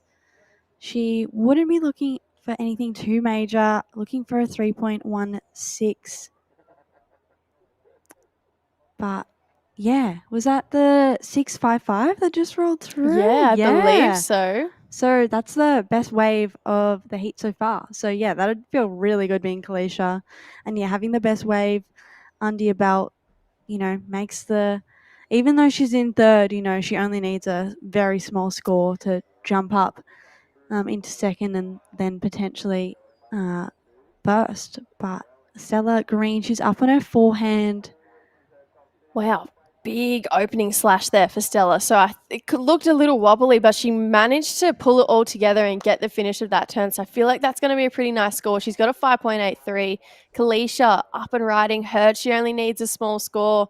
Tags that next section there. Can't quite get the ride out. Ziggy looking like she's just finished off a wave there. And I feel like for someone like Kalisha and Stella coming into this heat against Ziggy, who has that ISA World Junior title to her name, that can be daunting to know that she's already done what you want to do. And yeah, I feel like she's definitely the bigger name in this heat, but right now Stella and Kalisha are pretty much hot on her heels. Look at 0.02 between Ziggy and Stella right now. Yeah, it's a super close heat. You can see all those totals up there, but this is the replay of Ziggy. She's got a big section and she hits it, getting close to Kalisha there. Yeah, it's yeah, Ziggy, she's making sure she's staying busy. I mean, just the one turn there, I'm not sure if it'll factor into her top 2. But yeah, Kalisha, she's still looking for a minus score. Kalisha and Stella, as you were saying, yeah, Ziggy's already done what they want to do. She's already made ISA. She's already been there. I mean, she's won an ISA World Junior title. That's pretty much what everyone wants here. So she'd definitely be looking to go back to back, but Stella and Kalisha, they're wanting to join her. Yeah, I feel like Ziggy winning that under 16s ISA World Junior was definitely a solid pep in the step. And with this new system, it allowed Team Oz to take home overall gold. So where we talk about this state rivalry between all the different states here at the Aussies, there's this country rivalry, as you'd know, at the World Juniors. And to take away that gold medal as a team, oh, that would just feel absolutely incredible. And yeah, last year was the best year in history for the juniors. And yeah, Ziggy and Dane both taking home a gold medal. And Dane has gone on to, he got nominated for Junior Athlete of the Year for New South Wales Sports. Fortunately didn't get the win, but still to be nominated that out of so many junior athletes across the state is absolutely incredible. He's not here this year. He is too old for these events now, which feels weird saying that Dane Henry is too old for these events now, because I still look at Dane like little Dane. But he's coming up in the world. He's putting out insane edits. And yeah, it's really cool to see that he got the win in his final year. And I think Ziggy has a really great way of capitalizing on this new social media world where you can put your name out there even if you're not winning big events. Even though she is winning big events, she's kind of capitalizing on these too, where she's dropping cool edits, she's surfing really solid waves, and yeah, making the most of this new kind of social media world that we have. Yeah, and from my understanding, Ziggy spent a lot of time in Indo, is that correct? Yeah, her so brother and her grew up over there, or spent a fair bit of their year over there? Yeah, she grew up in the Bukit in Bali, so the Bukit Peninsula, so Uluwatu being an area. She's actually a twin, so she's got a twin sister, older brother Flynn, dad Jake. He owned Drifter in Ulu, so that kind of right as you turn into that Bingin Road, there's this really awesome cafe called Drifter with all these really old school boards and this cool kind of surf, not memorabilia, but surf fun things that you can buy. And then they just also happen to sell amazing coffee. And her uncle, I actually worked with her uncle really randomly for like 4 years, and we didn't put it together that he was her uncle for so long. But yeah, now they've got a new family cafe over there in Bali, so she goes back and forth a lot. But I know she's just moved out here to Oz, started school over here, and she's been doing homeschool her whole life and just made the move to go into classes. And I was chatting to her, and she was like, it is so different. I can imagine, far out. Yeah, I remember even just coming back to school after COVID, being back in the classroom and thinking, I don't like this. I don't like all these timetables. I don't like being exactly where the teachers want me to be. But Yeah. can't imagine how different it would be for her. Got Kalisha on a really good looking one. She's going to belt it off her 2 quick maneuvers and get on out of there. I really like that pink board spray of hers. You, Jessie, are pretty good on your board sprays. Thank you. I do love a little bit of arts and craft on a new surfboard, but 2 really nice turns here for Kalisha. She wasn't looking for much, Sage. She was looking for a 3, I believe, but this girl, Stella, looking to improve. That was one really nice hit. What are your takes? Does Kalisha get the score, but does Stella improve? How are we feeling about this situation? Yeah, I think it's going to be really close. Kalisha didn't need much, but, it was, 2 pretty small maneuvers, and Stella there, she got a really nice section. She was able to crack it. We're going to get the replay. Yeah, it was all in this one maneuver. She was setting it up the entire wave, and bang, really clean right out. She wasn't looking to improve on much, just a 3.88, and I believe she might have done it. Ziggy taking off on a right. She's got a really strong carving maneuver on her forehand and just finishing up there. Staying busy. Kalisha up again. They're all just on waves and hitting it off the whitewash. Kalisha, yes, she did jump. So I think she got a 4.23 for that 2-turner there.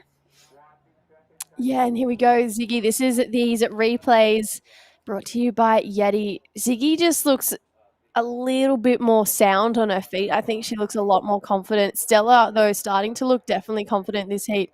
Kalisha, like you said, moved up into second. Kind of needed to do something pretty solid, and there she goes. So gets that. Stella now up and riding. Wow, she's got that layback really on lock. Doesn't get the ride out, maybe does on that second turn, but I feel like, wow, Stella Green goes to the lead, gets a 5.73. So now Ziggy was chasing a 5.68 on the back of that wave. I feel like we're about to jump spots so much in this heat. Yeah.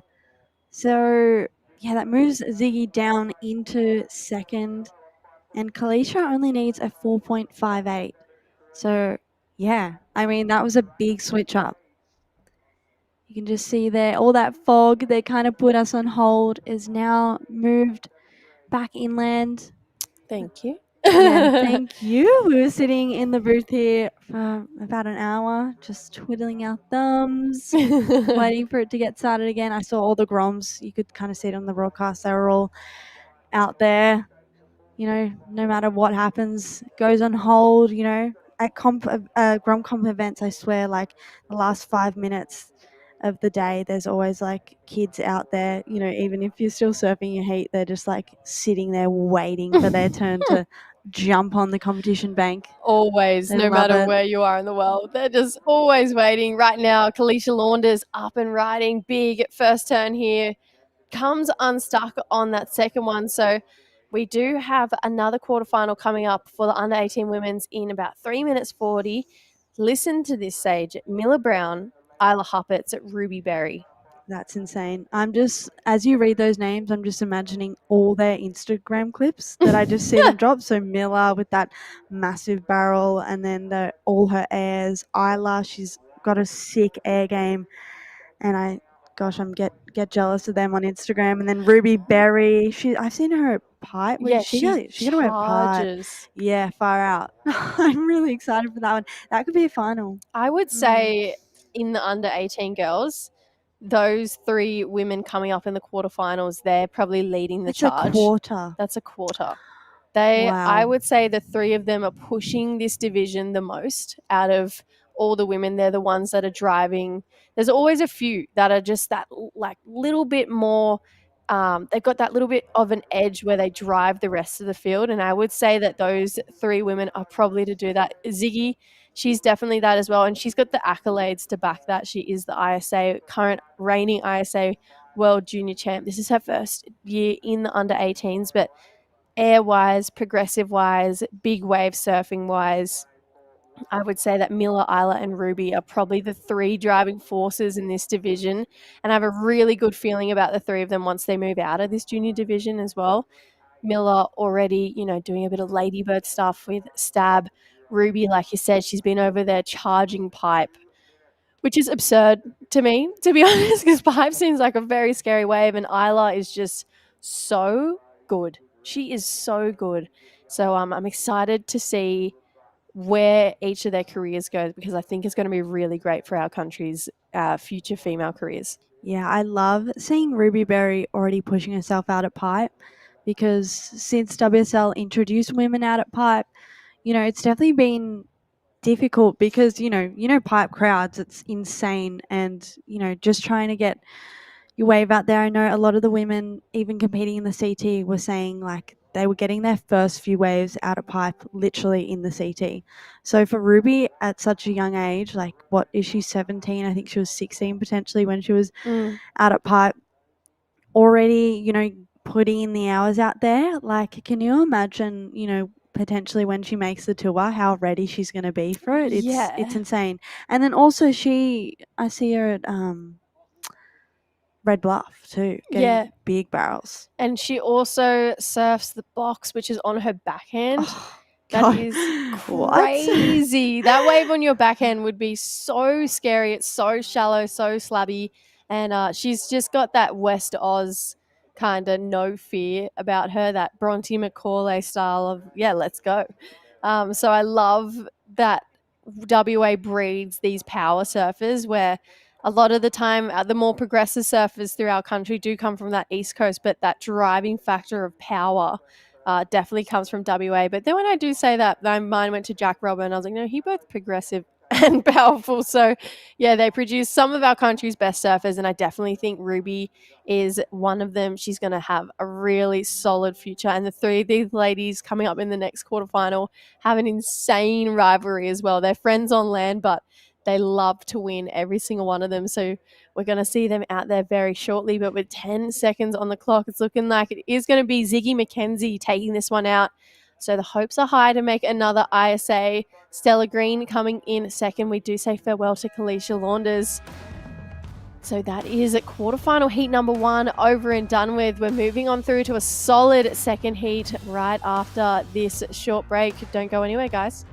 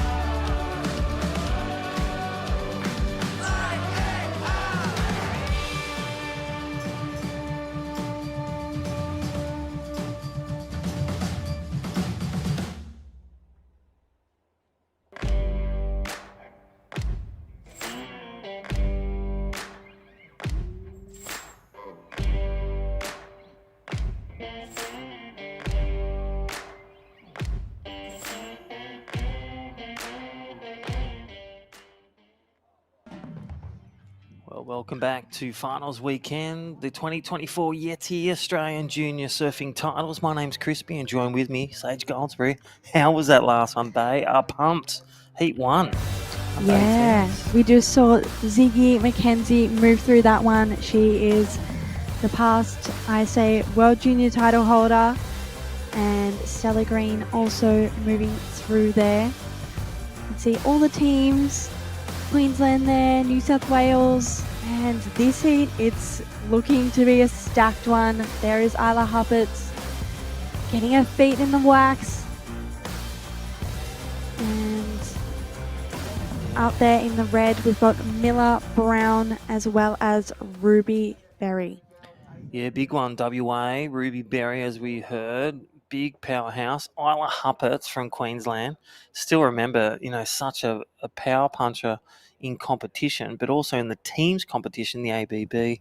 Remember that huge turn for Burleigh Isla Huppets, getting one of the biggest scores last year. And Miller Brown, she's been, flying everywhere, all over town, just blowing up in the comps. And free surfing, like we talk, is such a no formula in traveling to beautiful places, whether it be Hawaii, whether it be, big Fiji, or going, all these places around Indo and all these spots, iconic, and especially around Australia, whether it be WA or the East Coast or down your way, Bells Beach. So many great waves around the world.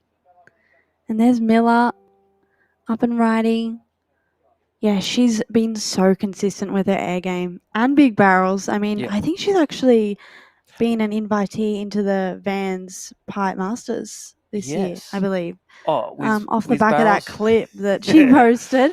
How pumped was she? And then she's in the under 18s, like seeing her as a junior progress through, and that's where it starts. So you want to get involved in surfing, get them alongside to board riders, get them alongside to regionals, the state, and then it just progresses their surfing and ocean knowledge. And right now, here's Isla Huppets, her first one, the best of the heat, a 475 for this one. So a good start for the natural footer, very fast and very strong surfing. And then you got Miller Brown. She's very innovative with the turns. She can do the combos under the lip and really attacking, but then also that new school that it's like skater style where you still got that innovation like the Taj Burrows where it's electric surfing. Yeah, Miller has origins in skating. You can definitely see it in her surfing. This turn you can see there, the flare of the tail, she kind of takes a wide stance after that. And yeah, gosh, she did so well to navigate. Well, that's good that for landing. Wave. Yeah, so good. And then Ruby Berry getting a nice hit on her back end there. Yeah. She's starting off her campaign. Yeah. So but yeah, Ruby Berry is actually currently leading the under 18s rankings. She's got 27,500 points. She's just turned 17, and far out the clips I have seen of Ruby. She was charging pipe last year over the Hawaii season, and then I've seen plenty of clips of her gunning massive barrels at Red Bluff. Ruby, she's always gone to school in Margaret River, but grew up at Prevelly Beach most of her life. And yeah, with the current rankings, we've also got Isla Huppets in second, and then Miller Brown in fourth. Look how tight that is in the sense of it's literally who wins will get the nod for the Australian team. So they'll meet up in the semi, whoever wins this or second, and there's still, you got to get to the final, if not win, to get that Irukandji ISA World Junior invite. Yeah. Wow. Crazy. So Ruby Berry leading by 2,400 points. So the 12,000, what a great finish. Thank you, Surfing Australia. Yeah, super exciting. And Miller taking off on this one. Oh, far out. Oh my God, I thought that was a wipeout. I thought she was off. That was a Oceana Lancaster moment. Yeah. This is how is the that female turn? version. Yeah. Oh my gosh. Caitlin Simmers alike again. This is a stacked heat, quarterfinal 2. 2 would advance on through as that last heat. Ziggy McKenzie And Stella Green advancing on through. Look at this one. Wow. All these girls are flaring. They are literally karate chopping. Yeah, the karate Wununa. kick. Yeah, poor Wununa. It's going to need a break It's tonight. going to be bruised, battered, and flat tomorrow. We need the Yeah. waves for tomorrow. The ocean's going to reset overnight. Lucky there's a full moon. Yeah. It's not waning. It's recharging. It's bolstering to a 1 point. I think it's 1.7 tomorrow. So a lot of energy out there, which is great. And there is that turnaround for the rest of the week for all those surfers going, when's it going to go offshore? Wait for tomorrow and Monday, people. Good Yep. times. Wanuna's just, saving the best for last, saving the best for finals day. You can see Isla Huppets. She had a 7.5, but we're still just waiting on scores. Getting the replay of Miller. She's really good at that fin throw. Yeah. Super consistent with it. I love just the 1% gains. It's just another day with the jersey. They got a time frame of 20 minutes. Their wave scores are out of 10. They take their top 2, but these girls are literally, apart from that wave from Isla, she was thinking, it's not going to be the one. Just, it's Tarzan Super Grip on the feet. Like their feet and toes are stuck in the wax. Whatever the wax they got, I need some. Yeah. It's sticky. Oh, yeah. They could sell any wax. I'd want it. All righty, Ruby Berry, a shout out to all the Berry and all the West Australians. We've got a huge fanfare down at Wununa Beach, the support pack from the WA team. Always the furthest travelled, sometimes the most happiest because they have to stick together. Mm-hmm. But it's great to see their support. They won 3 of the MRs here at the Australian titles yesterday. A big chance for, knocking Queensland off that three-peat for the team win at the best state in Australia in junior surfing. Isla Huppert's out there in the lead at the moment, 475 on the back of the 7.5, and again, karating it, chopping her way with back foot power and great wave selection and control.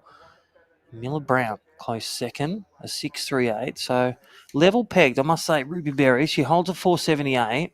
Just needs the wave and just some open face or big coping to demolish.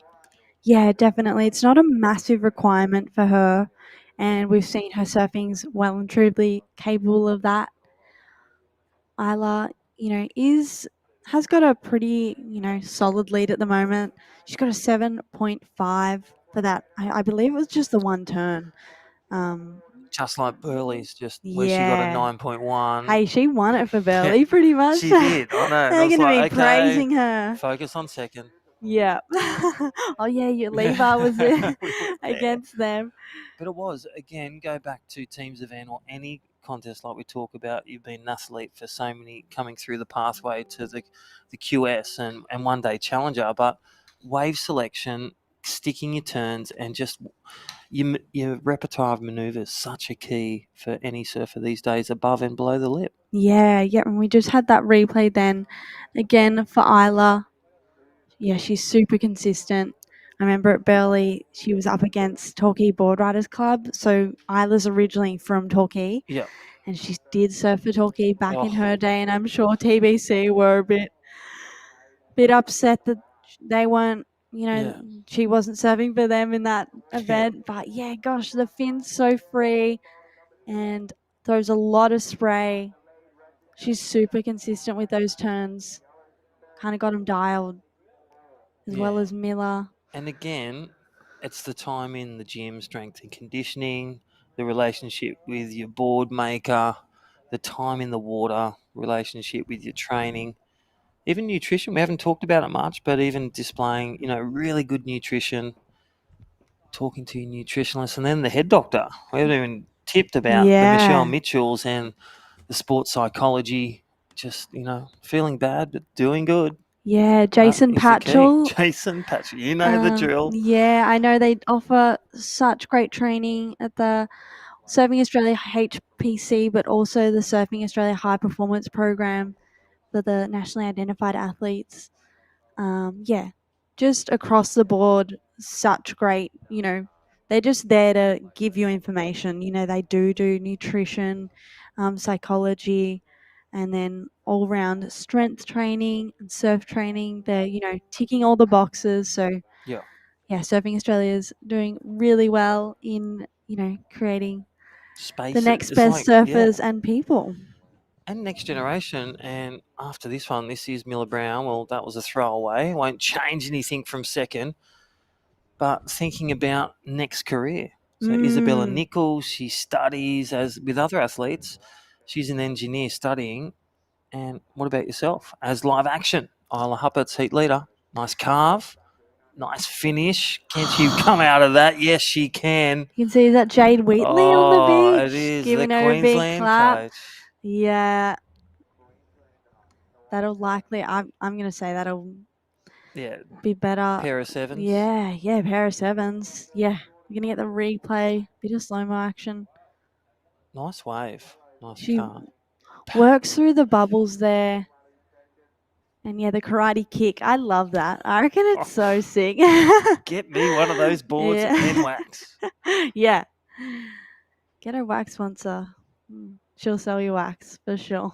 All right, big shout out to the safety team as well. Each day in and out of the water from dawn till dusk. And again, here's Ruby Berry looking for the fight back for WA, needing a good score now because Isla Huppert's is dominating and extending the lead. But again, looking to grab that second spot. This is where you got to play your cards right for 2 spots to get to the 2-person heats, which will be semi-final, where it's either you or the competitor. Yeah. I think it's great how Surfing Australia's implemented the 2-man heats because, here we go. We've got Ruby Berry up on her left. She's got a really great forehand. She smacks that one. It's going to die out a bit on her, but she's going to try and find something to work with. And coming out of that one, Is that Isla a 5 or a Huppert. 6? But no, here's Miller Brown up and riding. One big turn. Very similar to Isla Huppert's, wouldn't you say? They have a similar approach, I feel like. That sliding, innovative, Taj Burrows alike. Big snap. Molly Yeah. Picklum, boom. Yes, a lot of Molly Katie in that. Simmons, boom. Isla Huppert's for that 2-turner with the big crack. She gets a 7.88. So she's got a pair of sevens there, 15.38 total. I mean, that's, something, if someone told you, would you like a pair of sevens before you head out there? You'd take it, When you think about the combos getting through, and when you get a 15 in the quarterfinals, you're literally sewing up that front. And look at this one. This is that Ruby Berry. He's looking for a good score to get back in the second because Miller Brown looks like she might extend with that last big karate chop. Explosive turn in the critical section. Nice carve, nice combo. Wapow. Again, young girls watching this, wanting to surf like that, get out there in all conditions. Look at this replay. Bang, nice low. That strength training in the gym, those flexibility, the strength, obviously age appropriate, and talk to your strength and conditioning guys. But it all starts with the rollout. It all starts with flexibility and then building your strength, your 1% gains, and transferring that into the water with your maneuvers. And when you connect all that together, that's when you get those big scores like Isla Huppert's and Miller Brown. Yeah, Miller has extended her second place position. She got a 6.13 for that last 1-turn crack. Going to get the replay of it there. Maybe this is a different drone one. shot. That was the drone shot. All angles. Thank you, MySurf TV. Chris Smith and the crew. They've got the land base. They got the drone base. Nailing the production there. Yes. But yeah, that turn from Miller's made it a little bit harder for Ruby Berry. Ruby now needs a 7.63, which will be one of the better, probably the second highest wave of the heat. So good wave. Yeah. Re-establish priority 1 or 2. Wait for, in 4.5 minutes, hope for that wave to come through. And then, throw the kitchen sink at it. Yeah, it's tricky in a beachy to know whether the wave you're taking off on is going to do what you want. I feel like, you usually like to stay busy, but I mean, now that Ruby needs quite a solid score, she's probably going to have to wait for the best looking one. And is she sitting in first priority? Yeah. First or second? I think she should believe. be close because the other Mm. girls have separated. I dare say if they had priority over, they'll be literally checking out a tail pad or what kind of leg robe she's wearing. Isla Huppert's in the lead on points, the Queenslander, and New South Wales Miller Brown, one of the free surfing and competitive stalwarts, taking it in the under 18s. And again, doing this for many years, in the industry with Surfing New South Wales and Surfing Australia, these young girls are now aging out of their under 18s and are ready to take on the world. Yeah, yep. They sure are. I think Ruby just took a wave there, which I would label as a bit of a mistake because you can see Miller, she's going to come straight over and sit on her. I think before then, Ruby had first priority. So now Miller's going to stick to her like glue and not give her a single opening. I mean, by this stage, the under 18 women, they've worked with priority for years now. So... And a small wave won't do it. Like with that Yeah, score, that one kind of the was... score you need a medium or big wave, but you're under priority 3, meaning red or white can take any position and legally take it off her. Yeah. 7.63 for that lady in yellow from West Australia. We'll look over there watching and listening. We're at the edge of our seats as well. 2.5 minutes. Here we go. Heat leader looks to stroke into this one with priority. That's why the others can't touch it, or it's an interference and out. And there's a bit of practice for Isla Hupperts, comfortably moving on through to the semi-final and a step closer to making the Australian IRUKANJIS team for the ISA World Junior event. What a prestigious honour, and also to represent, and like yourself, 2 years in a row. Yeah, I was lucky enough to go to the ISA World Juniors 2 years in a row in like 2018 and 2019. It was held at Huntington Beach both those years, and it was the most amazing experience. You know, I've never felt such pride, marching with the Australian team, and you build friendships for life, and it's a crazy experience, all of it. We've got Ruby Berry up on a left. Really nice crack, super smooth, but it is just the one maneuver. Yeah. She is looking for a 7.63. The other girls have got big scores on one maneuver.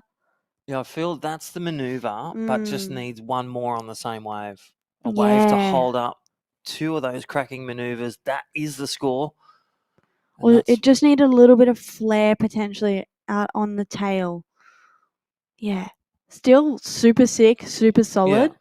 But maybe in regards to that turn, you needed 2 of them to get that score. It's a 4.75, so not enough. Still requires a 7.63, 50 seconds. This last-ditch effort. Before we go to our first semi-finals for the under-14s. And man-on-man semis. Yeah, pretty exciting for these under-14s. They'll be biting at the chops. They've progressed through from WA from the Taja Small Fries for the 10,000s, a great initiative of Surfing Australia, the national live rankings. Check it out, Surfing Australia, or on your search engine, just Australian Junior Rankings or Surfing Australia and log in. And Miller is just keeping Ruby off that one. Nice backhand crack for her. And time is ticking, so it does look like Miller with a very commanding lead is going to take this one out. Isla with a very commanding lead, and then Miller in second. Ruby is getting one last roll of the dice, but I don't believe that is going to be the score she's looking for. So yes, Isla with a commanding lead, taking that one out, and Miller serving super strong, coming in second. We are going to throw to a quick ad break. You're going to check out our lovely sponsors, and then we'll be back after this ad break with the Australian Junior Surfing titles presented by Yeti.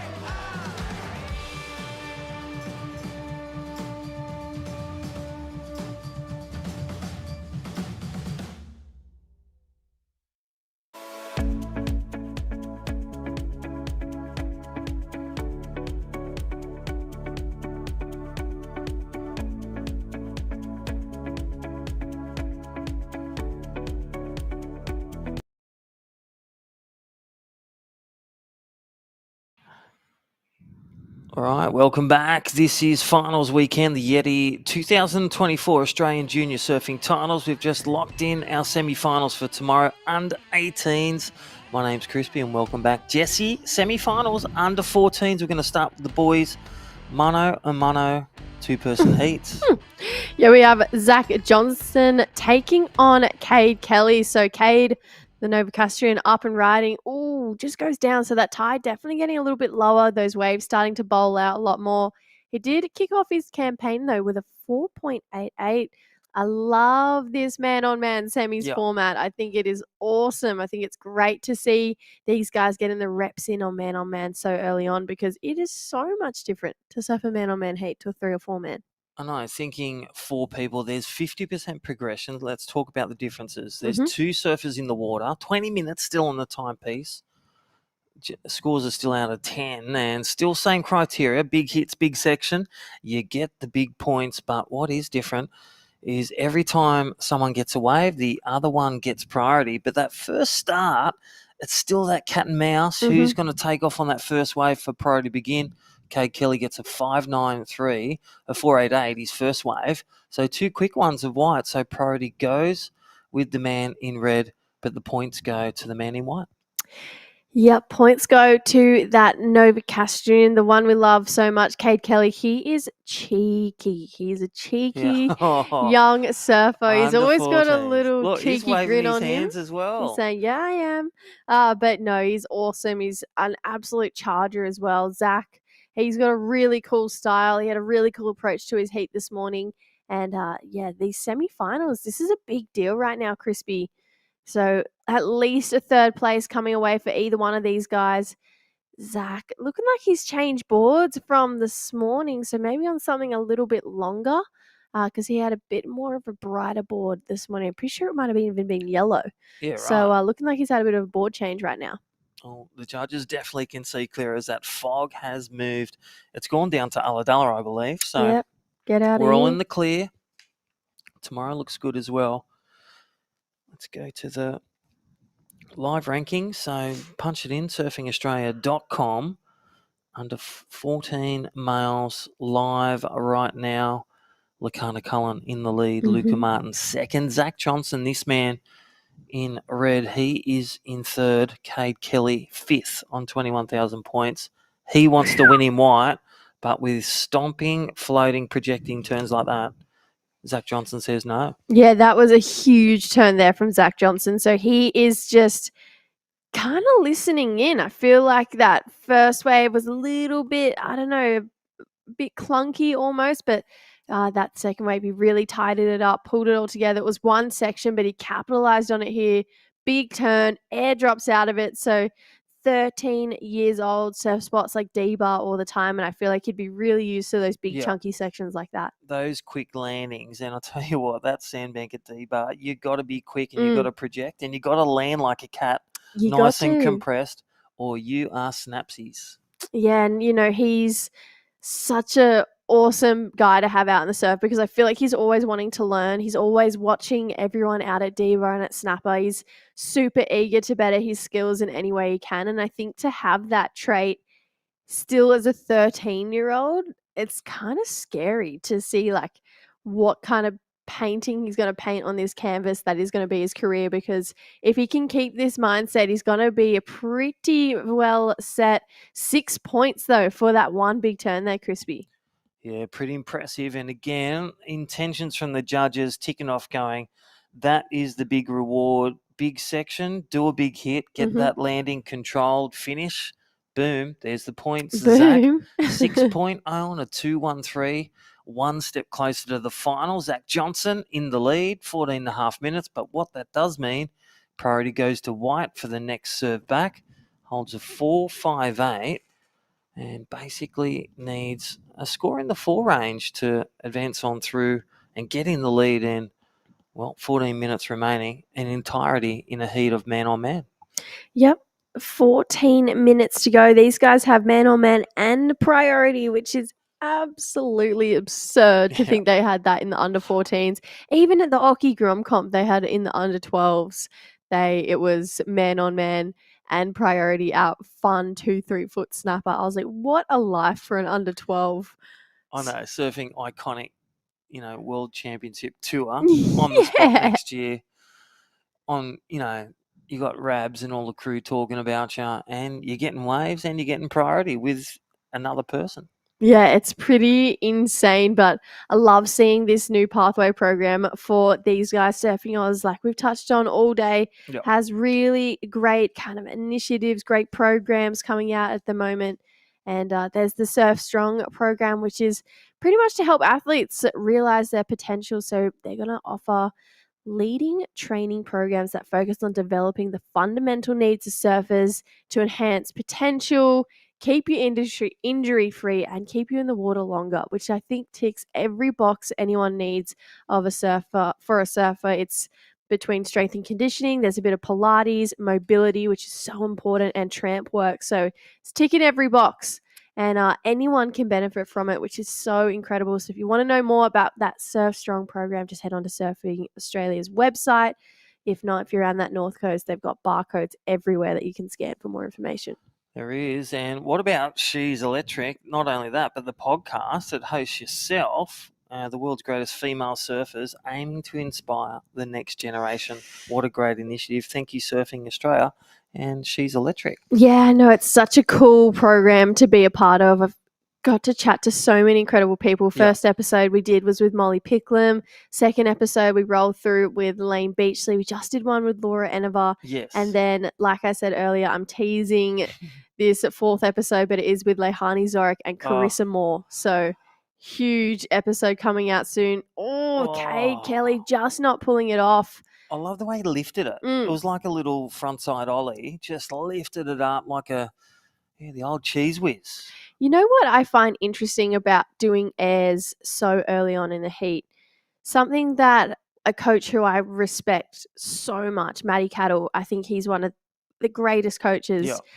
He says when it comes to doing airs and heats, you have to earn the right. Yeah. You've got to almost have a foundation, have a pair of fives to earn the right to go and do airs. I mean, if you have an incredible completion rate, like if you're Loki Cullen, he's got an incredible completion rate, like go for it. But if your completion rate's 50-50, at least have a base first. Yeah. So one big turn here for Zach, but he goes down. But yeah, I just feel like Cade almost just needs a little bit more foundation before he starts going for big things like that. And a good pickup too. So the intention was right, but just the timing, just a bit out of balance and probably finishing. He just had his arm a bit caught.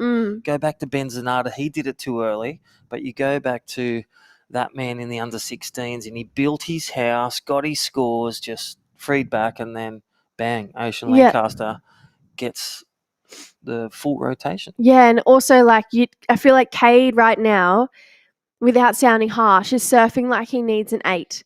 He needs a 2. Yes. There's a very big difference between 8s and 2s. Now Exactly. Because, you know, it's not a lot. So he's surfing like he needs a lot more, but when you break it down and you just look at it simply, he needs a 3, which is one turn for someone of Cade's ability.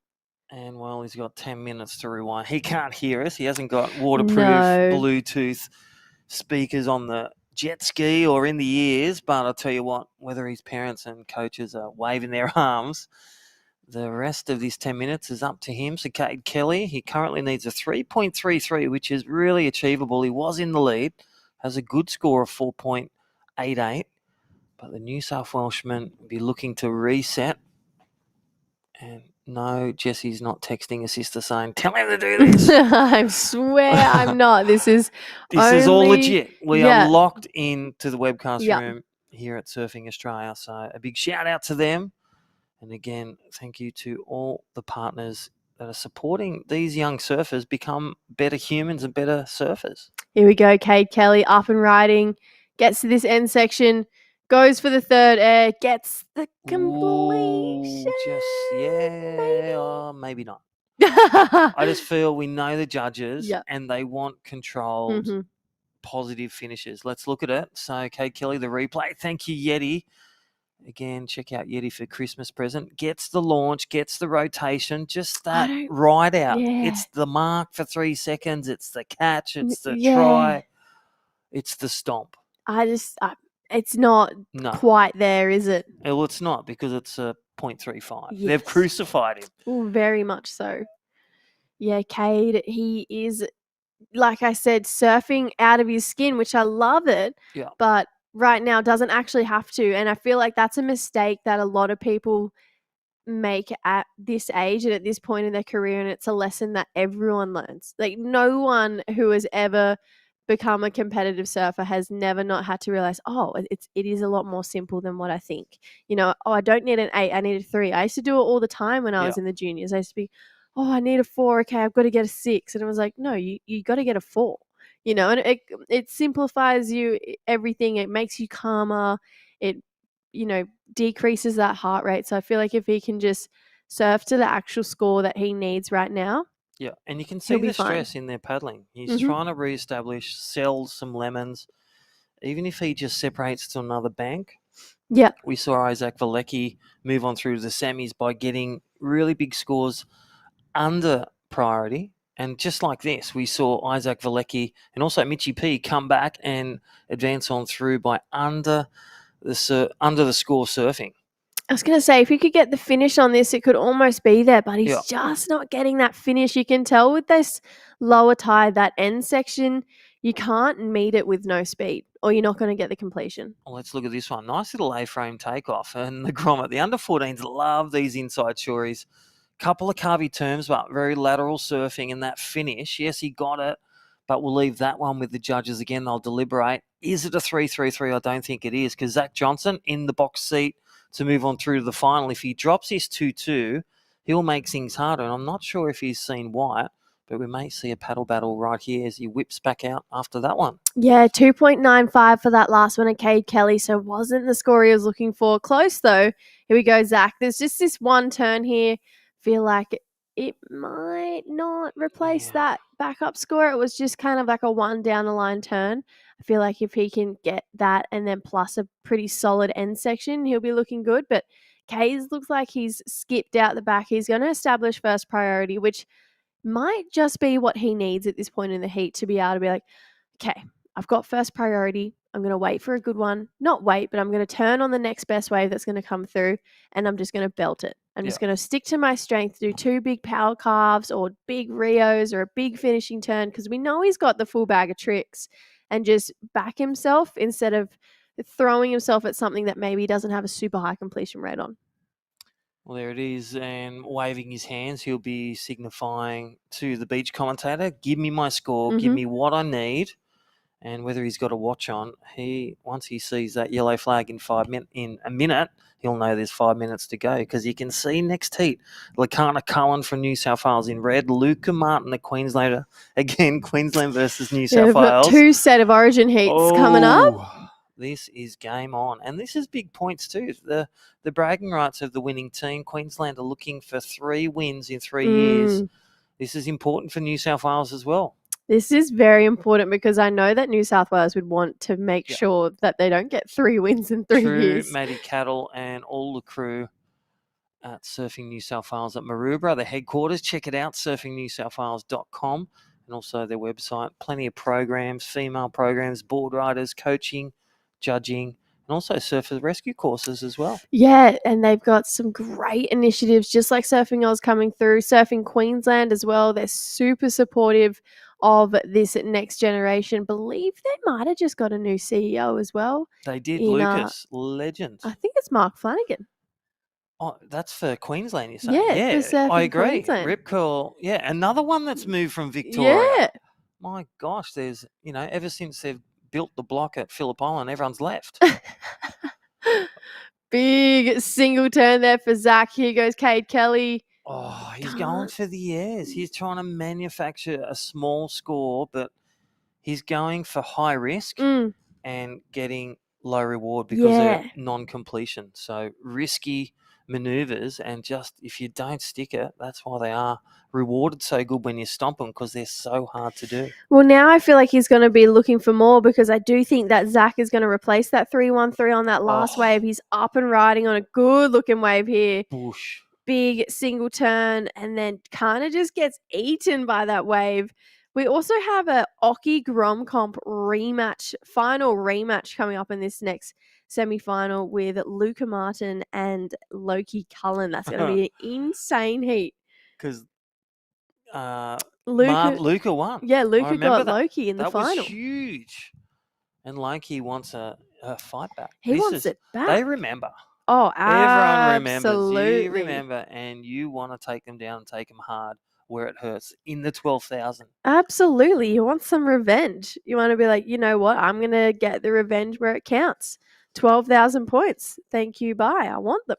All right. So Zach Johnson in the lead. And again, building his house. He started really patient, but he didn't move for a small wave or incomplete. He's just reached the right notes. He's got a 6-0 and a 4-7. Just replace that score. Cade Kelly now requiring more of 5.83. I dare say if Cade Kelly was patient with that, he would have got that bigger score and potentially got the nod or in the spot for a lead to go to the final. Yeah, I agree. I feel like Cade might watch this heat back and realize how simple it would have been for him to get to the final. I mean, there's still 2 minutes 40. You never know what's going to go. And Cade loves a last-minute clutch finish. So you never know. Like, it could it's not like Zach's got this huge lead over him. Like, it's still very achievable for Cade. Zach, though, looking to make it harder. There's the first turn. And, wow, big drift on the second. No, can't get the finish, though. You could see the nose, but just not ahead of the whitewash. But really good fight there we'll leave that with the judges, whether it's complete. But I'll tell you what, he is looking dangerous for a win. He's going to look to take this one, and he's just all over it. He's in the zone, and he's just ticking the right boxes. Nice snap, nice flow, nice completion. Yep, I agree. Does he sell it like a grommet? He definitely does. That's for sure. So semi-final heat number 1 is almost under wraps. Looks like Cade Kelly might have got a wave here, though. Yeti replay. Does he do an air rev and finally stick it? Drops down. There's the snap. Hold the phone, Nana. See, that's what I was saying. He loves a clutch finish. He does. And look at him paddle with intent. So stand by. Good score. Is that the best wave? Because the best wave is a 6 and he needs near that, a 5.83. Cade Kelly, score to come. Stand by. What do you say? First thoughts? I like it. I like the 2 turns. That's all he's needed to do this whole time. That is literally that type of surfing. He's so good that he could just win off his just on the wave face surfing. Let's look at the replay again. So did well to get around this one. Gets a nice first turn in. Kicks the fins out straight into the second one with the finish. I reckon it could almost go there, Crispy. I feel it's just under, but he only needs now a small score after that. Once he gets that in, he'll only need a 4. So he will be, you got to surf to win. You've got to. He can't wait for the score because judges know how important this is. That's why the pen hasn't hit the paper yet. They're recalling those last waves of red, the 6 and the 4.88. How much better, how much under or over that score. And there it is. Not enough. So he needs it again. Here we go for White. He's had the practice and 3 attempts and 0 landings. That would have been the score just on one big turn there. So got a 5.05, needs a 5.36. So could have just been one big belt, and Cade Kelly could have seen himself in an Aussie Junior final. But unfortunately, he is going to be bowing out. It is going to be Zach Johnson moving on through. We've got a massive semi-final coming up next. Don't go anywhere, guys. We are going to go to a quick ad break, but we have plenty more great surfing coming up for the afternoon here for the Yeti Australian Junior Surfing Titles 2024.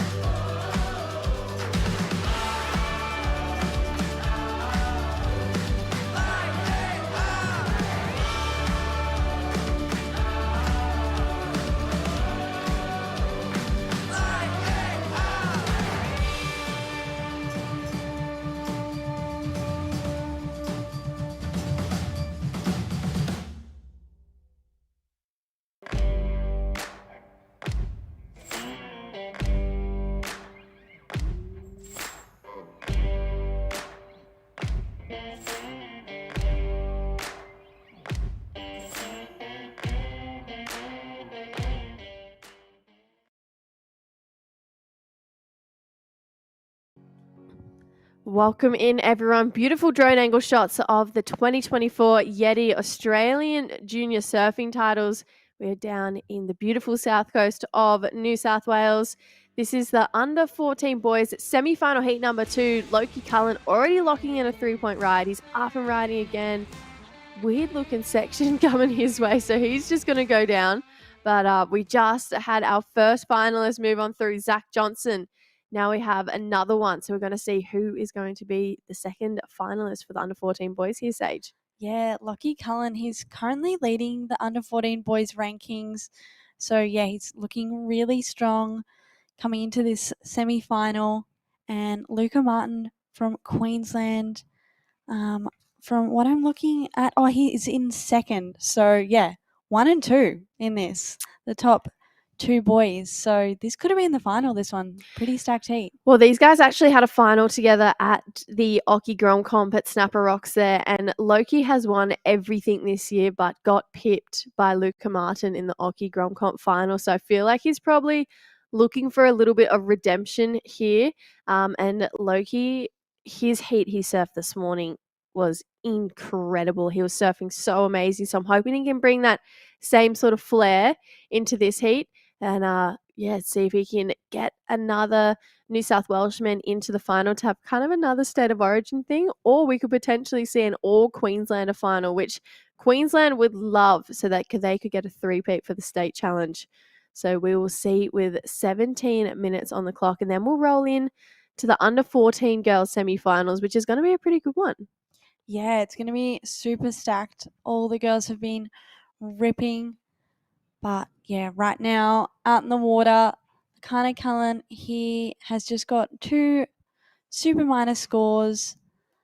But yeah, we saw in the quarterfinals, it was an all Queenslander quarterfinal and an all New South Wales quarterfinal. So yeah, I think it'd be really cool to have a bit of a state of origin. I feel like. Yeah, I think so too. But if you were from Queensland, you'd be like, I want an all Queensland. Yeah, definitely. God, that'd be pretty exciting. I can imagine them already just flaring up on the beach.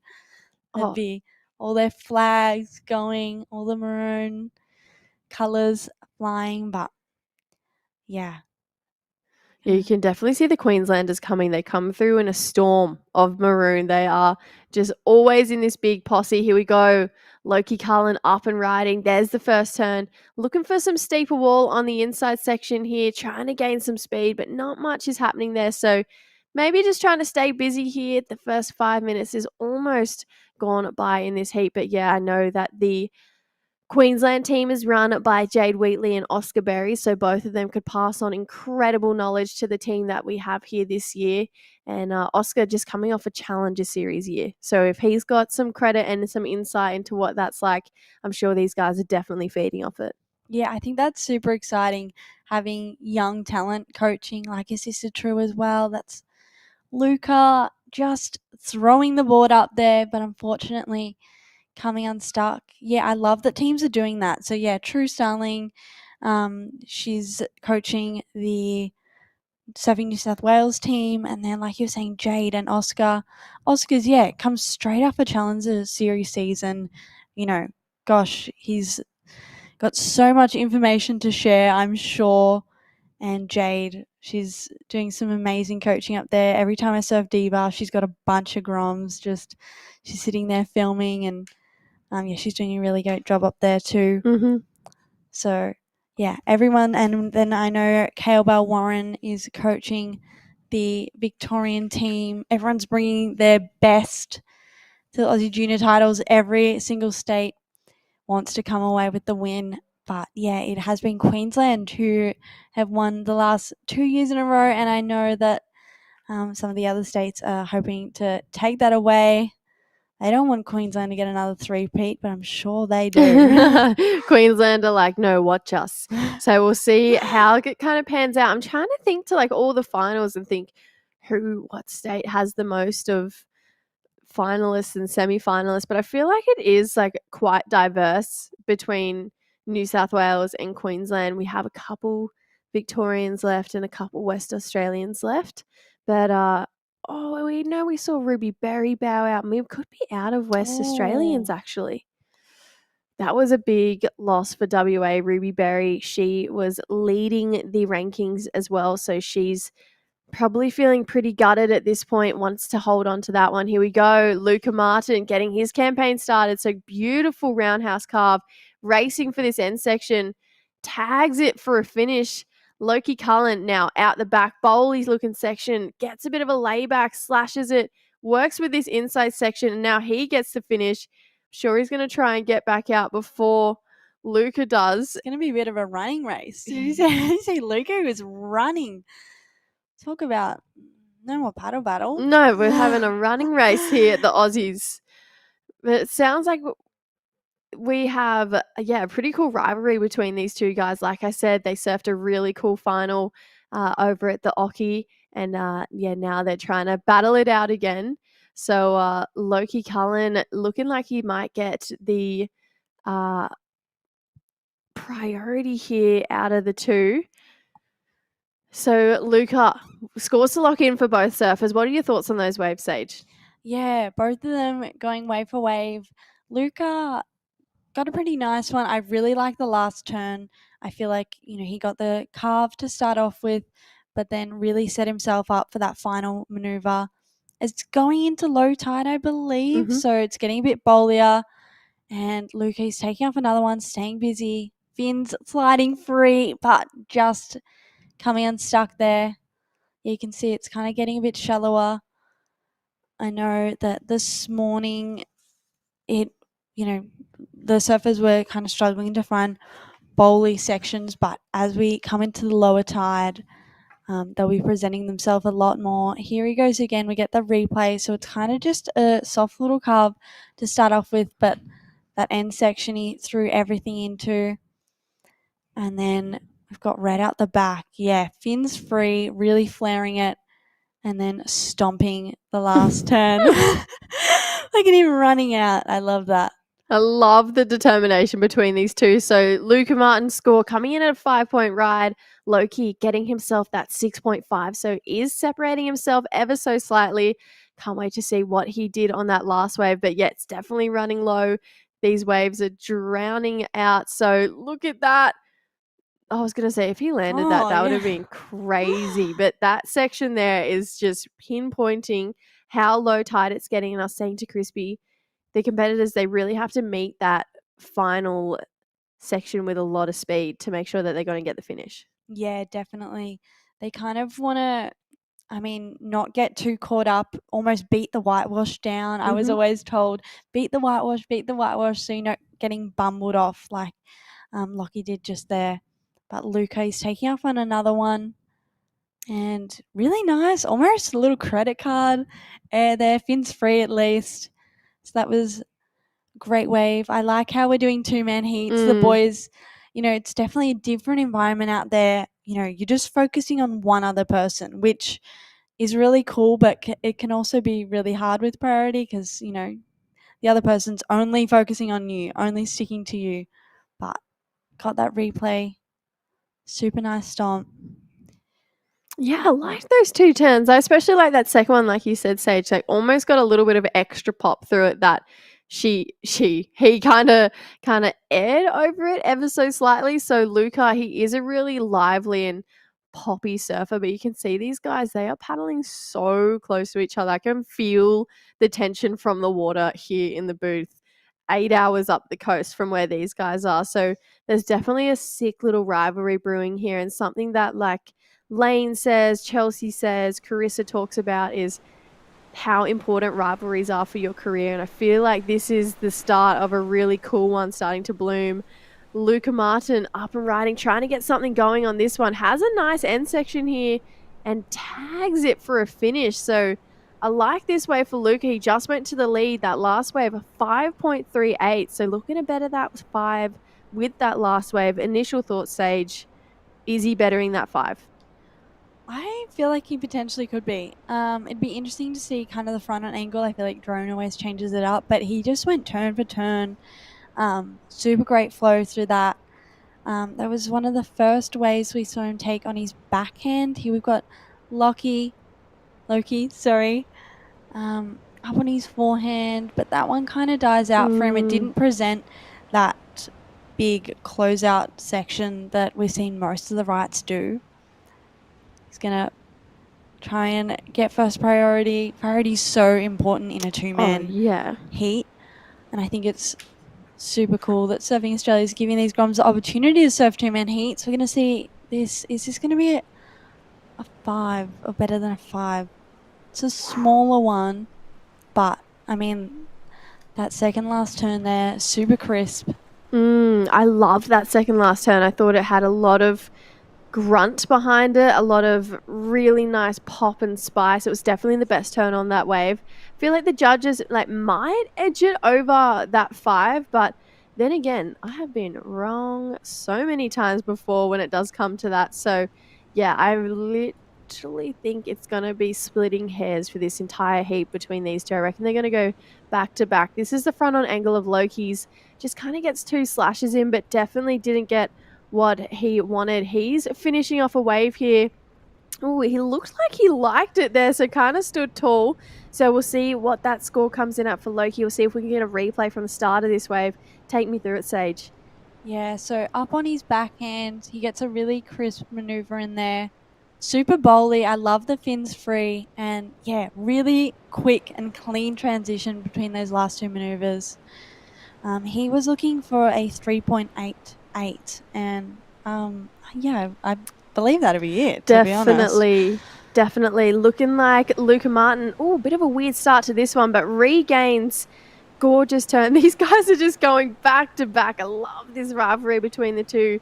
Gets the finish. So big scores to lock in. Luca now looking for 2 waves, or did it come in at a 4.77? I think it came in at a 4.77. So that one was just under bettering his 5-point ride. Almost digs the nose there at the start, but regains composure for a really nice first turn. And it's kind of getting, I don't know, it looks a little bit like it's dropped off. I think it might be the low tide, but they're kind of battling those end sections like we were saying earlier, trying to get out before the whitewash fully blows them off. But yeah, if we can see there, Lockie has jumped up into first based off his last one, which was a 5.83. Yeah, so gets the score to go back into the lead. Luca Martin now chasing a 6.95, so that'll be the best wave of the heat so far. Got 6 minutes to do so. He stayed super busy in this heat. I've loved how these two have just kind of kept the energy, kept the paces up from the start. And I really feel like it's made for one of the most interesting heats of the day so far, just because these guys have been going wave for wave, broke for broke, and you can see how much both of them want to win. Loki Cullen, he's up and riding right now. Big first turn off the top. He's opting for the lefts. There's the second, drifts the fins. Gonna get a third section, and that is better than his 5.83. So gets an extra turn on a better looking wave. I feel like Loki was really feeling this one, Sage. Yeah, really great wave selection and fully blows the fins in that last one. And yeah, he keeps it going. He kind of, a little bit of a no-claim there, I think. He liked the look of that one. I'm sure the whole New South Wales team were layering up on the beach for that. But yeah, just touching on what you were saying earlier, this heat has been super exciting. Like we were saying, Loki is in first on the under 14 boys rankings, and then Luca Martin's in second. So I mean, that competitive rivalry, it's what pushes surfers for sure. I feel like we all had someone in our junior career that we can think back to, and you know, it was always tit for tat. You know, one heat you'd get them, the next heat they'd beat you, and it was just you know, when you're training in the terrible waves at home, you just think of them and be like, no, they'd be out there, you got to beat them. So yeah, it's rivalries like this that really push Australian surfing and junior surfing, which is really, really cool. Absolutely. I feel like this is the reason why we have such strong teams, such strong future ahead of us for our juniors. 4 minutes to go on the clock. 7.03 for that last one of Loki. So pretty solid score. He does go in, extends his lead. Sorry, he's already there. But now Luca Martin needs what I would say is probably a pretty solid score. Here we go. He's up and riding here on the answer back. Here's a big section. Takes to the air and gets the ride out. What the hell is going on? Really well to navigate that. I feel like that had like kind of 2 steps in it. You can see how the wave after too. Am I watching under 14s? What is going on right now? Look at that. Yeah. He kind of like went down sideways, like went down 2 steps sideways. That was sick. That was so sick. I love the way that these guys are not giving up. They are not phased in the slightest by not being in the lead or not having the 8s in their lineup. They just are so determined to get the win over each other. 3 minutes to go. Luca Martin needed an 8.15 on that last turn. Is there 8 points in that one turn?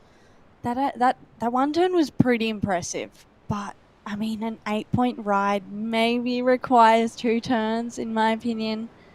Gosh, it was pretty sick, though. He almost got some air, I'd say. Like, definitely. All the fins were out. It's definitely going to be his best wave, I reckon. It's going to be close. Yeah, definitely his best wave. Loki makes a mistake there, goes down, leaving Luca Martin out the back with priority, so kind of needs to get back out there ASAP because I feel like Luca's going to lock in a good score, and there it is. It's a 6.2, so he's chipped away at that requirement. 6.2 for one turn. Now needs a 7.33. If he does that again with a little foam climb on the end, we're talking he could go to first place. Oh, definitely. And yeah, I mean, there's only 2 minutes remaining, but Luca, he's really surfing with, you know, no boundaries. He needed an 8 before that one, and he wasn't worried about it. You couldn't see the pressure getting to him, which is really, really cool. I feel like in heats, you know, if you can hear over the loudspeaker, you need an 8-point ride, you can put too much pressure on your surfing and make mistakes. But wow. Lakana Cullen stomping a massive air reverse there, which is likely to make it a bit harder for Luca Martin. We'll have to see what that rolls through at. Gosh, these boys are like 13, right? And they're like stomping airs. They are absolutely absurd. The amount of talent that these two have is ridiculous. Here we go. Luca Martin on a set here, racing around this first section. There's the first turn, drops down the step, gets a second one in, looking for another section here. Can't really get super progressive on the sections, but got 3 really nice turns in. But I just feel like Loki is going to improve with that last air. Once we see it from that front angle shot, I think it's going to be pretty impressive. 1 minute on the clock, 50 seconds. Wow, there's the slow-mo. Super high, super tail high too.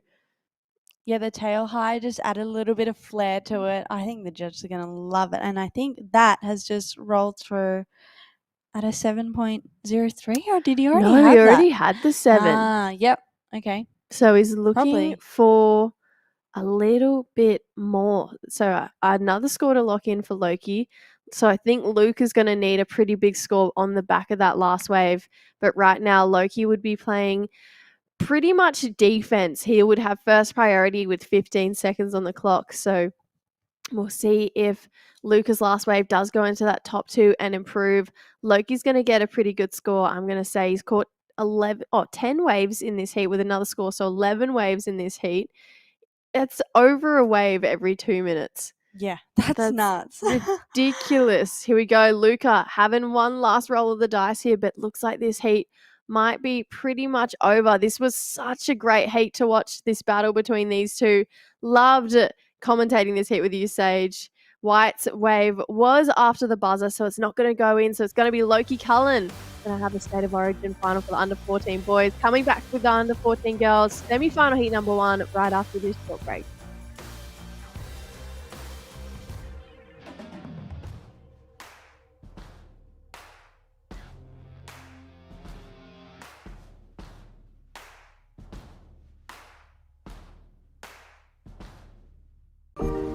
Welcome to Sydney.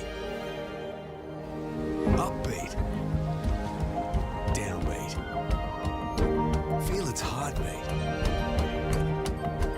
Open spaces.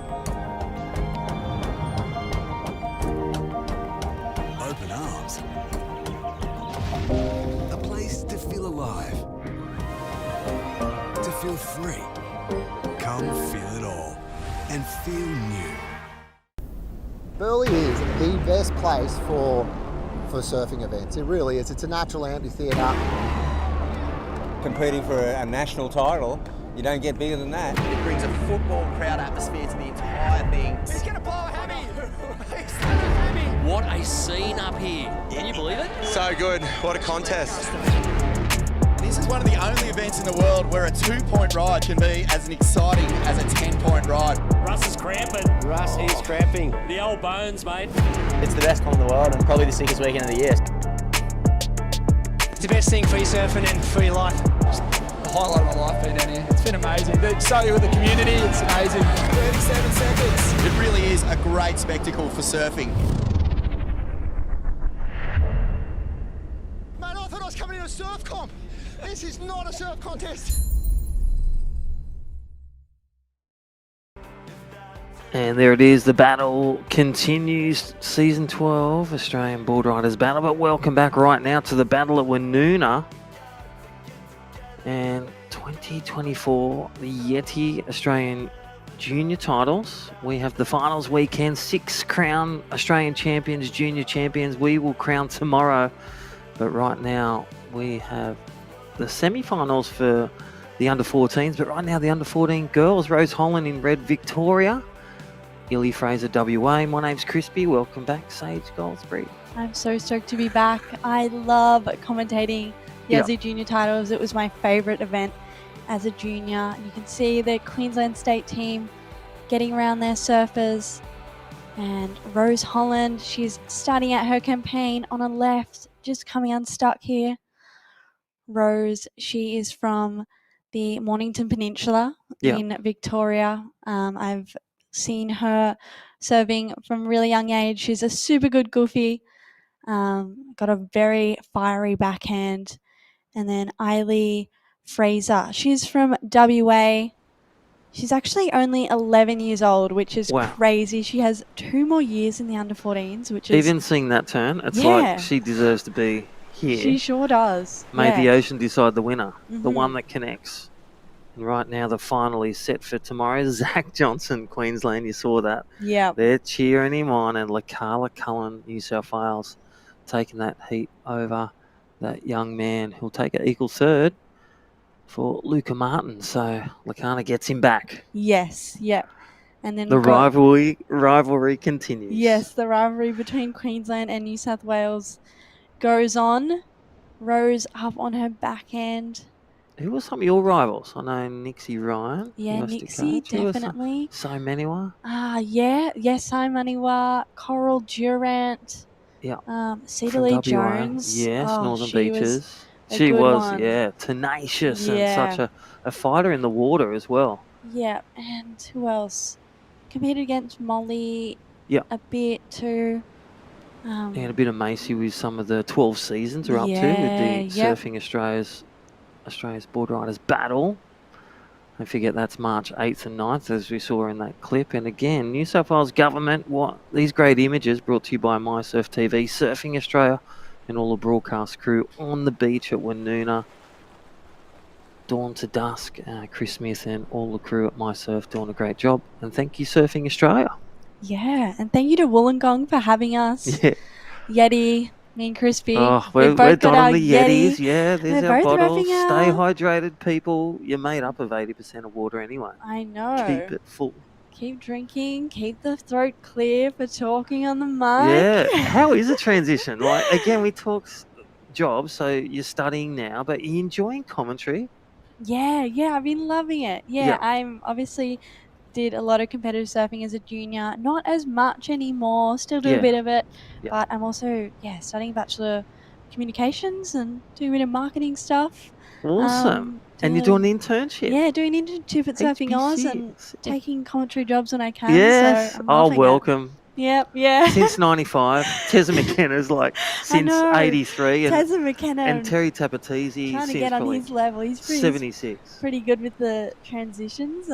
He is. He was pretty good in the voice as well. He did well. Yeah. With Billy Idol. Everyone's got a side gig. Oh, yeah, the voice. Hey, I remember watching him in Newcastle. That's right. radio That's reporter. all- yeah. We do the surf report, you coach, you surf, and you have a side gig. Yeah. Do it all. Yeah. And that is the surfer's lifestyle. And it all shapes around the seasons. Definitely. Winter in Yeah. Hawaii, summer in Japan. Bit of it all. All right, back to the action. Semi-final, Rose Holland in the lead. You're Victorian, always through and through. A 275 and a 293 for Rose Holland. She's really stepped up today. It's been great to see some of these new juniors coming through. Yeah, definitely. Got Eiley taking off. Once again, only 11 years old. It's crazy how young these girls are. Well, that one kind of doubled out on her. But yeah, Rose, she only started surfing during COVID, which wasn't that long ago. You know, a lot of these kids started, you know, when they're 3. or Yeah, that's 4, right. But Yeah, I think I mean, she was still really young, probably like 10. But And where did you learn to surf? Like we talk about surf schools, learn to surf on a softboard. Where did you start? Where did mum and dad take you? I went to Smith's Beach, which is around on Phillip Island. I'm from Phillip Island. Yeah, nice. Did a bit of that. Yeah. Mum and dad both surf, so they got me into it. Yeah. But yeah, there's a bunch of really cool stuff that Surfing Oz is doing through the Woolworths Surf Groms program. Yeah. That started up this year for the new season. So yeah, if you're keen to get your groms into surfing but don't know where to start, it's a really great way to get especially into summer. doing that. Yeah, summer. It's a perfect time, safe, supportive environment. So yeah, that's check really it out, cool. as on screen. Phil, New South Wales, thanks. Visit newsouthwales.com for more sporting events. Check it out. It's a super summer of cricket, surfing, fun. So get out there, be safe as well. And first day tomorrow for finals day. Not only are we going to crown 6 people, first day of summer. Oh, and how hopefully, exciting. fingers crossed that we can have an early surf 5 o'clock. Yeah. Get offshore and 2 to 3 foot nor'east swell, 8-second period. Yeah. High tide at 10 That'd be o'clock. dreamy. I think the forecast might say otherwise up here. Yeah, back beach But again. I've heard it's kind of turning on down in Wollongong for finals day, which would be really great. So, yeah. Saving the best for last. We are so lucky to, have Visit Sydney and Wollongong partnering with us for this event. I've been down to Wollongong for plenty of events, and such a wave-rich area, beaches everywhere, and a couple of really great points down there. Yeah. And in the top 10, you know, you've got Lennox Head, Snapper, the point over WA, but you've got Sandon Point, such a classic point. And then let's not forget Sally Fitzgibbons, a stone's throw from that jet skier. She's about half an hour, 40 minutes down that way at Jiroa. Some beautiful places at Shellhaven. Then it goes to Ulladulla, where my parents resided to from Cronulla, and it's a rich plenty field on the eastern coast as well as the WA. Yeah, most definitely. Rose taking off on the left. Yeah, I feel she's got the edge at the moment. Maybe a bit of maturity with the man-on-man. You know, the 2-person heats for Rose Holland from Victoria, 293. Let's look at the Yeti. Nice little, you can see the change in the swell. It's a bit smoother, a bit smaller with this low tide, but still some energy in the ocean, and Rose Holland connecting with that. But Illy Fraser just needs to, I think, get a bit further out the back, and that could be an age thing as well. Yeah. Just as she grows in knowledge. She is 11 years of age. Yeah. They love lots of waves. Most definitely. Slow it down, choose wisely. Yeah, I feel like in the 3-man heats, it was kind of okay to stay super busy. I mean, it still is now, but yeah, 2-man's definitely different. I seriously, I commend Surfing Australia for, you know, getting our under 14s into 2-man heats, as we see Eiley up on her back end. That was She's nice. a really, really strong surfer for how young she is, surfing well beyond her age. And Rose taking off on another just one-turner. We're kind of just seeing one-turners at this stage. Low tide, onshore, afternoon. The low tide's definitely completely changed the conditions compared to what we saw this morning. You know, one thing I'm surprised at, the Queenslanders are wearing shorts, and Rose Holland, who's used to a steamer, is wearing a steamer at Wollongong. Surely it's 22, 23 degrees. I I love a steamer. Coming from Yes. Victoria, I'm a steamer You're girl. used to it. I feel so comfortable in a Yeah. steamer. And it's getting really warm up here Yeah. in like around Cabarita and things like that. And I've only just transitioned to like a short leg wetsuit because Yeah, wow. I really love a 3-2 steamer. So I'm with Rose. I'd be in a steamer down there. I literally wear a vest and shorts all year round, and it's got to be Yeah. cold for me to put the long john on. That's crazy. I even once over at the Paralympics, over the World Games with some athletes, I jumped off Santa Cruz. It was 12 degrees and I won a bet. Oh, Just in shorts, caught some waves. I did get hypothermia about half an hour later. a little bit of an But it was ice worth bucket it. challenge. Worth it. Yeah. Love the cold challenge. But there was waves. The waves were pumping. And you don't get to surf Santa Cruz all the time. Yeah, exactly. Wearing shorts at Steamer Lane. True story. Lee, she's just banked a 4.88. Well, I think it's that one last wave of white, just that one vertical turn. So, only Fraser, WA, the youngster. Yeah. Here it Surfing is. with maturity well beyond her years. Oh, it was that one. Nice, clean face. They're loving the clean face. They're loving the connection, and they're loving the coping and finish. So, there it is, a 4.88 for the under 14s, and she's up again. Yeah, she's taking a left this time. Look, but there's kinda does that. Queensland. Yeah, the Queensland team are all down there. The Maroons. It's my favourite thing about the Maroons. The competitive surfing at the Aussie junior titles. I think that's Team New South Wales down there. It is, yeah. They're in the blue. I've got one of the caps, but Talia Tab, she's up next in red, taking on Miller Mayberg, the Queenslander powerhouse. That's a great The Berg heat. family. And if I'm correct, Miller Mayberg is sitting in second on the rankings. Yeah. And Talia Teb is in fourth. So, yeah, really stacked one. Rose at this stage is sitting in seventh. But, yeah, good result here. Like, it's worth 12,000 points. That's it. Under 14s females. Definitely going to jump up. Like, look at that. The under 14s. Lehani's in the lead. Miller May, she'll improve. And Talia Teb's fourth. And, again, Rose Holland. Yeah. She could hop, skip, and a jump. Rose, she's just banked a 5.88. Yeah. So she's moved her way up into first place. I know that Kale Bell Warren and the whole Victorian team would be really stoked to see Rose move through to the finals. I think she is Victoria's last surfer, which is really, really cool. She's holding Victoria on her back and she's doing it really proudly. The Vic Mafia. That's a cool name. Yeah. It's called the Vic Mafia. Yeah. Back in my day too, we used to do Mafia minutes. What, debriefing, write it down, bit of video analysis. Yeah, or just... A few bit of name calling or arm wrestles. Definitely. I mean, gosh, I think it was just the funniest, some of the funniest moments just in the girls' house, and we had the boys' house, and all the team would get together. It was really cool. Make such close friends, and I mean, moving through as you get, into the under 16s and under 18s, you can qualify for the ISA World Juniors, and then again, you're making even more friends. Up until then, you're kind of just in your Victorian team or your state team, and then to go and represent Australia, it's super special. So, yeah, I mean, at this stage, the under 14 girls, they're not looking for ISA qualification.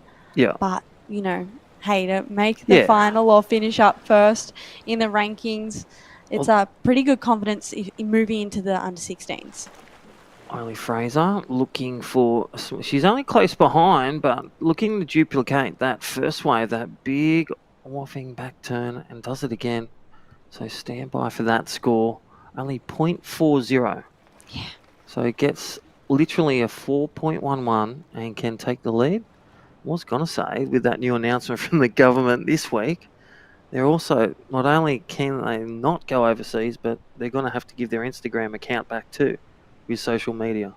If you're under 16, give it back.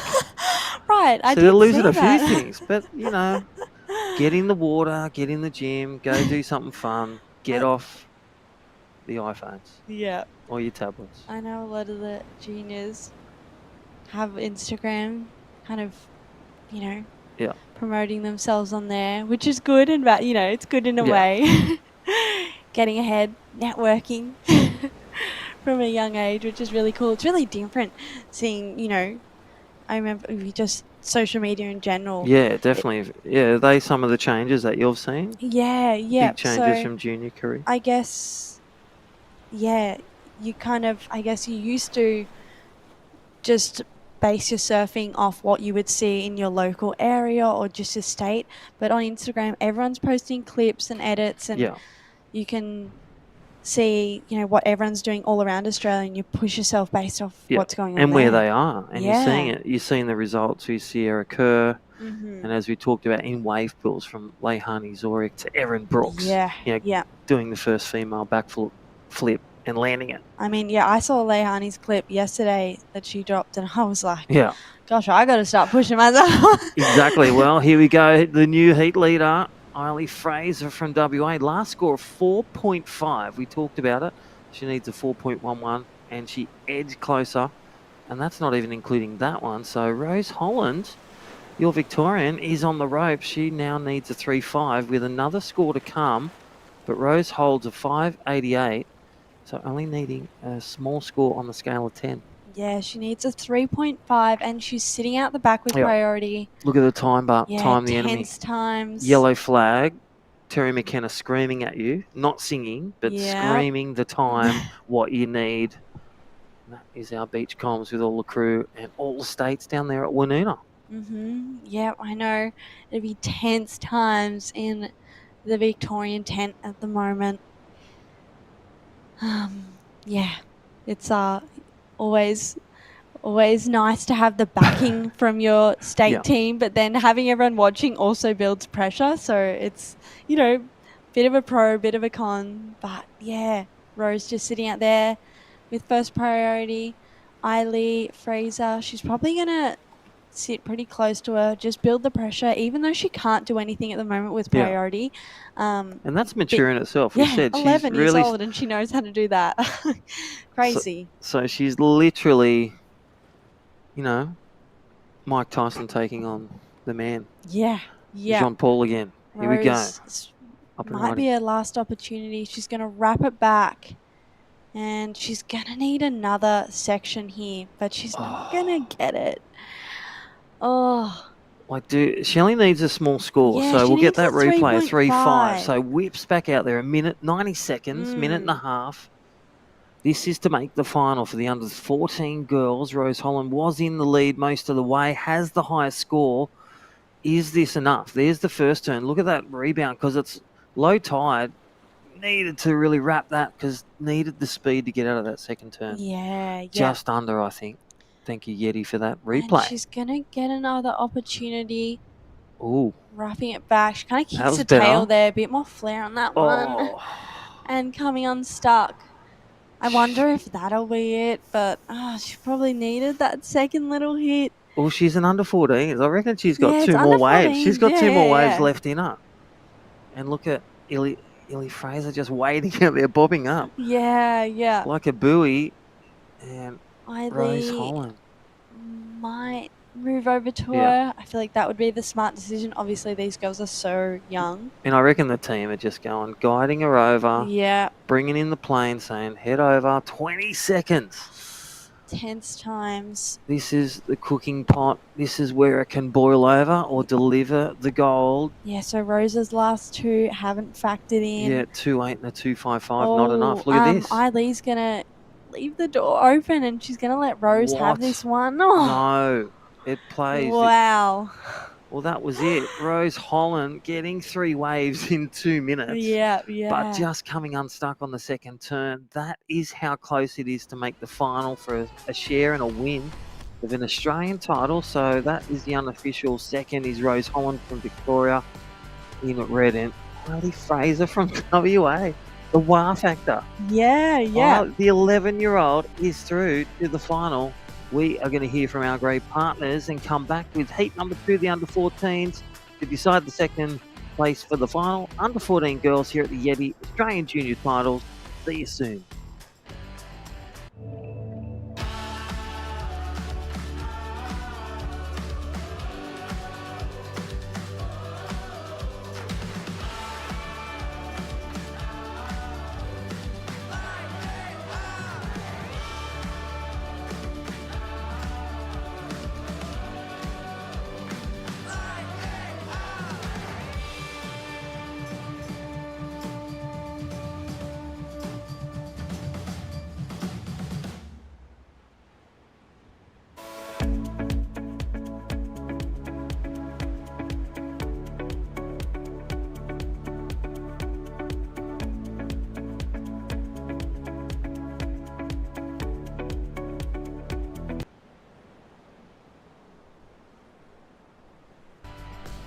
Alrighty, welcome back. This is finals weekend. Heat number 2, we just had the youngster from WA move it through to the finals for the under-14s. One spot remains. Talia Tebb in red from New South Wales v Miller Mayberg, second generation in white from Queensland. My name's Crispy and welcome back. Jess Starling, look at this. Yeah, huge first wave here for Talia Tebb. I think she got around a 4.75 for that one. Oh. Miller Mayberg, though, slashes the fins on that first turn. Ooh, gets a nice little face mask from the sand there. Bit of an exfoliation at the end of that wave. But yeah, 4.75 to start off Talia Tebb's campaign.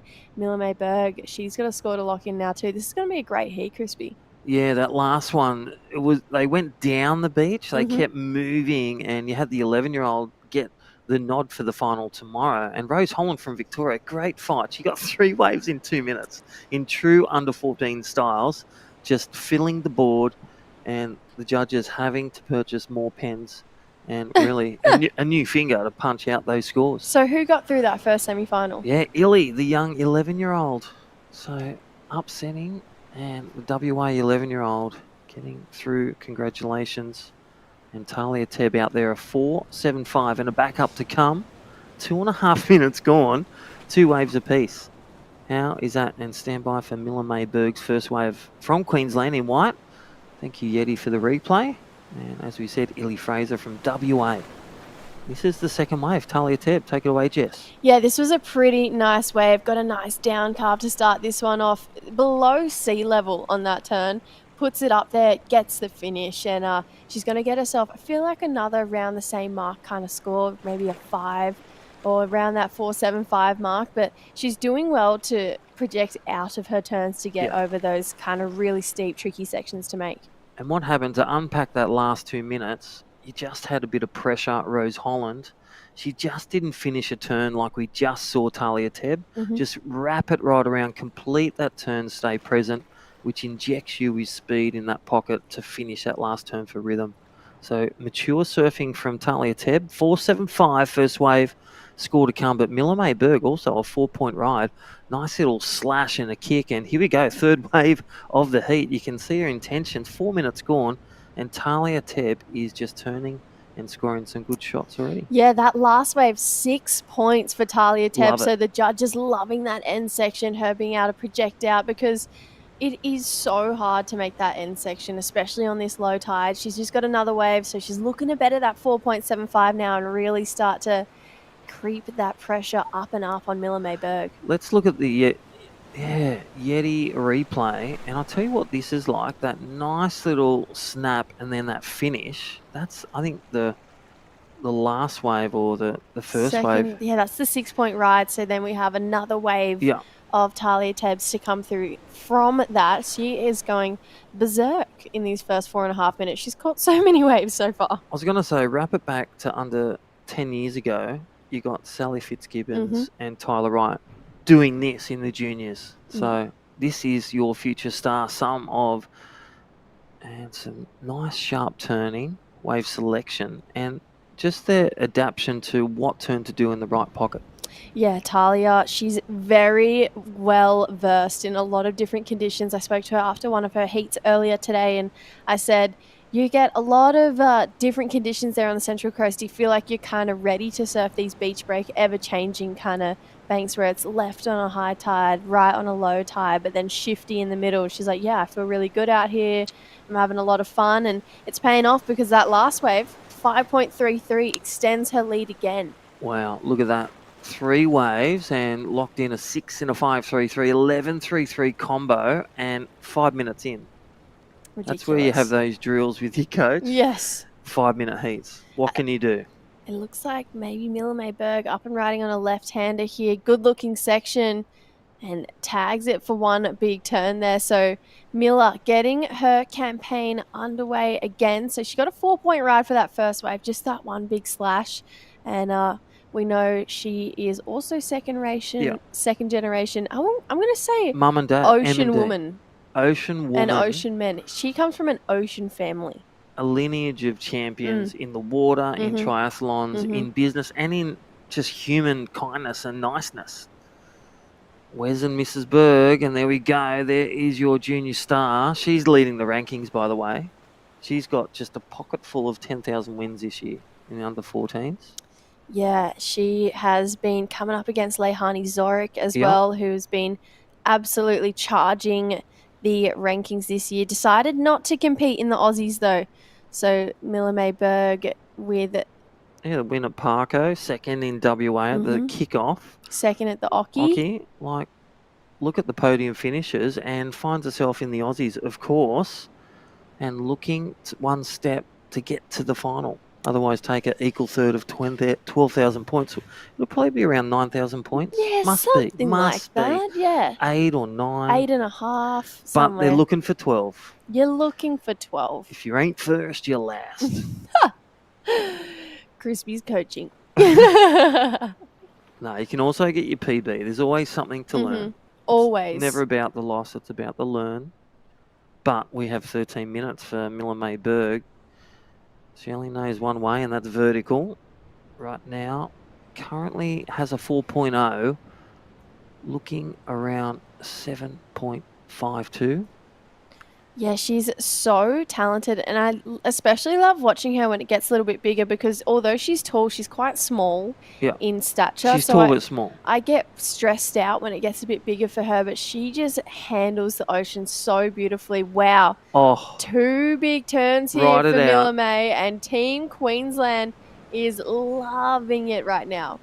Wow. And there is our setup for the teams, our Queensland coach.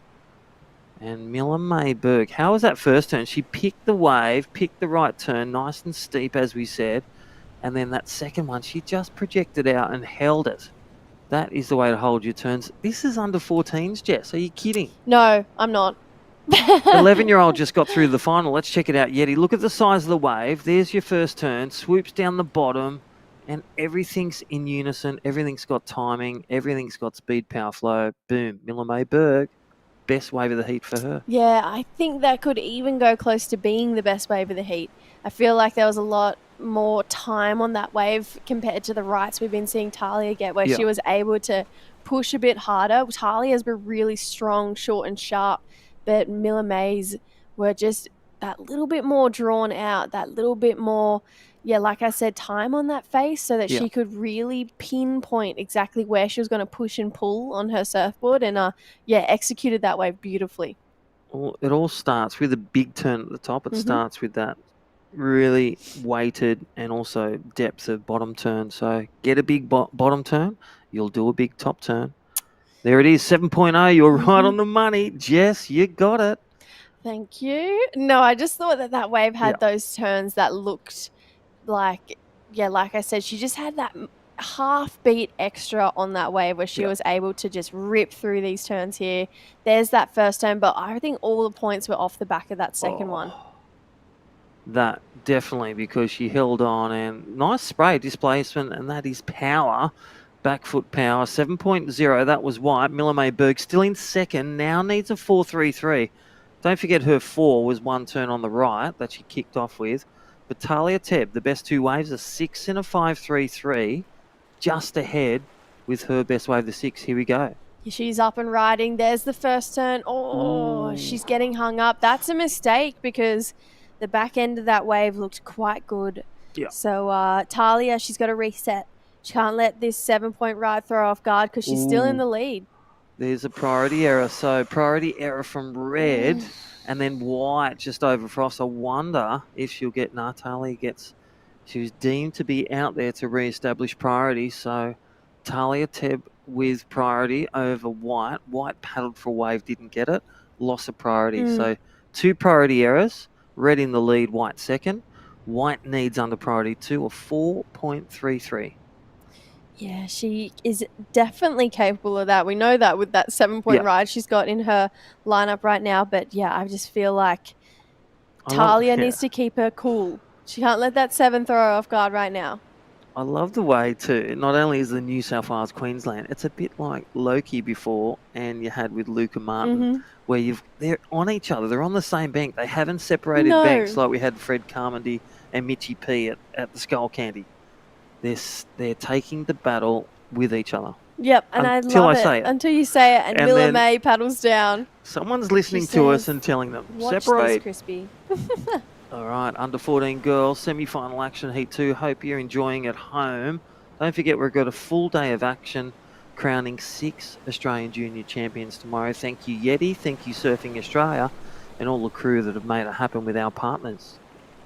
Yeah, we love our partners here for the Australian junior surfing titles. Take it away. We've got Black Roll, who are amazing, by the way. I love all the Black Roll products, whether it's the foam rollers, the stretch bands, the warm-up bands, or the muscle gun machine. They are so versatile with the equipment that they provide. And I love the fact that they're a sponsor at this event, because then they're drilling in like mobility and training and looking after your body at such a young age, which is going to have a huge effect on the longevity of your body as well, which I wish I knew younger.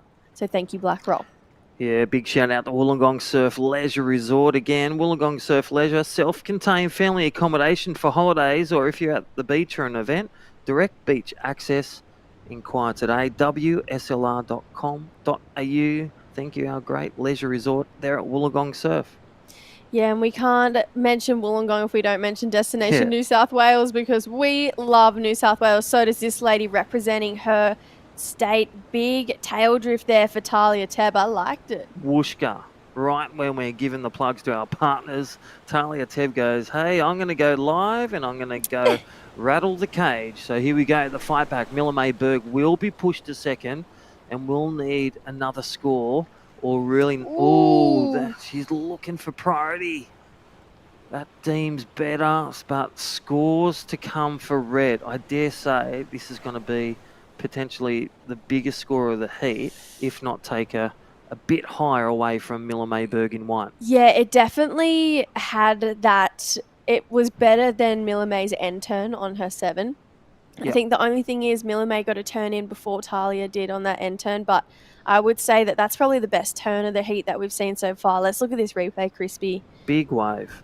Bigger wave, big section here, and then drifts the fins off the back. Really nice surfing there.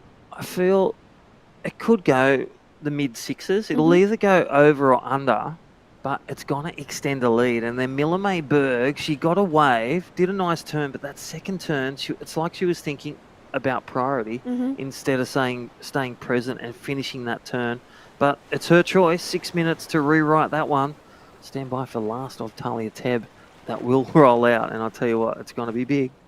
Yeah, it's definitely going to be a big number for the lady in red. Here's this replay of Miller May Berg, though. Let's really catch up with what happened here, because she's pumping down the line. The turn section is about there, and she almost takes out her competitor, but you know what? Almost could have turned before where she did.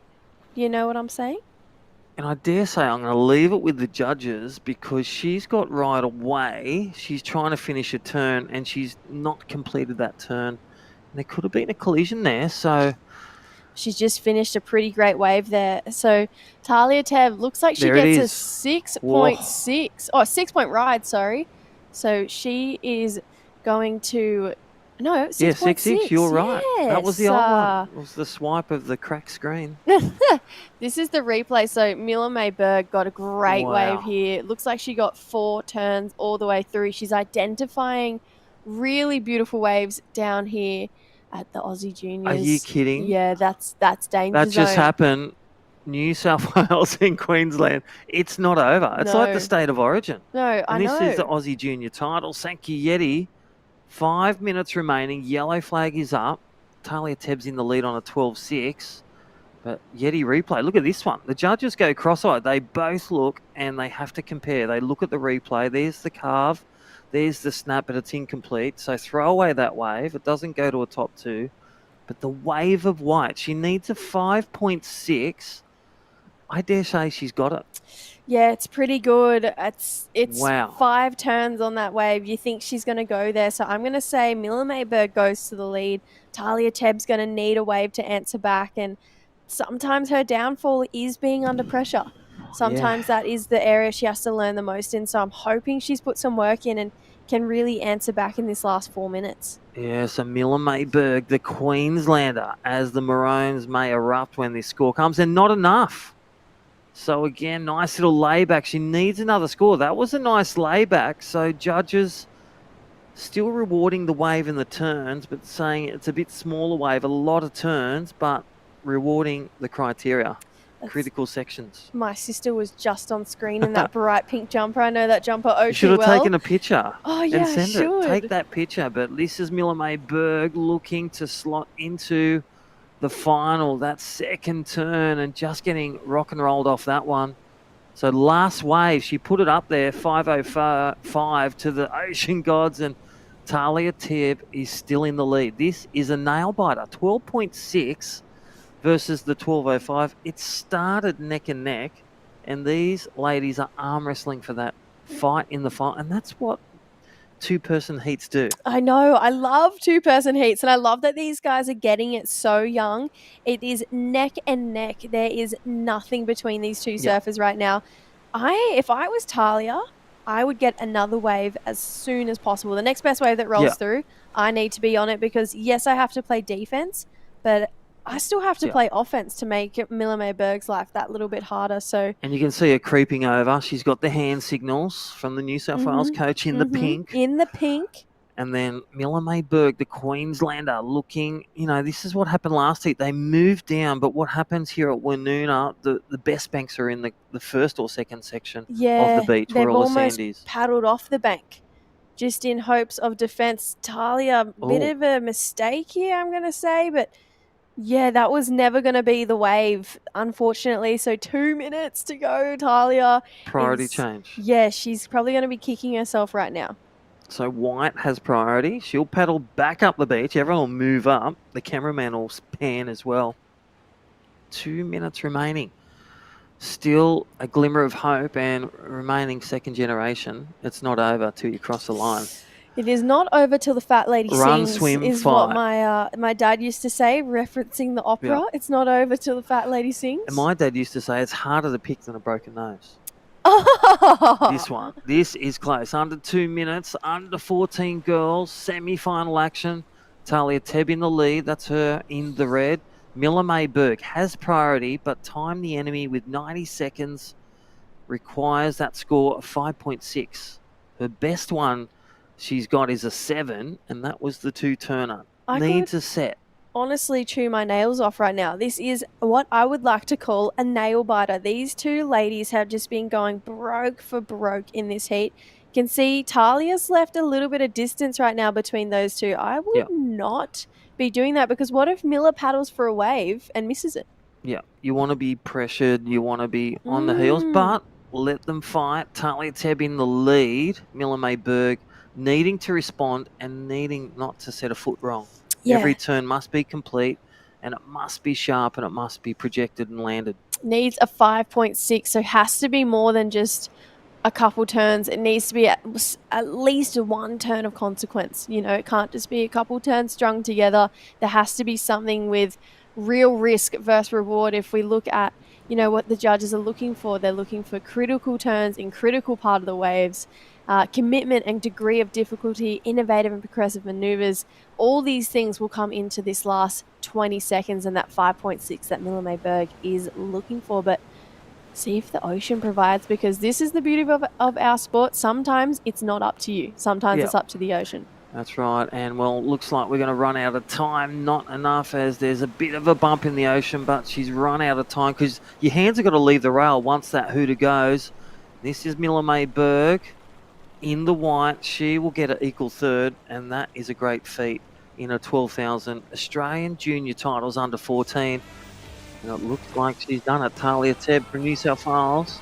Well, the pink winning coach. She's through again. Big points. Through again, Miss True Starling, Maddie Cattle on the beach. We are going to go to a break, and then we're going to come back with the state challenge. So that's coming up right next. I'm very excited for it. Don't go anywhere, guys. Last heat of the day right after this break. Welcome to Sydney. Upbeat. Downbeat.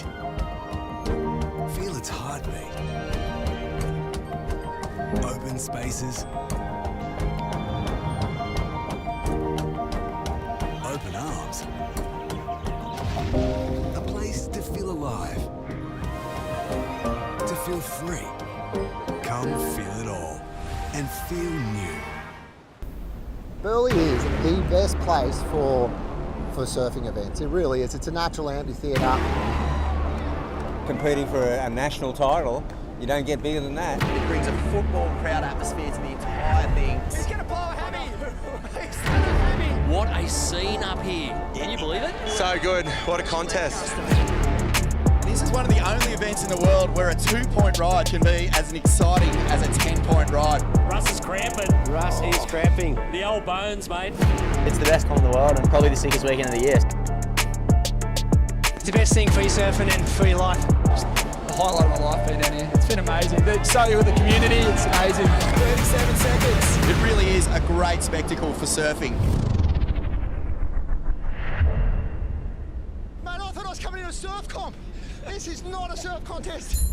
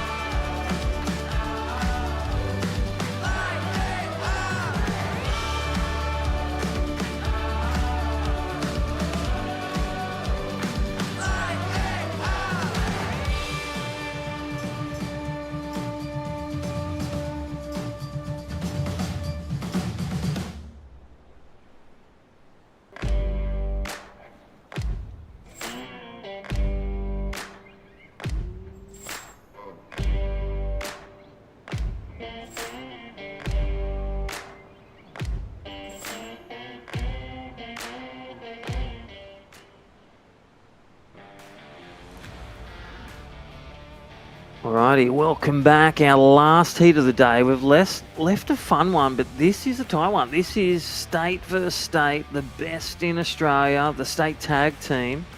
Queenslander in red, the Broncos. West Australia, the west side, New South Wales, the Blues, they're in yellow. That actually makes green. And then Victoria. Victoria is in the blue. The Mafia. Vic Mafia, South Australia in the green, and Tasmania are in the black. The Devils. Yeah, I love the way they got the Tassie name Devils. as well. Yeah, I eh? know. Have they got all the 50 names? minutes. I love that. The Vic Mafia. So Yeah. format, boys and girls. Yeah, so the format, there's 2 under 18 surfers, 2 under 16 surfers, and then 1 under 14 male or female. Wow. Yeah, pretty impressive. And yeah, like you were saying earlier, this is like the fun event, but it's also like the highest pressure event, I feel like. And there's no priority. It's all Yeah. go back to old school, go back to first on the inside, get waves and stomp on your state. Yeah, it's a funny one, and everyone has their different tactics of who they're going to put out because you kind of have to decide. You have to list your team before you head out and Yeah. stick to that order. So some people will do like, they under 14 girl first, or switch it up and start with their under 16 boy first, and you could have an Yeah. under 16 girl out the back and then an under 14 boy. So it's a funny one. It is, and well, may the best state win, but go the Blues. Go the big mafia. And this is for points as well. So every athlete in this event, it goes towards that state to be named the state. Like Queensland, the last 2 years looking for a 3-state win at the Australian Junior titles. And welcome all those in the webcast. Hope you've enjoyed today. Sorry it's gone a bit over because of the fog this morning with the 1 hour delay. We're looking to be back here 7:30 start tomorrow, Australian Eastern Standard Time, to crown 6 Australian Junior champions and also to announce the winners that'll go and represent Australia at the ISA World Junior titles. That is a feature in itself, additional to the Australian title on a roll. Yeah, so we'll be finding out, who makes the ISAs through just winning the Australian Junior Surfing title, and then who makes ISAs through topping the rankings, which is really exciting. I love how Surfing Australia's kind of changed up the junior series and made it a lot like a QS or a challenger. It pushes consistency. We've got Tasmania out there opting for the first wave, but that one kind of dies out. But yeah, this is my favorite event. Look at all the different states out there. Gosh, it's an instant crowd. And this is where I think they get some of the parents, the judge as well, or maybe not. They got the judges. They're like, come on, guys, you got an early day tomorrow. You can do this. But that is surfing in green. It looks like South Australia. They get the first wave and they like it. They come in, they lock that wave in. If you like it, you stick your hands up, and here we go, West Australia. That looks like Ruby Berry. Yeah, Ruby Berry taking one for West Oz. Yeah, it's kind of a funny one. Can they go for 2 waves, I believe, or it's just best one? Yeah, I think best it's one. the best one. They're going to come in, nominate it, do the old double hand grab. Judges put down the scores, and it's like a run, cross the line or tag. And this is the state tag team final. 5 surfers from each state, and these are 6 of our best states. Yeah, and it's a bit of a prequel to what we'll see at the Australian Board Riders Battle earlier next year. What are the dates for that, Crispy? Yeah, it's March 8th and 9th, and I'll tell you what, I've already booked my accommodation back at Heartbreak Hill at Burleigh. 2 days action, and again, 42 board riders, and they've qualified through their regions and 2 wildcards. Congratulations to those clubs. Yeah, Merriweather and North Shelley. Huge clubs. They've won it before, and then also with ABC and North Narrabeen taking 2. Burleigh getting last year, defending their home turf. National Tour coming 2025. Expression of interest, check it out, for free workshops with Cooper Chapman and the crew through schools and local clubs. Turn an eco-anxiety surfers for climate.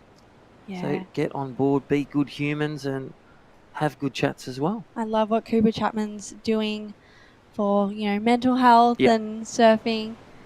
He's obviously a past competitive surfer, but like what Surfing Australia really pushing their pathways of, as you're moving out of your professional career, working towards a nice career outside of professional surfing, and he's doing really well. Yeah, really great side gig. He was surfing on the qualifying series for so long. He got some really great results, but he's on the cusp. Found a passion working with mental health, and he's doing awesome stuff there. Yeah, he is Cooper Chapman. Shout out to him. Check it out, Instagram, the Good Human Factory. But right now, South Australia, those good humans are in the lead of 5-5 that first wave, and a 388 for Ruby Berry for Western Australia. And Victoria, 283. Tassie got a 1. No wave yet for New South Wales. Been a bit selective in yellow. Yeah. And you can see, I love how you can see that bright pink board just in the corner there swinging around. You always pick the kid with the brightest board. I'm like, can we borrow your board to, do the signals? And when you're out there, you're always looking for, whether it's an orange and green board or the bright pink board to signal you in. That might be, yeah, Ruby Berry. Maybe that's her team signaling her. Yeah, Come I in. think she's been told, you've used your time, you got your wave, let's go. Here we go, Queensland. Again, I was going to say the Banana Benders, but the Maroons are up and riding. It looks like Mitchie P, or is that Luca Martin? Well, he's been told to come in by the Maroons. Yeah, so 50 minutes split between 5 people. It's, Yeah. you know, about 10 minutes each. So Paddle out 30 seconds. yeah, paddle out 30 30 in, 30 seconds. out. Potentially, you know, some of the teams, maybe if they've got their best surfer, maybe they want to give them a little more time, or however they like to do it. There's so many tactics. There must be bonus points. I think 6 points for crossing the line first, something like that. Yep. No doubt Rowan Fell, Surfing Australia event manager, and all the crew.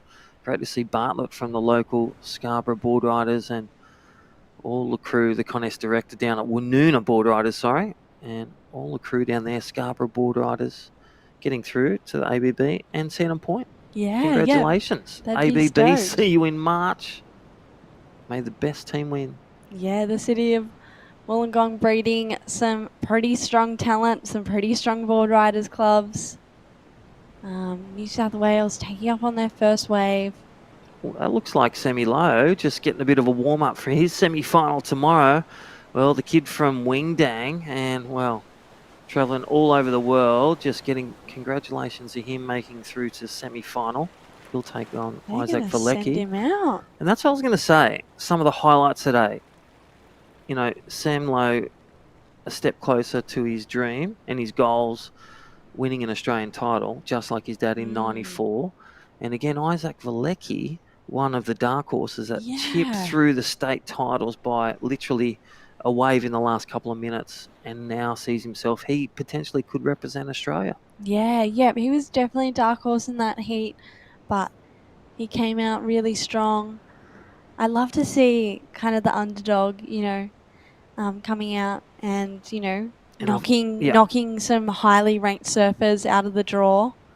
Let's watch him again. New South Welshman, local surfer down there. And look at him just stay in the pocket. That's where the power is, kids. That's where the speed is. And look at this energy and this power for the under 18s and completion. Bang.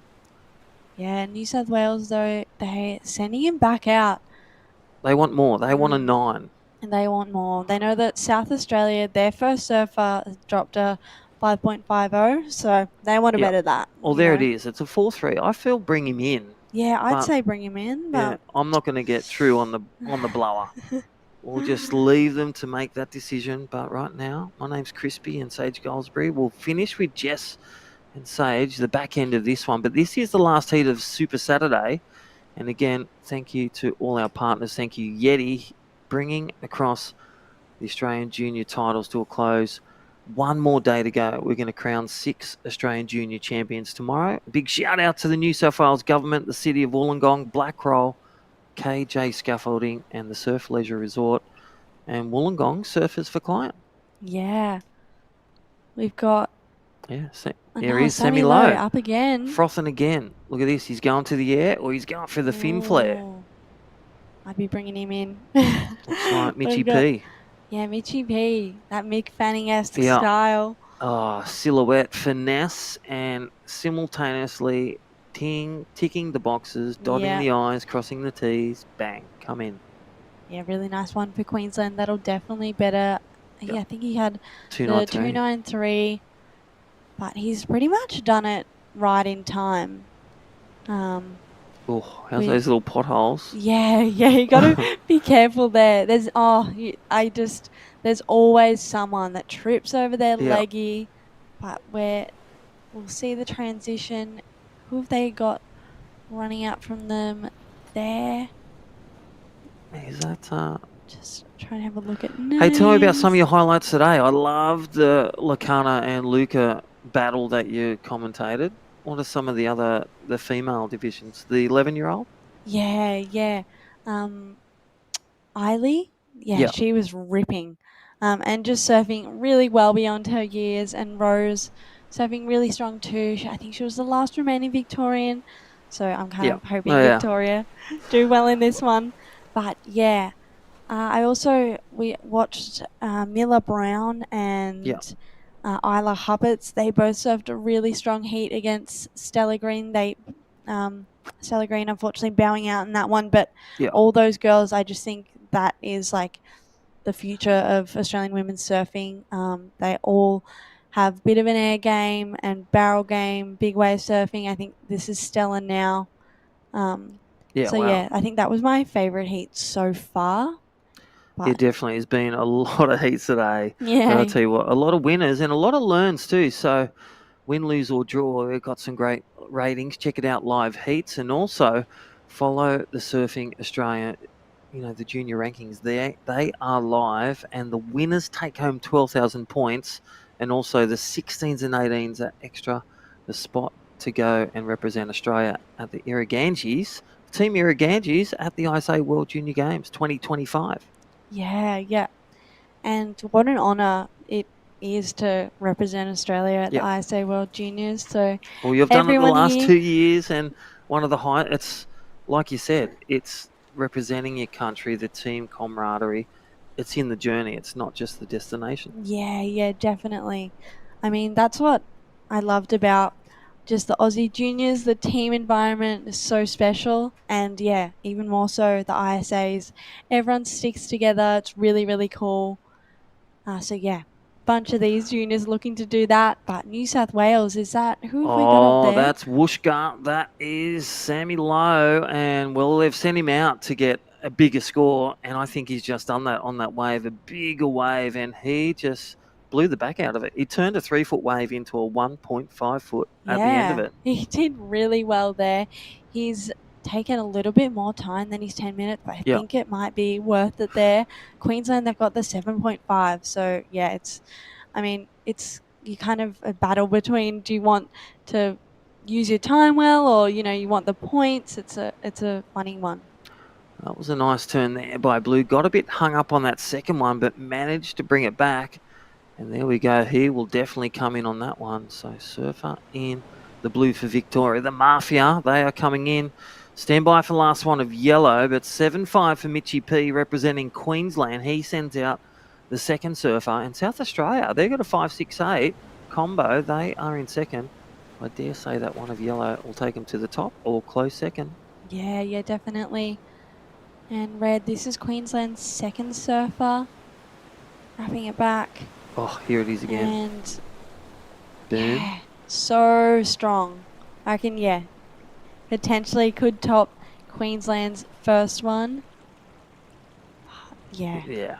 It's gonna be a keeper. Oh, judges say no. 6-1-3. Yeah. They like the mini Mick. Yeah. Yeah, the mind finesse. you, now that I'm reminded, his wave was pretty sick. Yeah. But yeah, no, Queensland, New South Combination Wales, of turns.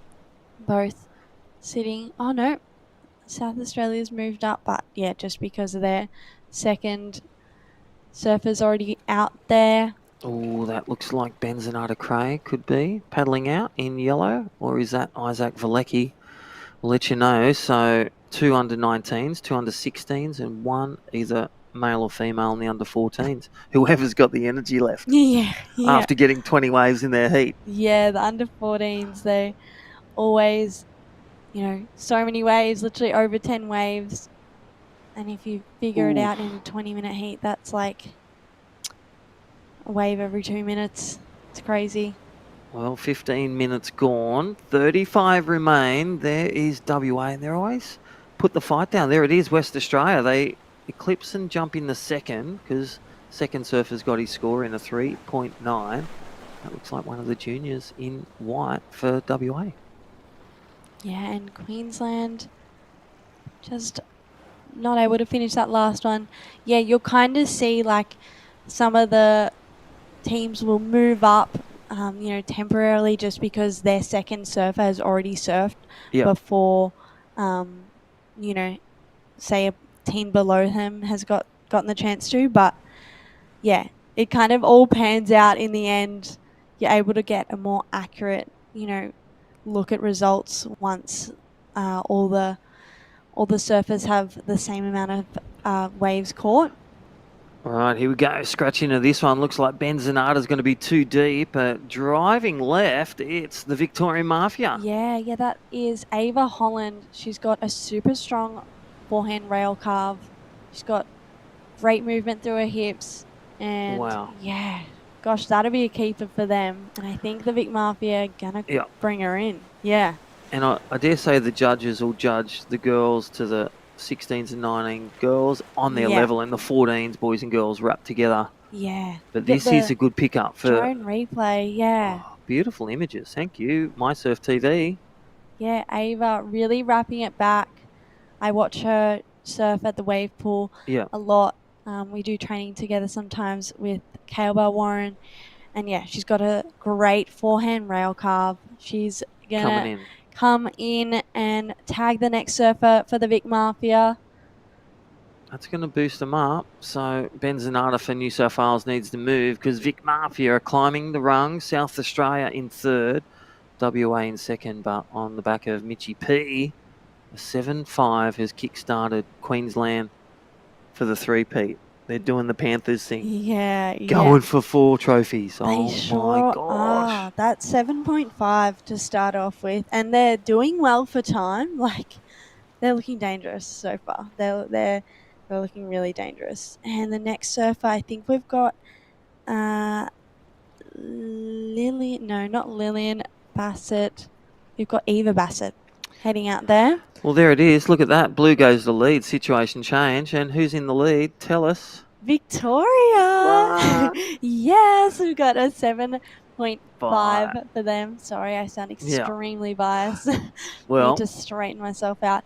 Has there been a bit of an into with Taz? Can you see that yellow? I can see that yellow. Is that an interference? It looks like the INT. So the Tassie Devils, I think they've bitten someone's leg rope or something. They've gone crazy. They've gone to go right and they've gone left. Yeah, it's tricky out there, hey, with all the states. You've got, 6 surfers out there, you know. No priority. You just got to go hammer and tong. It's going to happen at some point, isn't it? It's like bumper cars when you go on the Dodgem cars. You're going to hit someone. That's why there's rubber on those car wheels. And there is your surfer in green representing South Australia. The Great Bite. 668 followed on live heats. And this is a Yeti replay. Victorian Mafia. I'm going to try them out. And don't forget, looking forward to a semi-final action and showdown tomorrow. 7:30. Tune in live here on the webcast, surfingaustralia.com, for the Yeti Australian Junior titles. And to bring us back, Jess and yourself will be grinding this last heat of the day. And look forward to crowning 6 champions tomorrow. Yeah, I can't wait. It's going to be so exciting. I can't wait to see everyone getting shared up the beach. But you'll have to wait until tomorrow to see that. We've got the state tag team final out there. All 6 states. And yeah, it's pretty crazy out there. We've got 6 teams. We can see New South Wales, their first surfer, heading on in, looking to make the tag. To get their second surfer out there. So New South Wales, dare I say, running a little bit behind schedule, I'd say. You know, we've got 50 minutes, you know, dividing that between 6 surfers. It's a little under 10 minutes, under 10 minutes between, not 6 surfers, 5 surfers. 50 minutes between 5 surfers, you got 10 minutes each. So you kind of want to keep every surfer within their time, but New South Wales has moved up. They have a 5.63 for the surfer in second. So that was their surfer in second, moving on through. So they're not that far behind. Ooh, I just see New South Wales jump to the lead. Coming at a good time. Thank you, Ocean Lancaster. Looks like he's going in. And that was the score to put New South in the lead. 6 people on that kind of shore break or beach break would be pretty tricky out there, especially with how sucky it is. And I feel like, you know what? It's probably a luxury compared to the morning and afternoon surfs with how many people are out there. It definitely is. Yeah, the morning and afternoon surfs around the comp, especially the junior titles. Can you imagine all the frothing under 14s, 16s, the big scary 18s. You know, Seriously. hard to get away. Definitely. Well, coming in, it is so close right now between first, second, and third. Look, they're all on 11 points. There's 0.5 between third and first. That is absolutely ridiculous. South Oz in fourth. West Side, West Australia, they are in the fifth, and the Devils, the Tassie Devils, are in sixth. I feel like Tassie, they always seem to have a smaller team than every other state, but they have got so much pride and determination. I love Tassie. Yeah, I love Tassie. They've got a lot of fight. It's really, really cool. We haven't gone down to Tassie in a little while for the the rotation around Australia for the Aussie junior titles, but I'd love to see it head back there. But yeah, the Devils, they're really cool being from Victoria. And having a bit smaller team compared to, the major states like New South Wales and Queensland are definitely kind of, I have a soft part of my heart for Tasmania. So, yeah, I'd really love to see them move on up. Hopefully their next few surfers bank a few good scores. But West Oz, I love the name West Side. West Side, I know. West Side. I love the fact that they've given all the teams names. Yeah, it's like I think it's sick. Vic Mafia. That has been like that for years. Yeah, I don't think it's ever going to change. No, it's such a good name. Is that a Kale thing? I think so. You'd imagine so. I think. I only heard it after Kale kind of started coaching there. It was always Vic Mafia. We used to do Mafia minutes, which was kind of like... Yes, that's right. I don't know if they've been doing it lately. Maybe I'm just not on Instagram enough.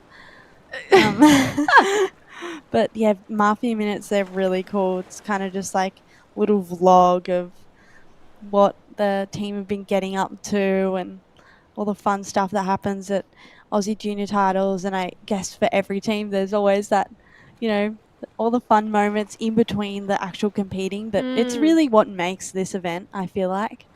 Oh, yeah. It makes it so fun. I used to love the Mafia minutes. Here we go. Looks like this is Green up and riding. I have no idea who Green is. South Oz. Oh, South Oz. Yeah, it comes up Got it. funny. I was like, it's grey. Yeah, so South Oz there. You can see all the other surfers. They wanted a piece of that one, but kept them off it and finished off pretty strong. I wonder if the judges are going to deem that as a ride out. Probably not. He's going to paddle out. His team's going to send him back out. Yeah, so to better that score. I believe that's King Cairns out there for South Oz right now, so he's going to head back out. Now, maybe one of their strong surfers, this guy on your screen, this is Luca Martin up and riding. So really nice at roundhouse carve here for Luca, coming to this inside and then does that textbook Luca Martin fin drift. So I love the way he surfs. I love the way that he just attacks every section. He's one and done.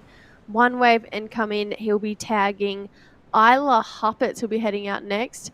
Big turn there for Victoria as well. Yeah, yep, that is Eva Bassett. Oh no, Lillian Bassett. The sisters, they look really similar. I know the feeling. Both of them. The amount of times I've been asked, is Drew and Jessie twins? Yeah, I know. It's crazy. We get it so much. This person on your screen from Tasmania, this is Lachlan Doyle finishing off a ride there. So there's so much going on when these little flurries come through. Ooh, plot twist. Victoria goes to the lead. Queensland down into second. New South Wales in third. So the Mafia, the Vic Mafia, getting themselves a 4.7 on that last one for Lillian. They're going to send out Rose Holland, which I like the way Rose surfs. Yeah, Rose has got a really fiery backhand. She's super strong goofy. She was the last Victorian standing. So, she'd be feeling pretty confident about that, I feel like. She unfortunately just missed out on the final, but far out. That is Loki Cullen. Yeah, he's been nailing those airs all day. We saw him do that earlier today. He's been working on those, like we saw him say in his post-heat interview. But he's ripping. Wow. Wow, that was such a hard section to do that in. Landed in the flats. So you can see Team New South Wales absolutely loving it. They're making him run up the beach, tag their next surfer, who is going to be, hello New South Wales on my screen, Miller Brown. She's going to head out there. So Loki Cullen locking in a 6.33, putting New South Wales back in the lead. So this has just been a back and forth battle right now between New South Wales Vic and the Broncos, the Queensland Broncos. So we will see how this next 23 minutes pans out. 50-minute tag team final. And I think this is definitely one of the funnest events of this, funnest heats of this event, I reckon too, because there is so much pride that goes into this tag team and everyone wants to get the win for their state.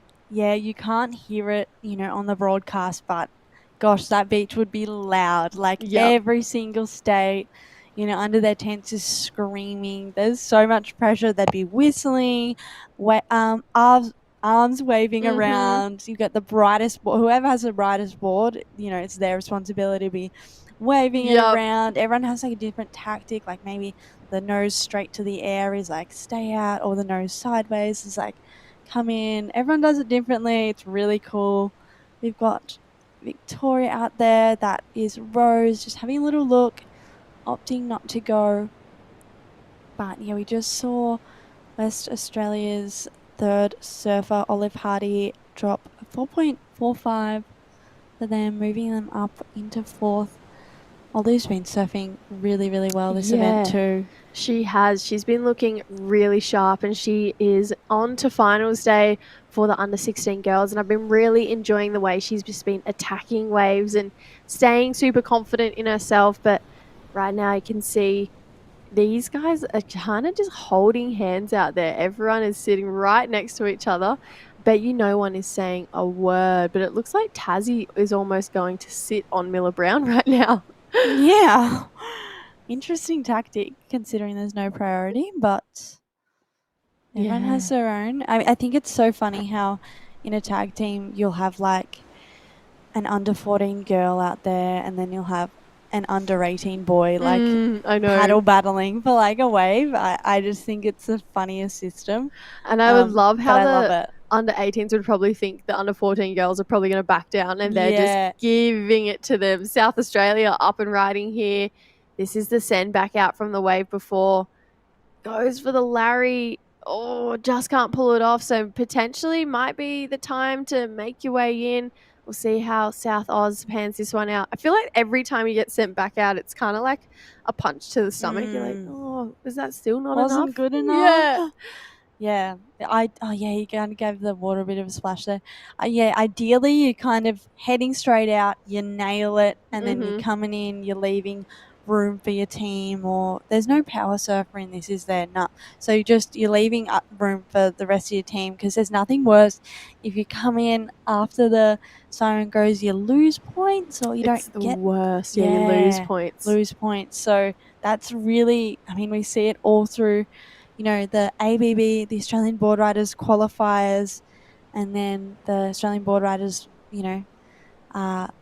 titles at Burleigh, which this is a little prequel for, which is really cool. But because all of the teams have had 3 surfers lock waves in, we can kind of see like a true standing there. So in first, New South Wales, pretty, 2 points between, first and second. Victorian second, then Queensland third, West Oz in fourth, South Australian fifth, and Tassie in sixth. Yeah, it's a really interesting matchup right now. It's so funny because like even at this point in the heat, we're over the halfway mark. Got a couple of the fourth surfers out there. Then there's one more to go after this. It's kind of where tension rises and mistakes start to happen. If you're not confident or you don't go out there with a plan, like if you're just running out there and like, okay, like that's when you make mistakes, when you're not like, okay, I'm going out there, I'm going to do this, I'm going to come in and it's all going to be good. So I feel like even though there's a 1.5, 2 points between first and second, it's probably a lot closer than it feels, because mistakes are so easily made in tag teams, and so many people who could be the best surfer in the entire draw could not have there's there's a certain way you have to surf, like to be a tag team surfer. There's Yeah. a certain way you have to think. There's a certain competitor you have to be able to surf tag teams. Like, it's not that easy. Mhm. So, yeah, you could be the best surfer in the draw, but you just might not have that little edge in tag teams. So we'll see how the back end of this heat pans out. That looks like Olive Hardy having a stroke for that one. 18 minutes to go. 10 minutes each per surfer? Is that what I heard you say? Yeah. So there's 5 surfers. There's 2 under 18s, which, you know, boys and girls, 2 under 16s, and then 1 under 14. Miller for Team New South Wales. She's another really strong one. New South Wales, gosh, they're got a really, really strong team this year. Obviously, they want to take that title from Queensland. Queensland would be going for a 3-peat this year. Miller, she's got so much flair. She's so good at kicking that back foot out. Yeah. Accentuating her turns, making them a little more exciting.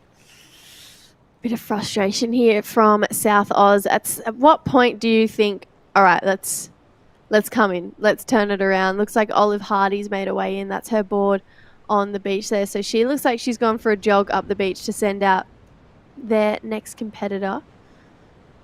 Yeah, their next competitor will be Cruz Uros. And he'll be out there. Yeah, Olive Hardy will tag him. And yeah, it's a bit of a running race too, these events. Gosh, you're gassed when you come in. And then even you run out and then you hit the water just to start paddling out and you're already butterflies in your stomach. So nervous, the weight of the team on your shoulders. Got Tassie, Devils there. Go Tassie. Go Tassie. Come on, the underdogs. We've got, I'm pretty sure that's Lachlan Doyle out there. Yeah, he's out there for the Devils. We love them. He's got a great pace on him to get in. I like that style. Like, kind of keeping the hands on the boards, but using his legs. Miller, she's going to make her way in. And Miller is going to tag Lucy Darragh. Lucy Darragh. So the girls rounding out the New South Wales team. Big finner there for Miller Brown. You can see New South Wales clapping, loving that one. So she got a 5.13 for her first wave. She's got another score to lock in now. That's looks like Tassie's next surfer. And yeah, Duke Armstrong heading out there now. Lachlan Doyle locking in at 2.08. South Oz next surfer Allegra Coretti, and then they'll round out with Leo Wilson. Cruz Uros is out there right now. Oki Fraser, one of my favourite surfers. He's going to round out WA's team. Caden Francis will be tagged after Isla locks in her best wave, and Jack Lindsay will head out there after Rose Holland. Last wave of Miller Brown, a 5.83, and looking like there's a couple waves rolling through now. Yeah. New South Wales is doing really, really well time-wise too. There's like 16 minutes remaining on the clock. And they've got their last server heading out now. So Lucy Darragh's going to have, like 15 minutes to pick whatever wave she wants. And yeah, the other teams are kind of going to be playing catch-up at this stage to New South Wales. Yeah, here we go. Looks like there is a West Aussie surfer out there just pulling off the back of that one. So we'll have to get the reset button there for WA. She's going to need another wave. I feel like sometimes these mid-sized ones probably have a better looking bowl, maybe a steeper looking face that still has enough time to be able to project out of a turn and still push as hard as you want. So we'll see if anyone kind of changes tactics a little bit. Looks like right now though, WA, sorry, that was actually Victoria before I think, but here we go. Cruz Uros, there's the first turn, puts it up there for a second, can't get the completion. So we're coming down to 15 minutes to go. This is kind of nerve-building crunch time right now. Yeah. Everyone's feeling nervous on the beach. I can just feel the tension from up here in Casuarina. You got Tassie. Go the Tassie Devils. Go Tassie. Quick little snap there. And yeah, like you said, that big section, is he going to get ahead of it? No. Just getting bubbled off. I think that might be Duke Armstrong, I believe. So that is the second last surfer for Tassie. Yeah, I wonder if they'll make the change soon. 14.5 minutes to go. So fourth surfer has about 4.5 minutes until it's their time up, and they need to give their surfer, their final surfer, enough time. But really, you'd love to get in now so that they have 10 minutes until about 4 minutes to go so that they're not stressing. Yeah. And make their way in. So it looks like we've had a tag there. Maybe that was WA. No, was it WA? I'm getting confused with colours out here, but here we go. This is WA. Cruz up and riding here. Big turn, but just the one. So he's looking for a little bit more to go. Just under 14 minutes. Isla Huppert's staying quite quiet right now. Yeah. Just as I say that, she's having a paddle. Always the way. Oh, yeah. It's kind of a funny one. There's 6 people out there, you know, whether or not you've got someone on the inside making a changeover. There's 6 people out there. So it's a super busy lineup. Nothing compared to the early morning surfs like we were saying. Yeah. But yeah, whether you take the busy tactic or the, you know, wait around for the best wave tactic, it's different for every team, and each, you know, coach is telling them something different. The waves are kind of slowing up a little bit at the moment, but I'm sure there'll be a flurry coming into the final 10 minutes. Yeah, we've got 4 waves locked in for every team now. So it's still New South Wales out there in the lead, 23.94. Victoria not too far behind, 19.68. Still very well in the game. Queensland, 16.16. But their 4 surfer only has a 0.8. So you're going to think that that's going to go down. WA with 15.81 in 4th. South Oz, 11.38. Here we go. Isla Huppert's finally pulling the trigger here. Has a section to work with. Wow, huge finner there for Isla Huppert's. Did she hold on long enough to be classified as a ride-out? Yeah, I was thinking that too. She kind of hopped to her belly really quickly. I mean, she must have been pretty confident that that was a ride-out, but the judges, gosh, that would kind of suck if the judges were like, nah, we'll see though. But yeah, those turns from Isla, she was doing them all through a heat today with Miller and Stella Green. The strong karate kick. Super cool. I love it. Adds a little bit of flair to her turns. And we've got Queensland's next surfer heading out there. That'll be Caden Francis to wrap it up for Queensland. I the Broncos. love the way Caden surfs. I absolutely love the way he surfs. It's almost like Ethan Ewing-esque. Like, he is just so good. Up and riding. South Oz, goes up, it goes down. So time to think about when they're going to send out their next surfers in the next 2 or 3 minutes, I would say. We've got a board up. There's the signals we've been talking about, Sage. Okay, the feel like board up for Tasmania might mean come in. Yeah. I'm feeling like that means wrap it up. Trying to decipher everyone's different signals. You would hear so many people whistling, cheering down on the beach. Yeah, you'd have to be really clear. I think that's really important in tag teams, being really clear what your signals are. I think having like a whistle as a signal is not a good idea. No. I really like the pink board tactic that Tassie's got going. You called it. Whoever has the brightest board, it's your job. It sure is. That was always the case in Victoria, or even for Phillip Island Board Riders Club, my Board Riders Club, and the ABB. It was always, always had, whenever I had a bright pink board, it was my job. Or, you know, I wouldn't really be making the calls, but someone else would. Using the board. I wouldn't like to be making the calls. It's always, you know, there's always different opinions too, even in the team. Some people are like, oh, send him back out. There's not, you know, you'll have some people throwing the head back out arm signals, and some people pulling him in. It's like, crazy. No, let one person do it. We, for Northie, we just let, if Maddie Cattle, if we have signals with our flag, and if Maddie Cattle says drop the flag's dropped and you come in, you do not look at the other hand signals. Like, Maddie Cattle's the one guy who makes the call. And yeah, he's usually pretty well on when it comes to making calls for the tag team. But yeah, there's that many arguments with these board riders tag teams. My board riders club needs to make clearer decisions too. But who have we got out there? That is Team New South Wales, Lucy Dara, I believe. She's got a lot of time.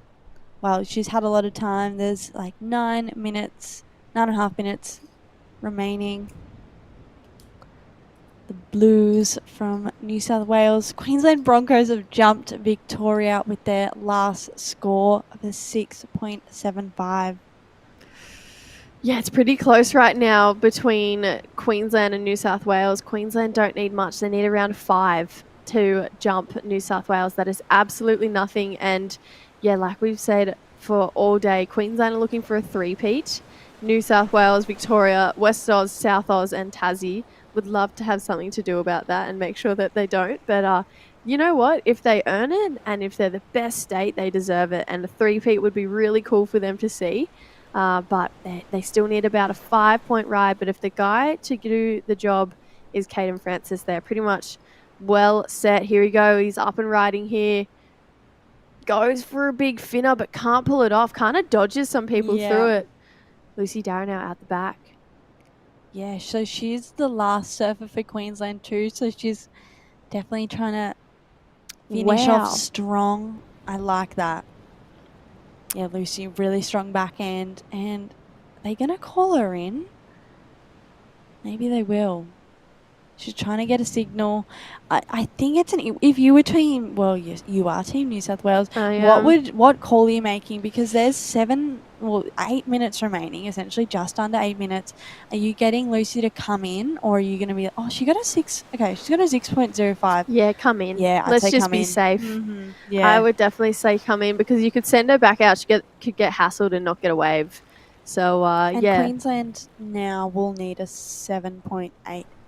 So they have a pretty commanding lead, New South Wales. Yeah, 7.88 though with someone like Caden Francis.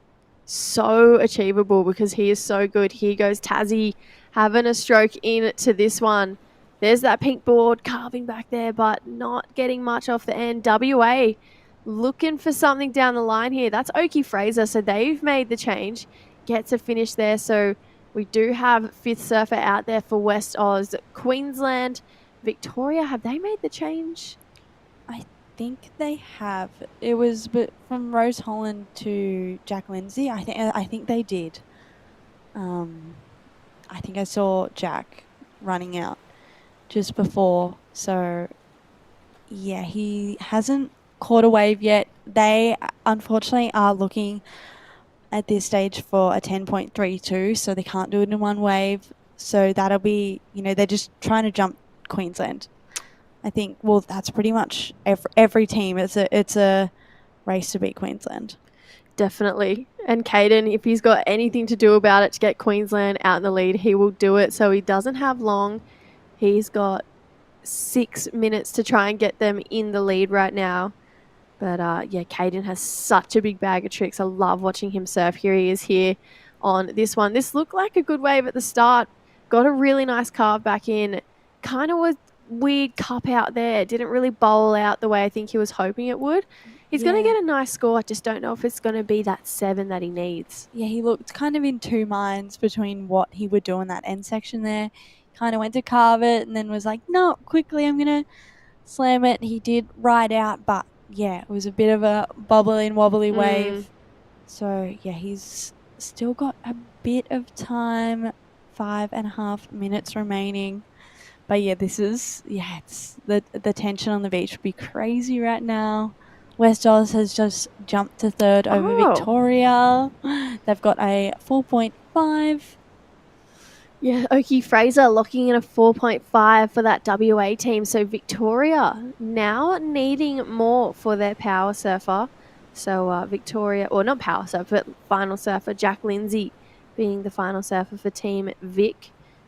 I absolutely love the Mafia. I love the team that have Cale Bell Warren on the beach making signals and making the calls, I'd assume. Yeah, Cale Bell Warren. They probably have Geordie down there too, Geordie Campbell. I know, who else have we got down there? Ellie Harrison, not Ellie Harrison the surfer, but... Oh, I was going to say, really? Yeah, we've got another Ellie Harrison, the Vic team. She always manages the girls and she's just literally the coolest, does everything. Love Ellie. Just rules Victoria, so... she's the queen. We've got 2 Ellie Harrisons, but she's probably down there too. I think she still goes to the events. Queensland, and we just saw, was that Victoria they caught a wave there while I was think talking? it might have been, I don't know. Maybe I feel like Victoria's got a darker blue, but yeah, it could definitely be them. I'm getting confused with the colours. Yeah, it was Victoria. We've just been told they've gone back to third with that 4.43 on that last one. They are comboed for the lead. So this is Victoria's wave, Seiji. Yeah, yep. So up on his backhand, really nice crack, wraps it around. And yeah, a really tricky end section. That end section's really doubling out with the low tide.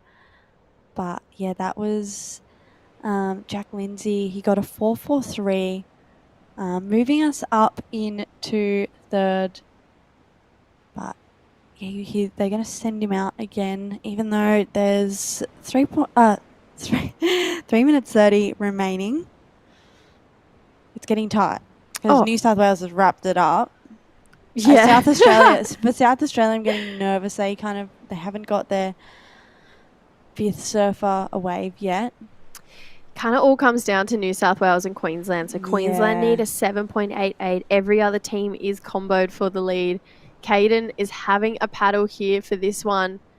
See if he scratches on, and he does. Needs a 7.88. Goes to the air, but goes down. So 3 minutes on the clock. If I was Team New South Wales, I would be stressing out right now. And these guys have to make it to the beach as well. So tense time. South Oz, big turn there, but goes down. So, that was their 5th surfer as well. White, West Side, WA, waving their hands around, being like, what is going on? And look at that storm that's about to roll in down there as well. They're like, let's wrap this up and start packing down so we don't get hit by this storm. Oh my goodness. Victoria up on the backhand, carving it back in that tricky end section that got him last time. He's going to make his way through that and make his way in. We've got just over 2 minutes remaining.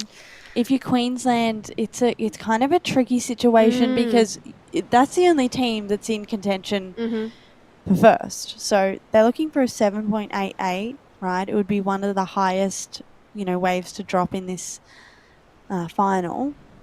Are you going to kind of stick it out and try and go for first, or potentially risk, right, dropping down to 3rd or 4th if you don't finish? Gosh, I don't know. I feel like it's like, are we going to settle for 2nd? Yeah. Like, I know. I don't want to do that. I know. I feel like Victoria just played a really smart card coming in before the Hooter goes. They're going to get all the points and could potentially go to 2nd if Victoria doesn't finish in this next... Sorry, if Queensland doesn't finish in this next 1 minute 20. Caden, he looks like the sole surfer out there. It's just Queensland. So this is the wave. It's all going to come down to, can he get onto it? He's got 1 minute 10 on the clock. He's kicking and scratching. Needs a 7.88. Racing this wave isn't going to do it. And he's going to come in with 55 seconds on the clock to make sure that Queensland will get 2nd so that they can get as many points as they can. Yeah. I wonder what Victoria's last wave was. That the 4.43? Was that their last wave? You'd think it would be a bit better. Yeah, better than that. It was a pretty sick wave.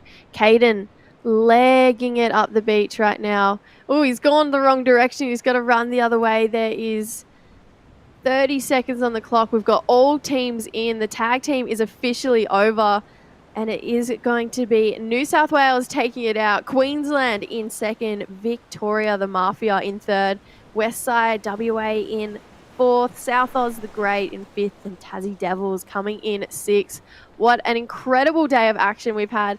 And guess what, Seiji? It's finals day tomorrow. It's finals day. I'm so excited. We'll be crowning 6 champions, 6 new Australian champions.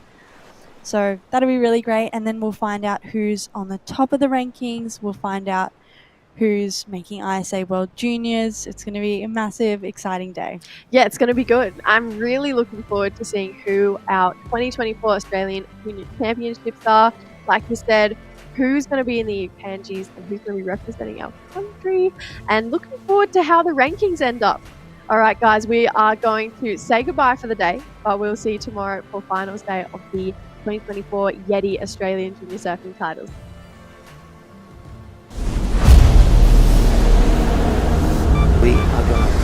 Australian champions today.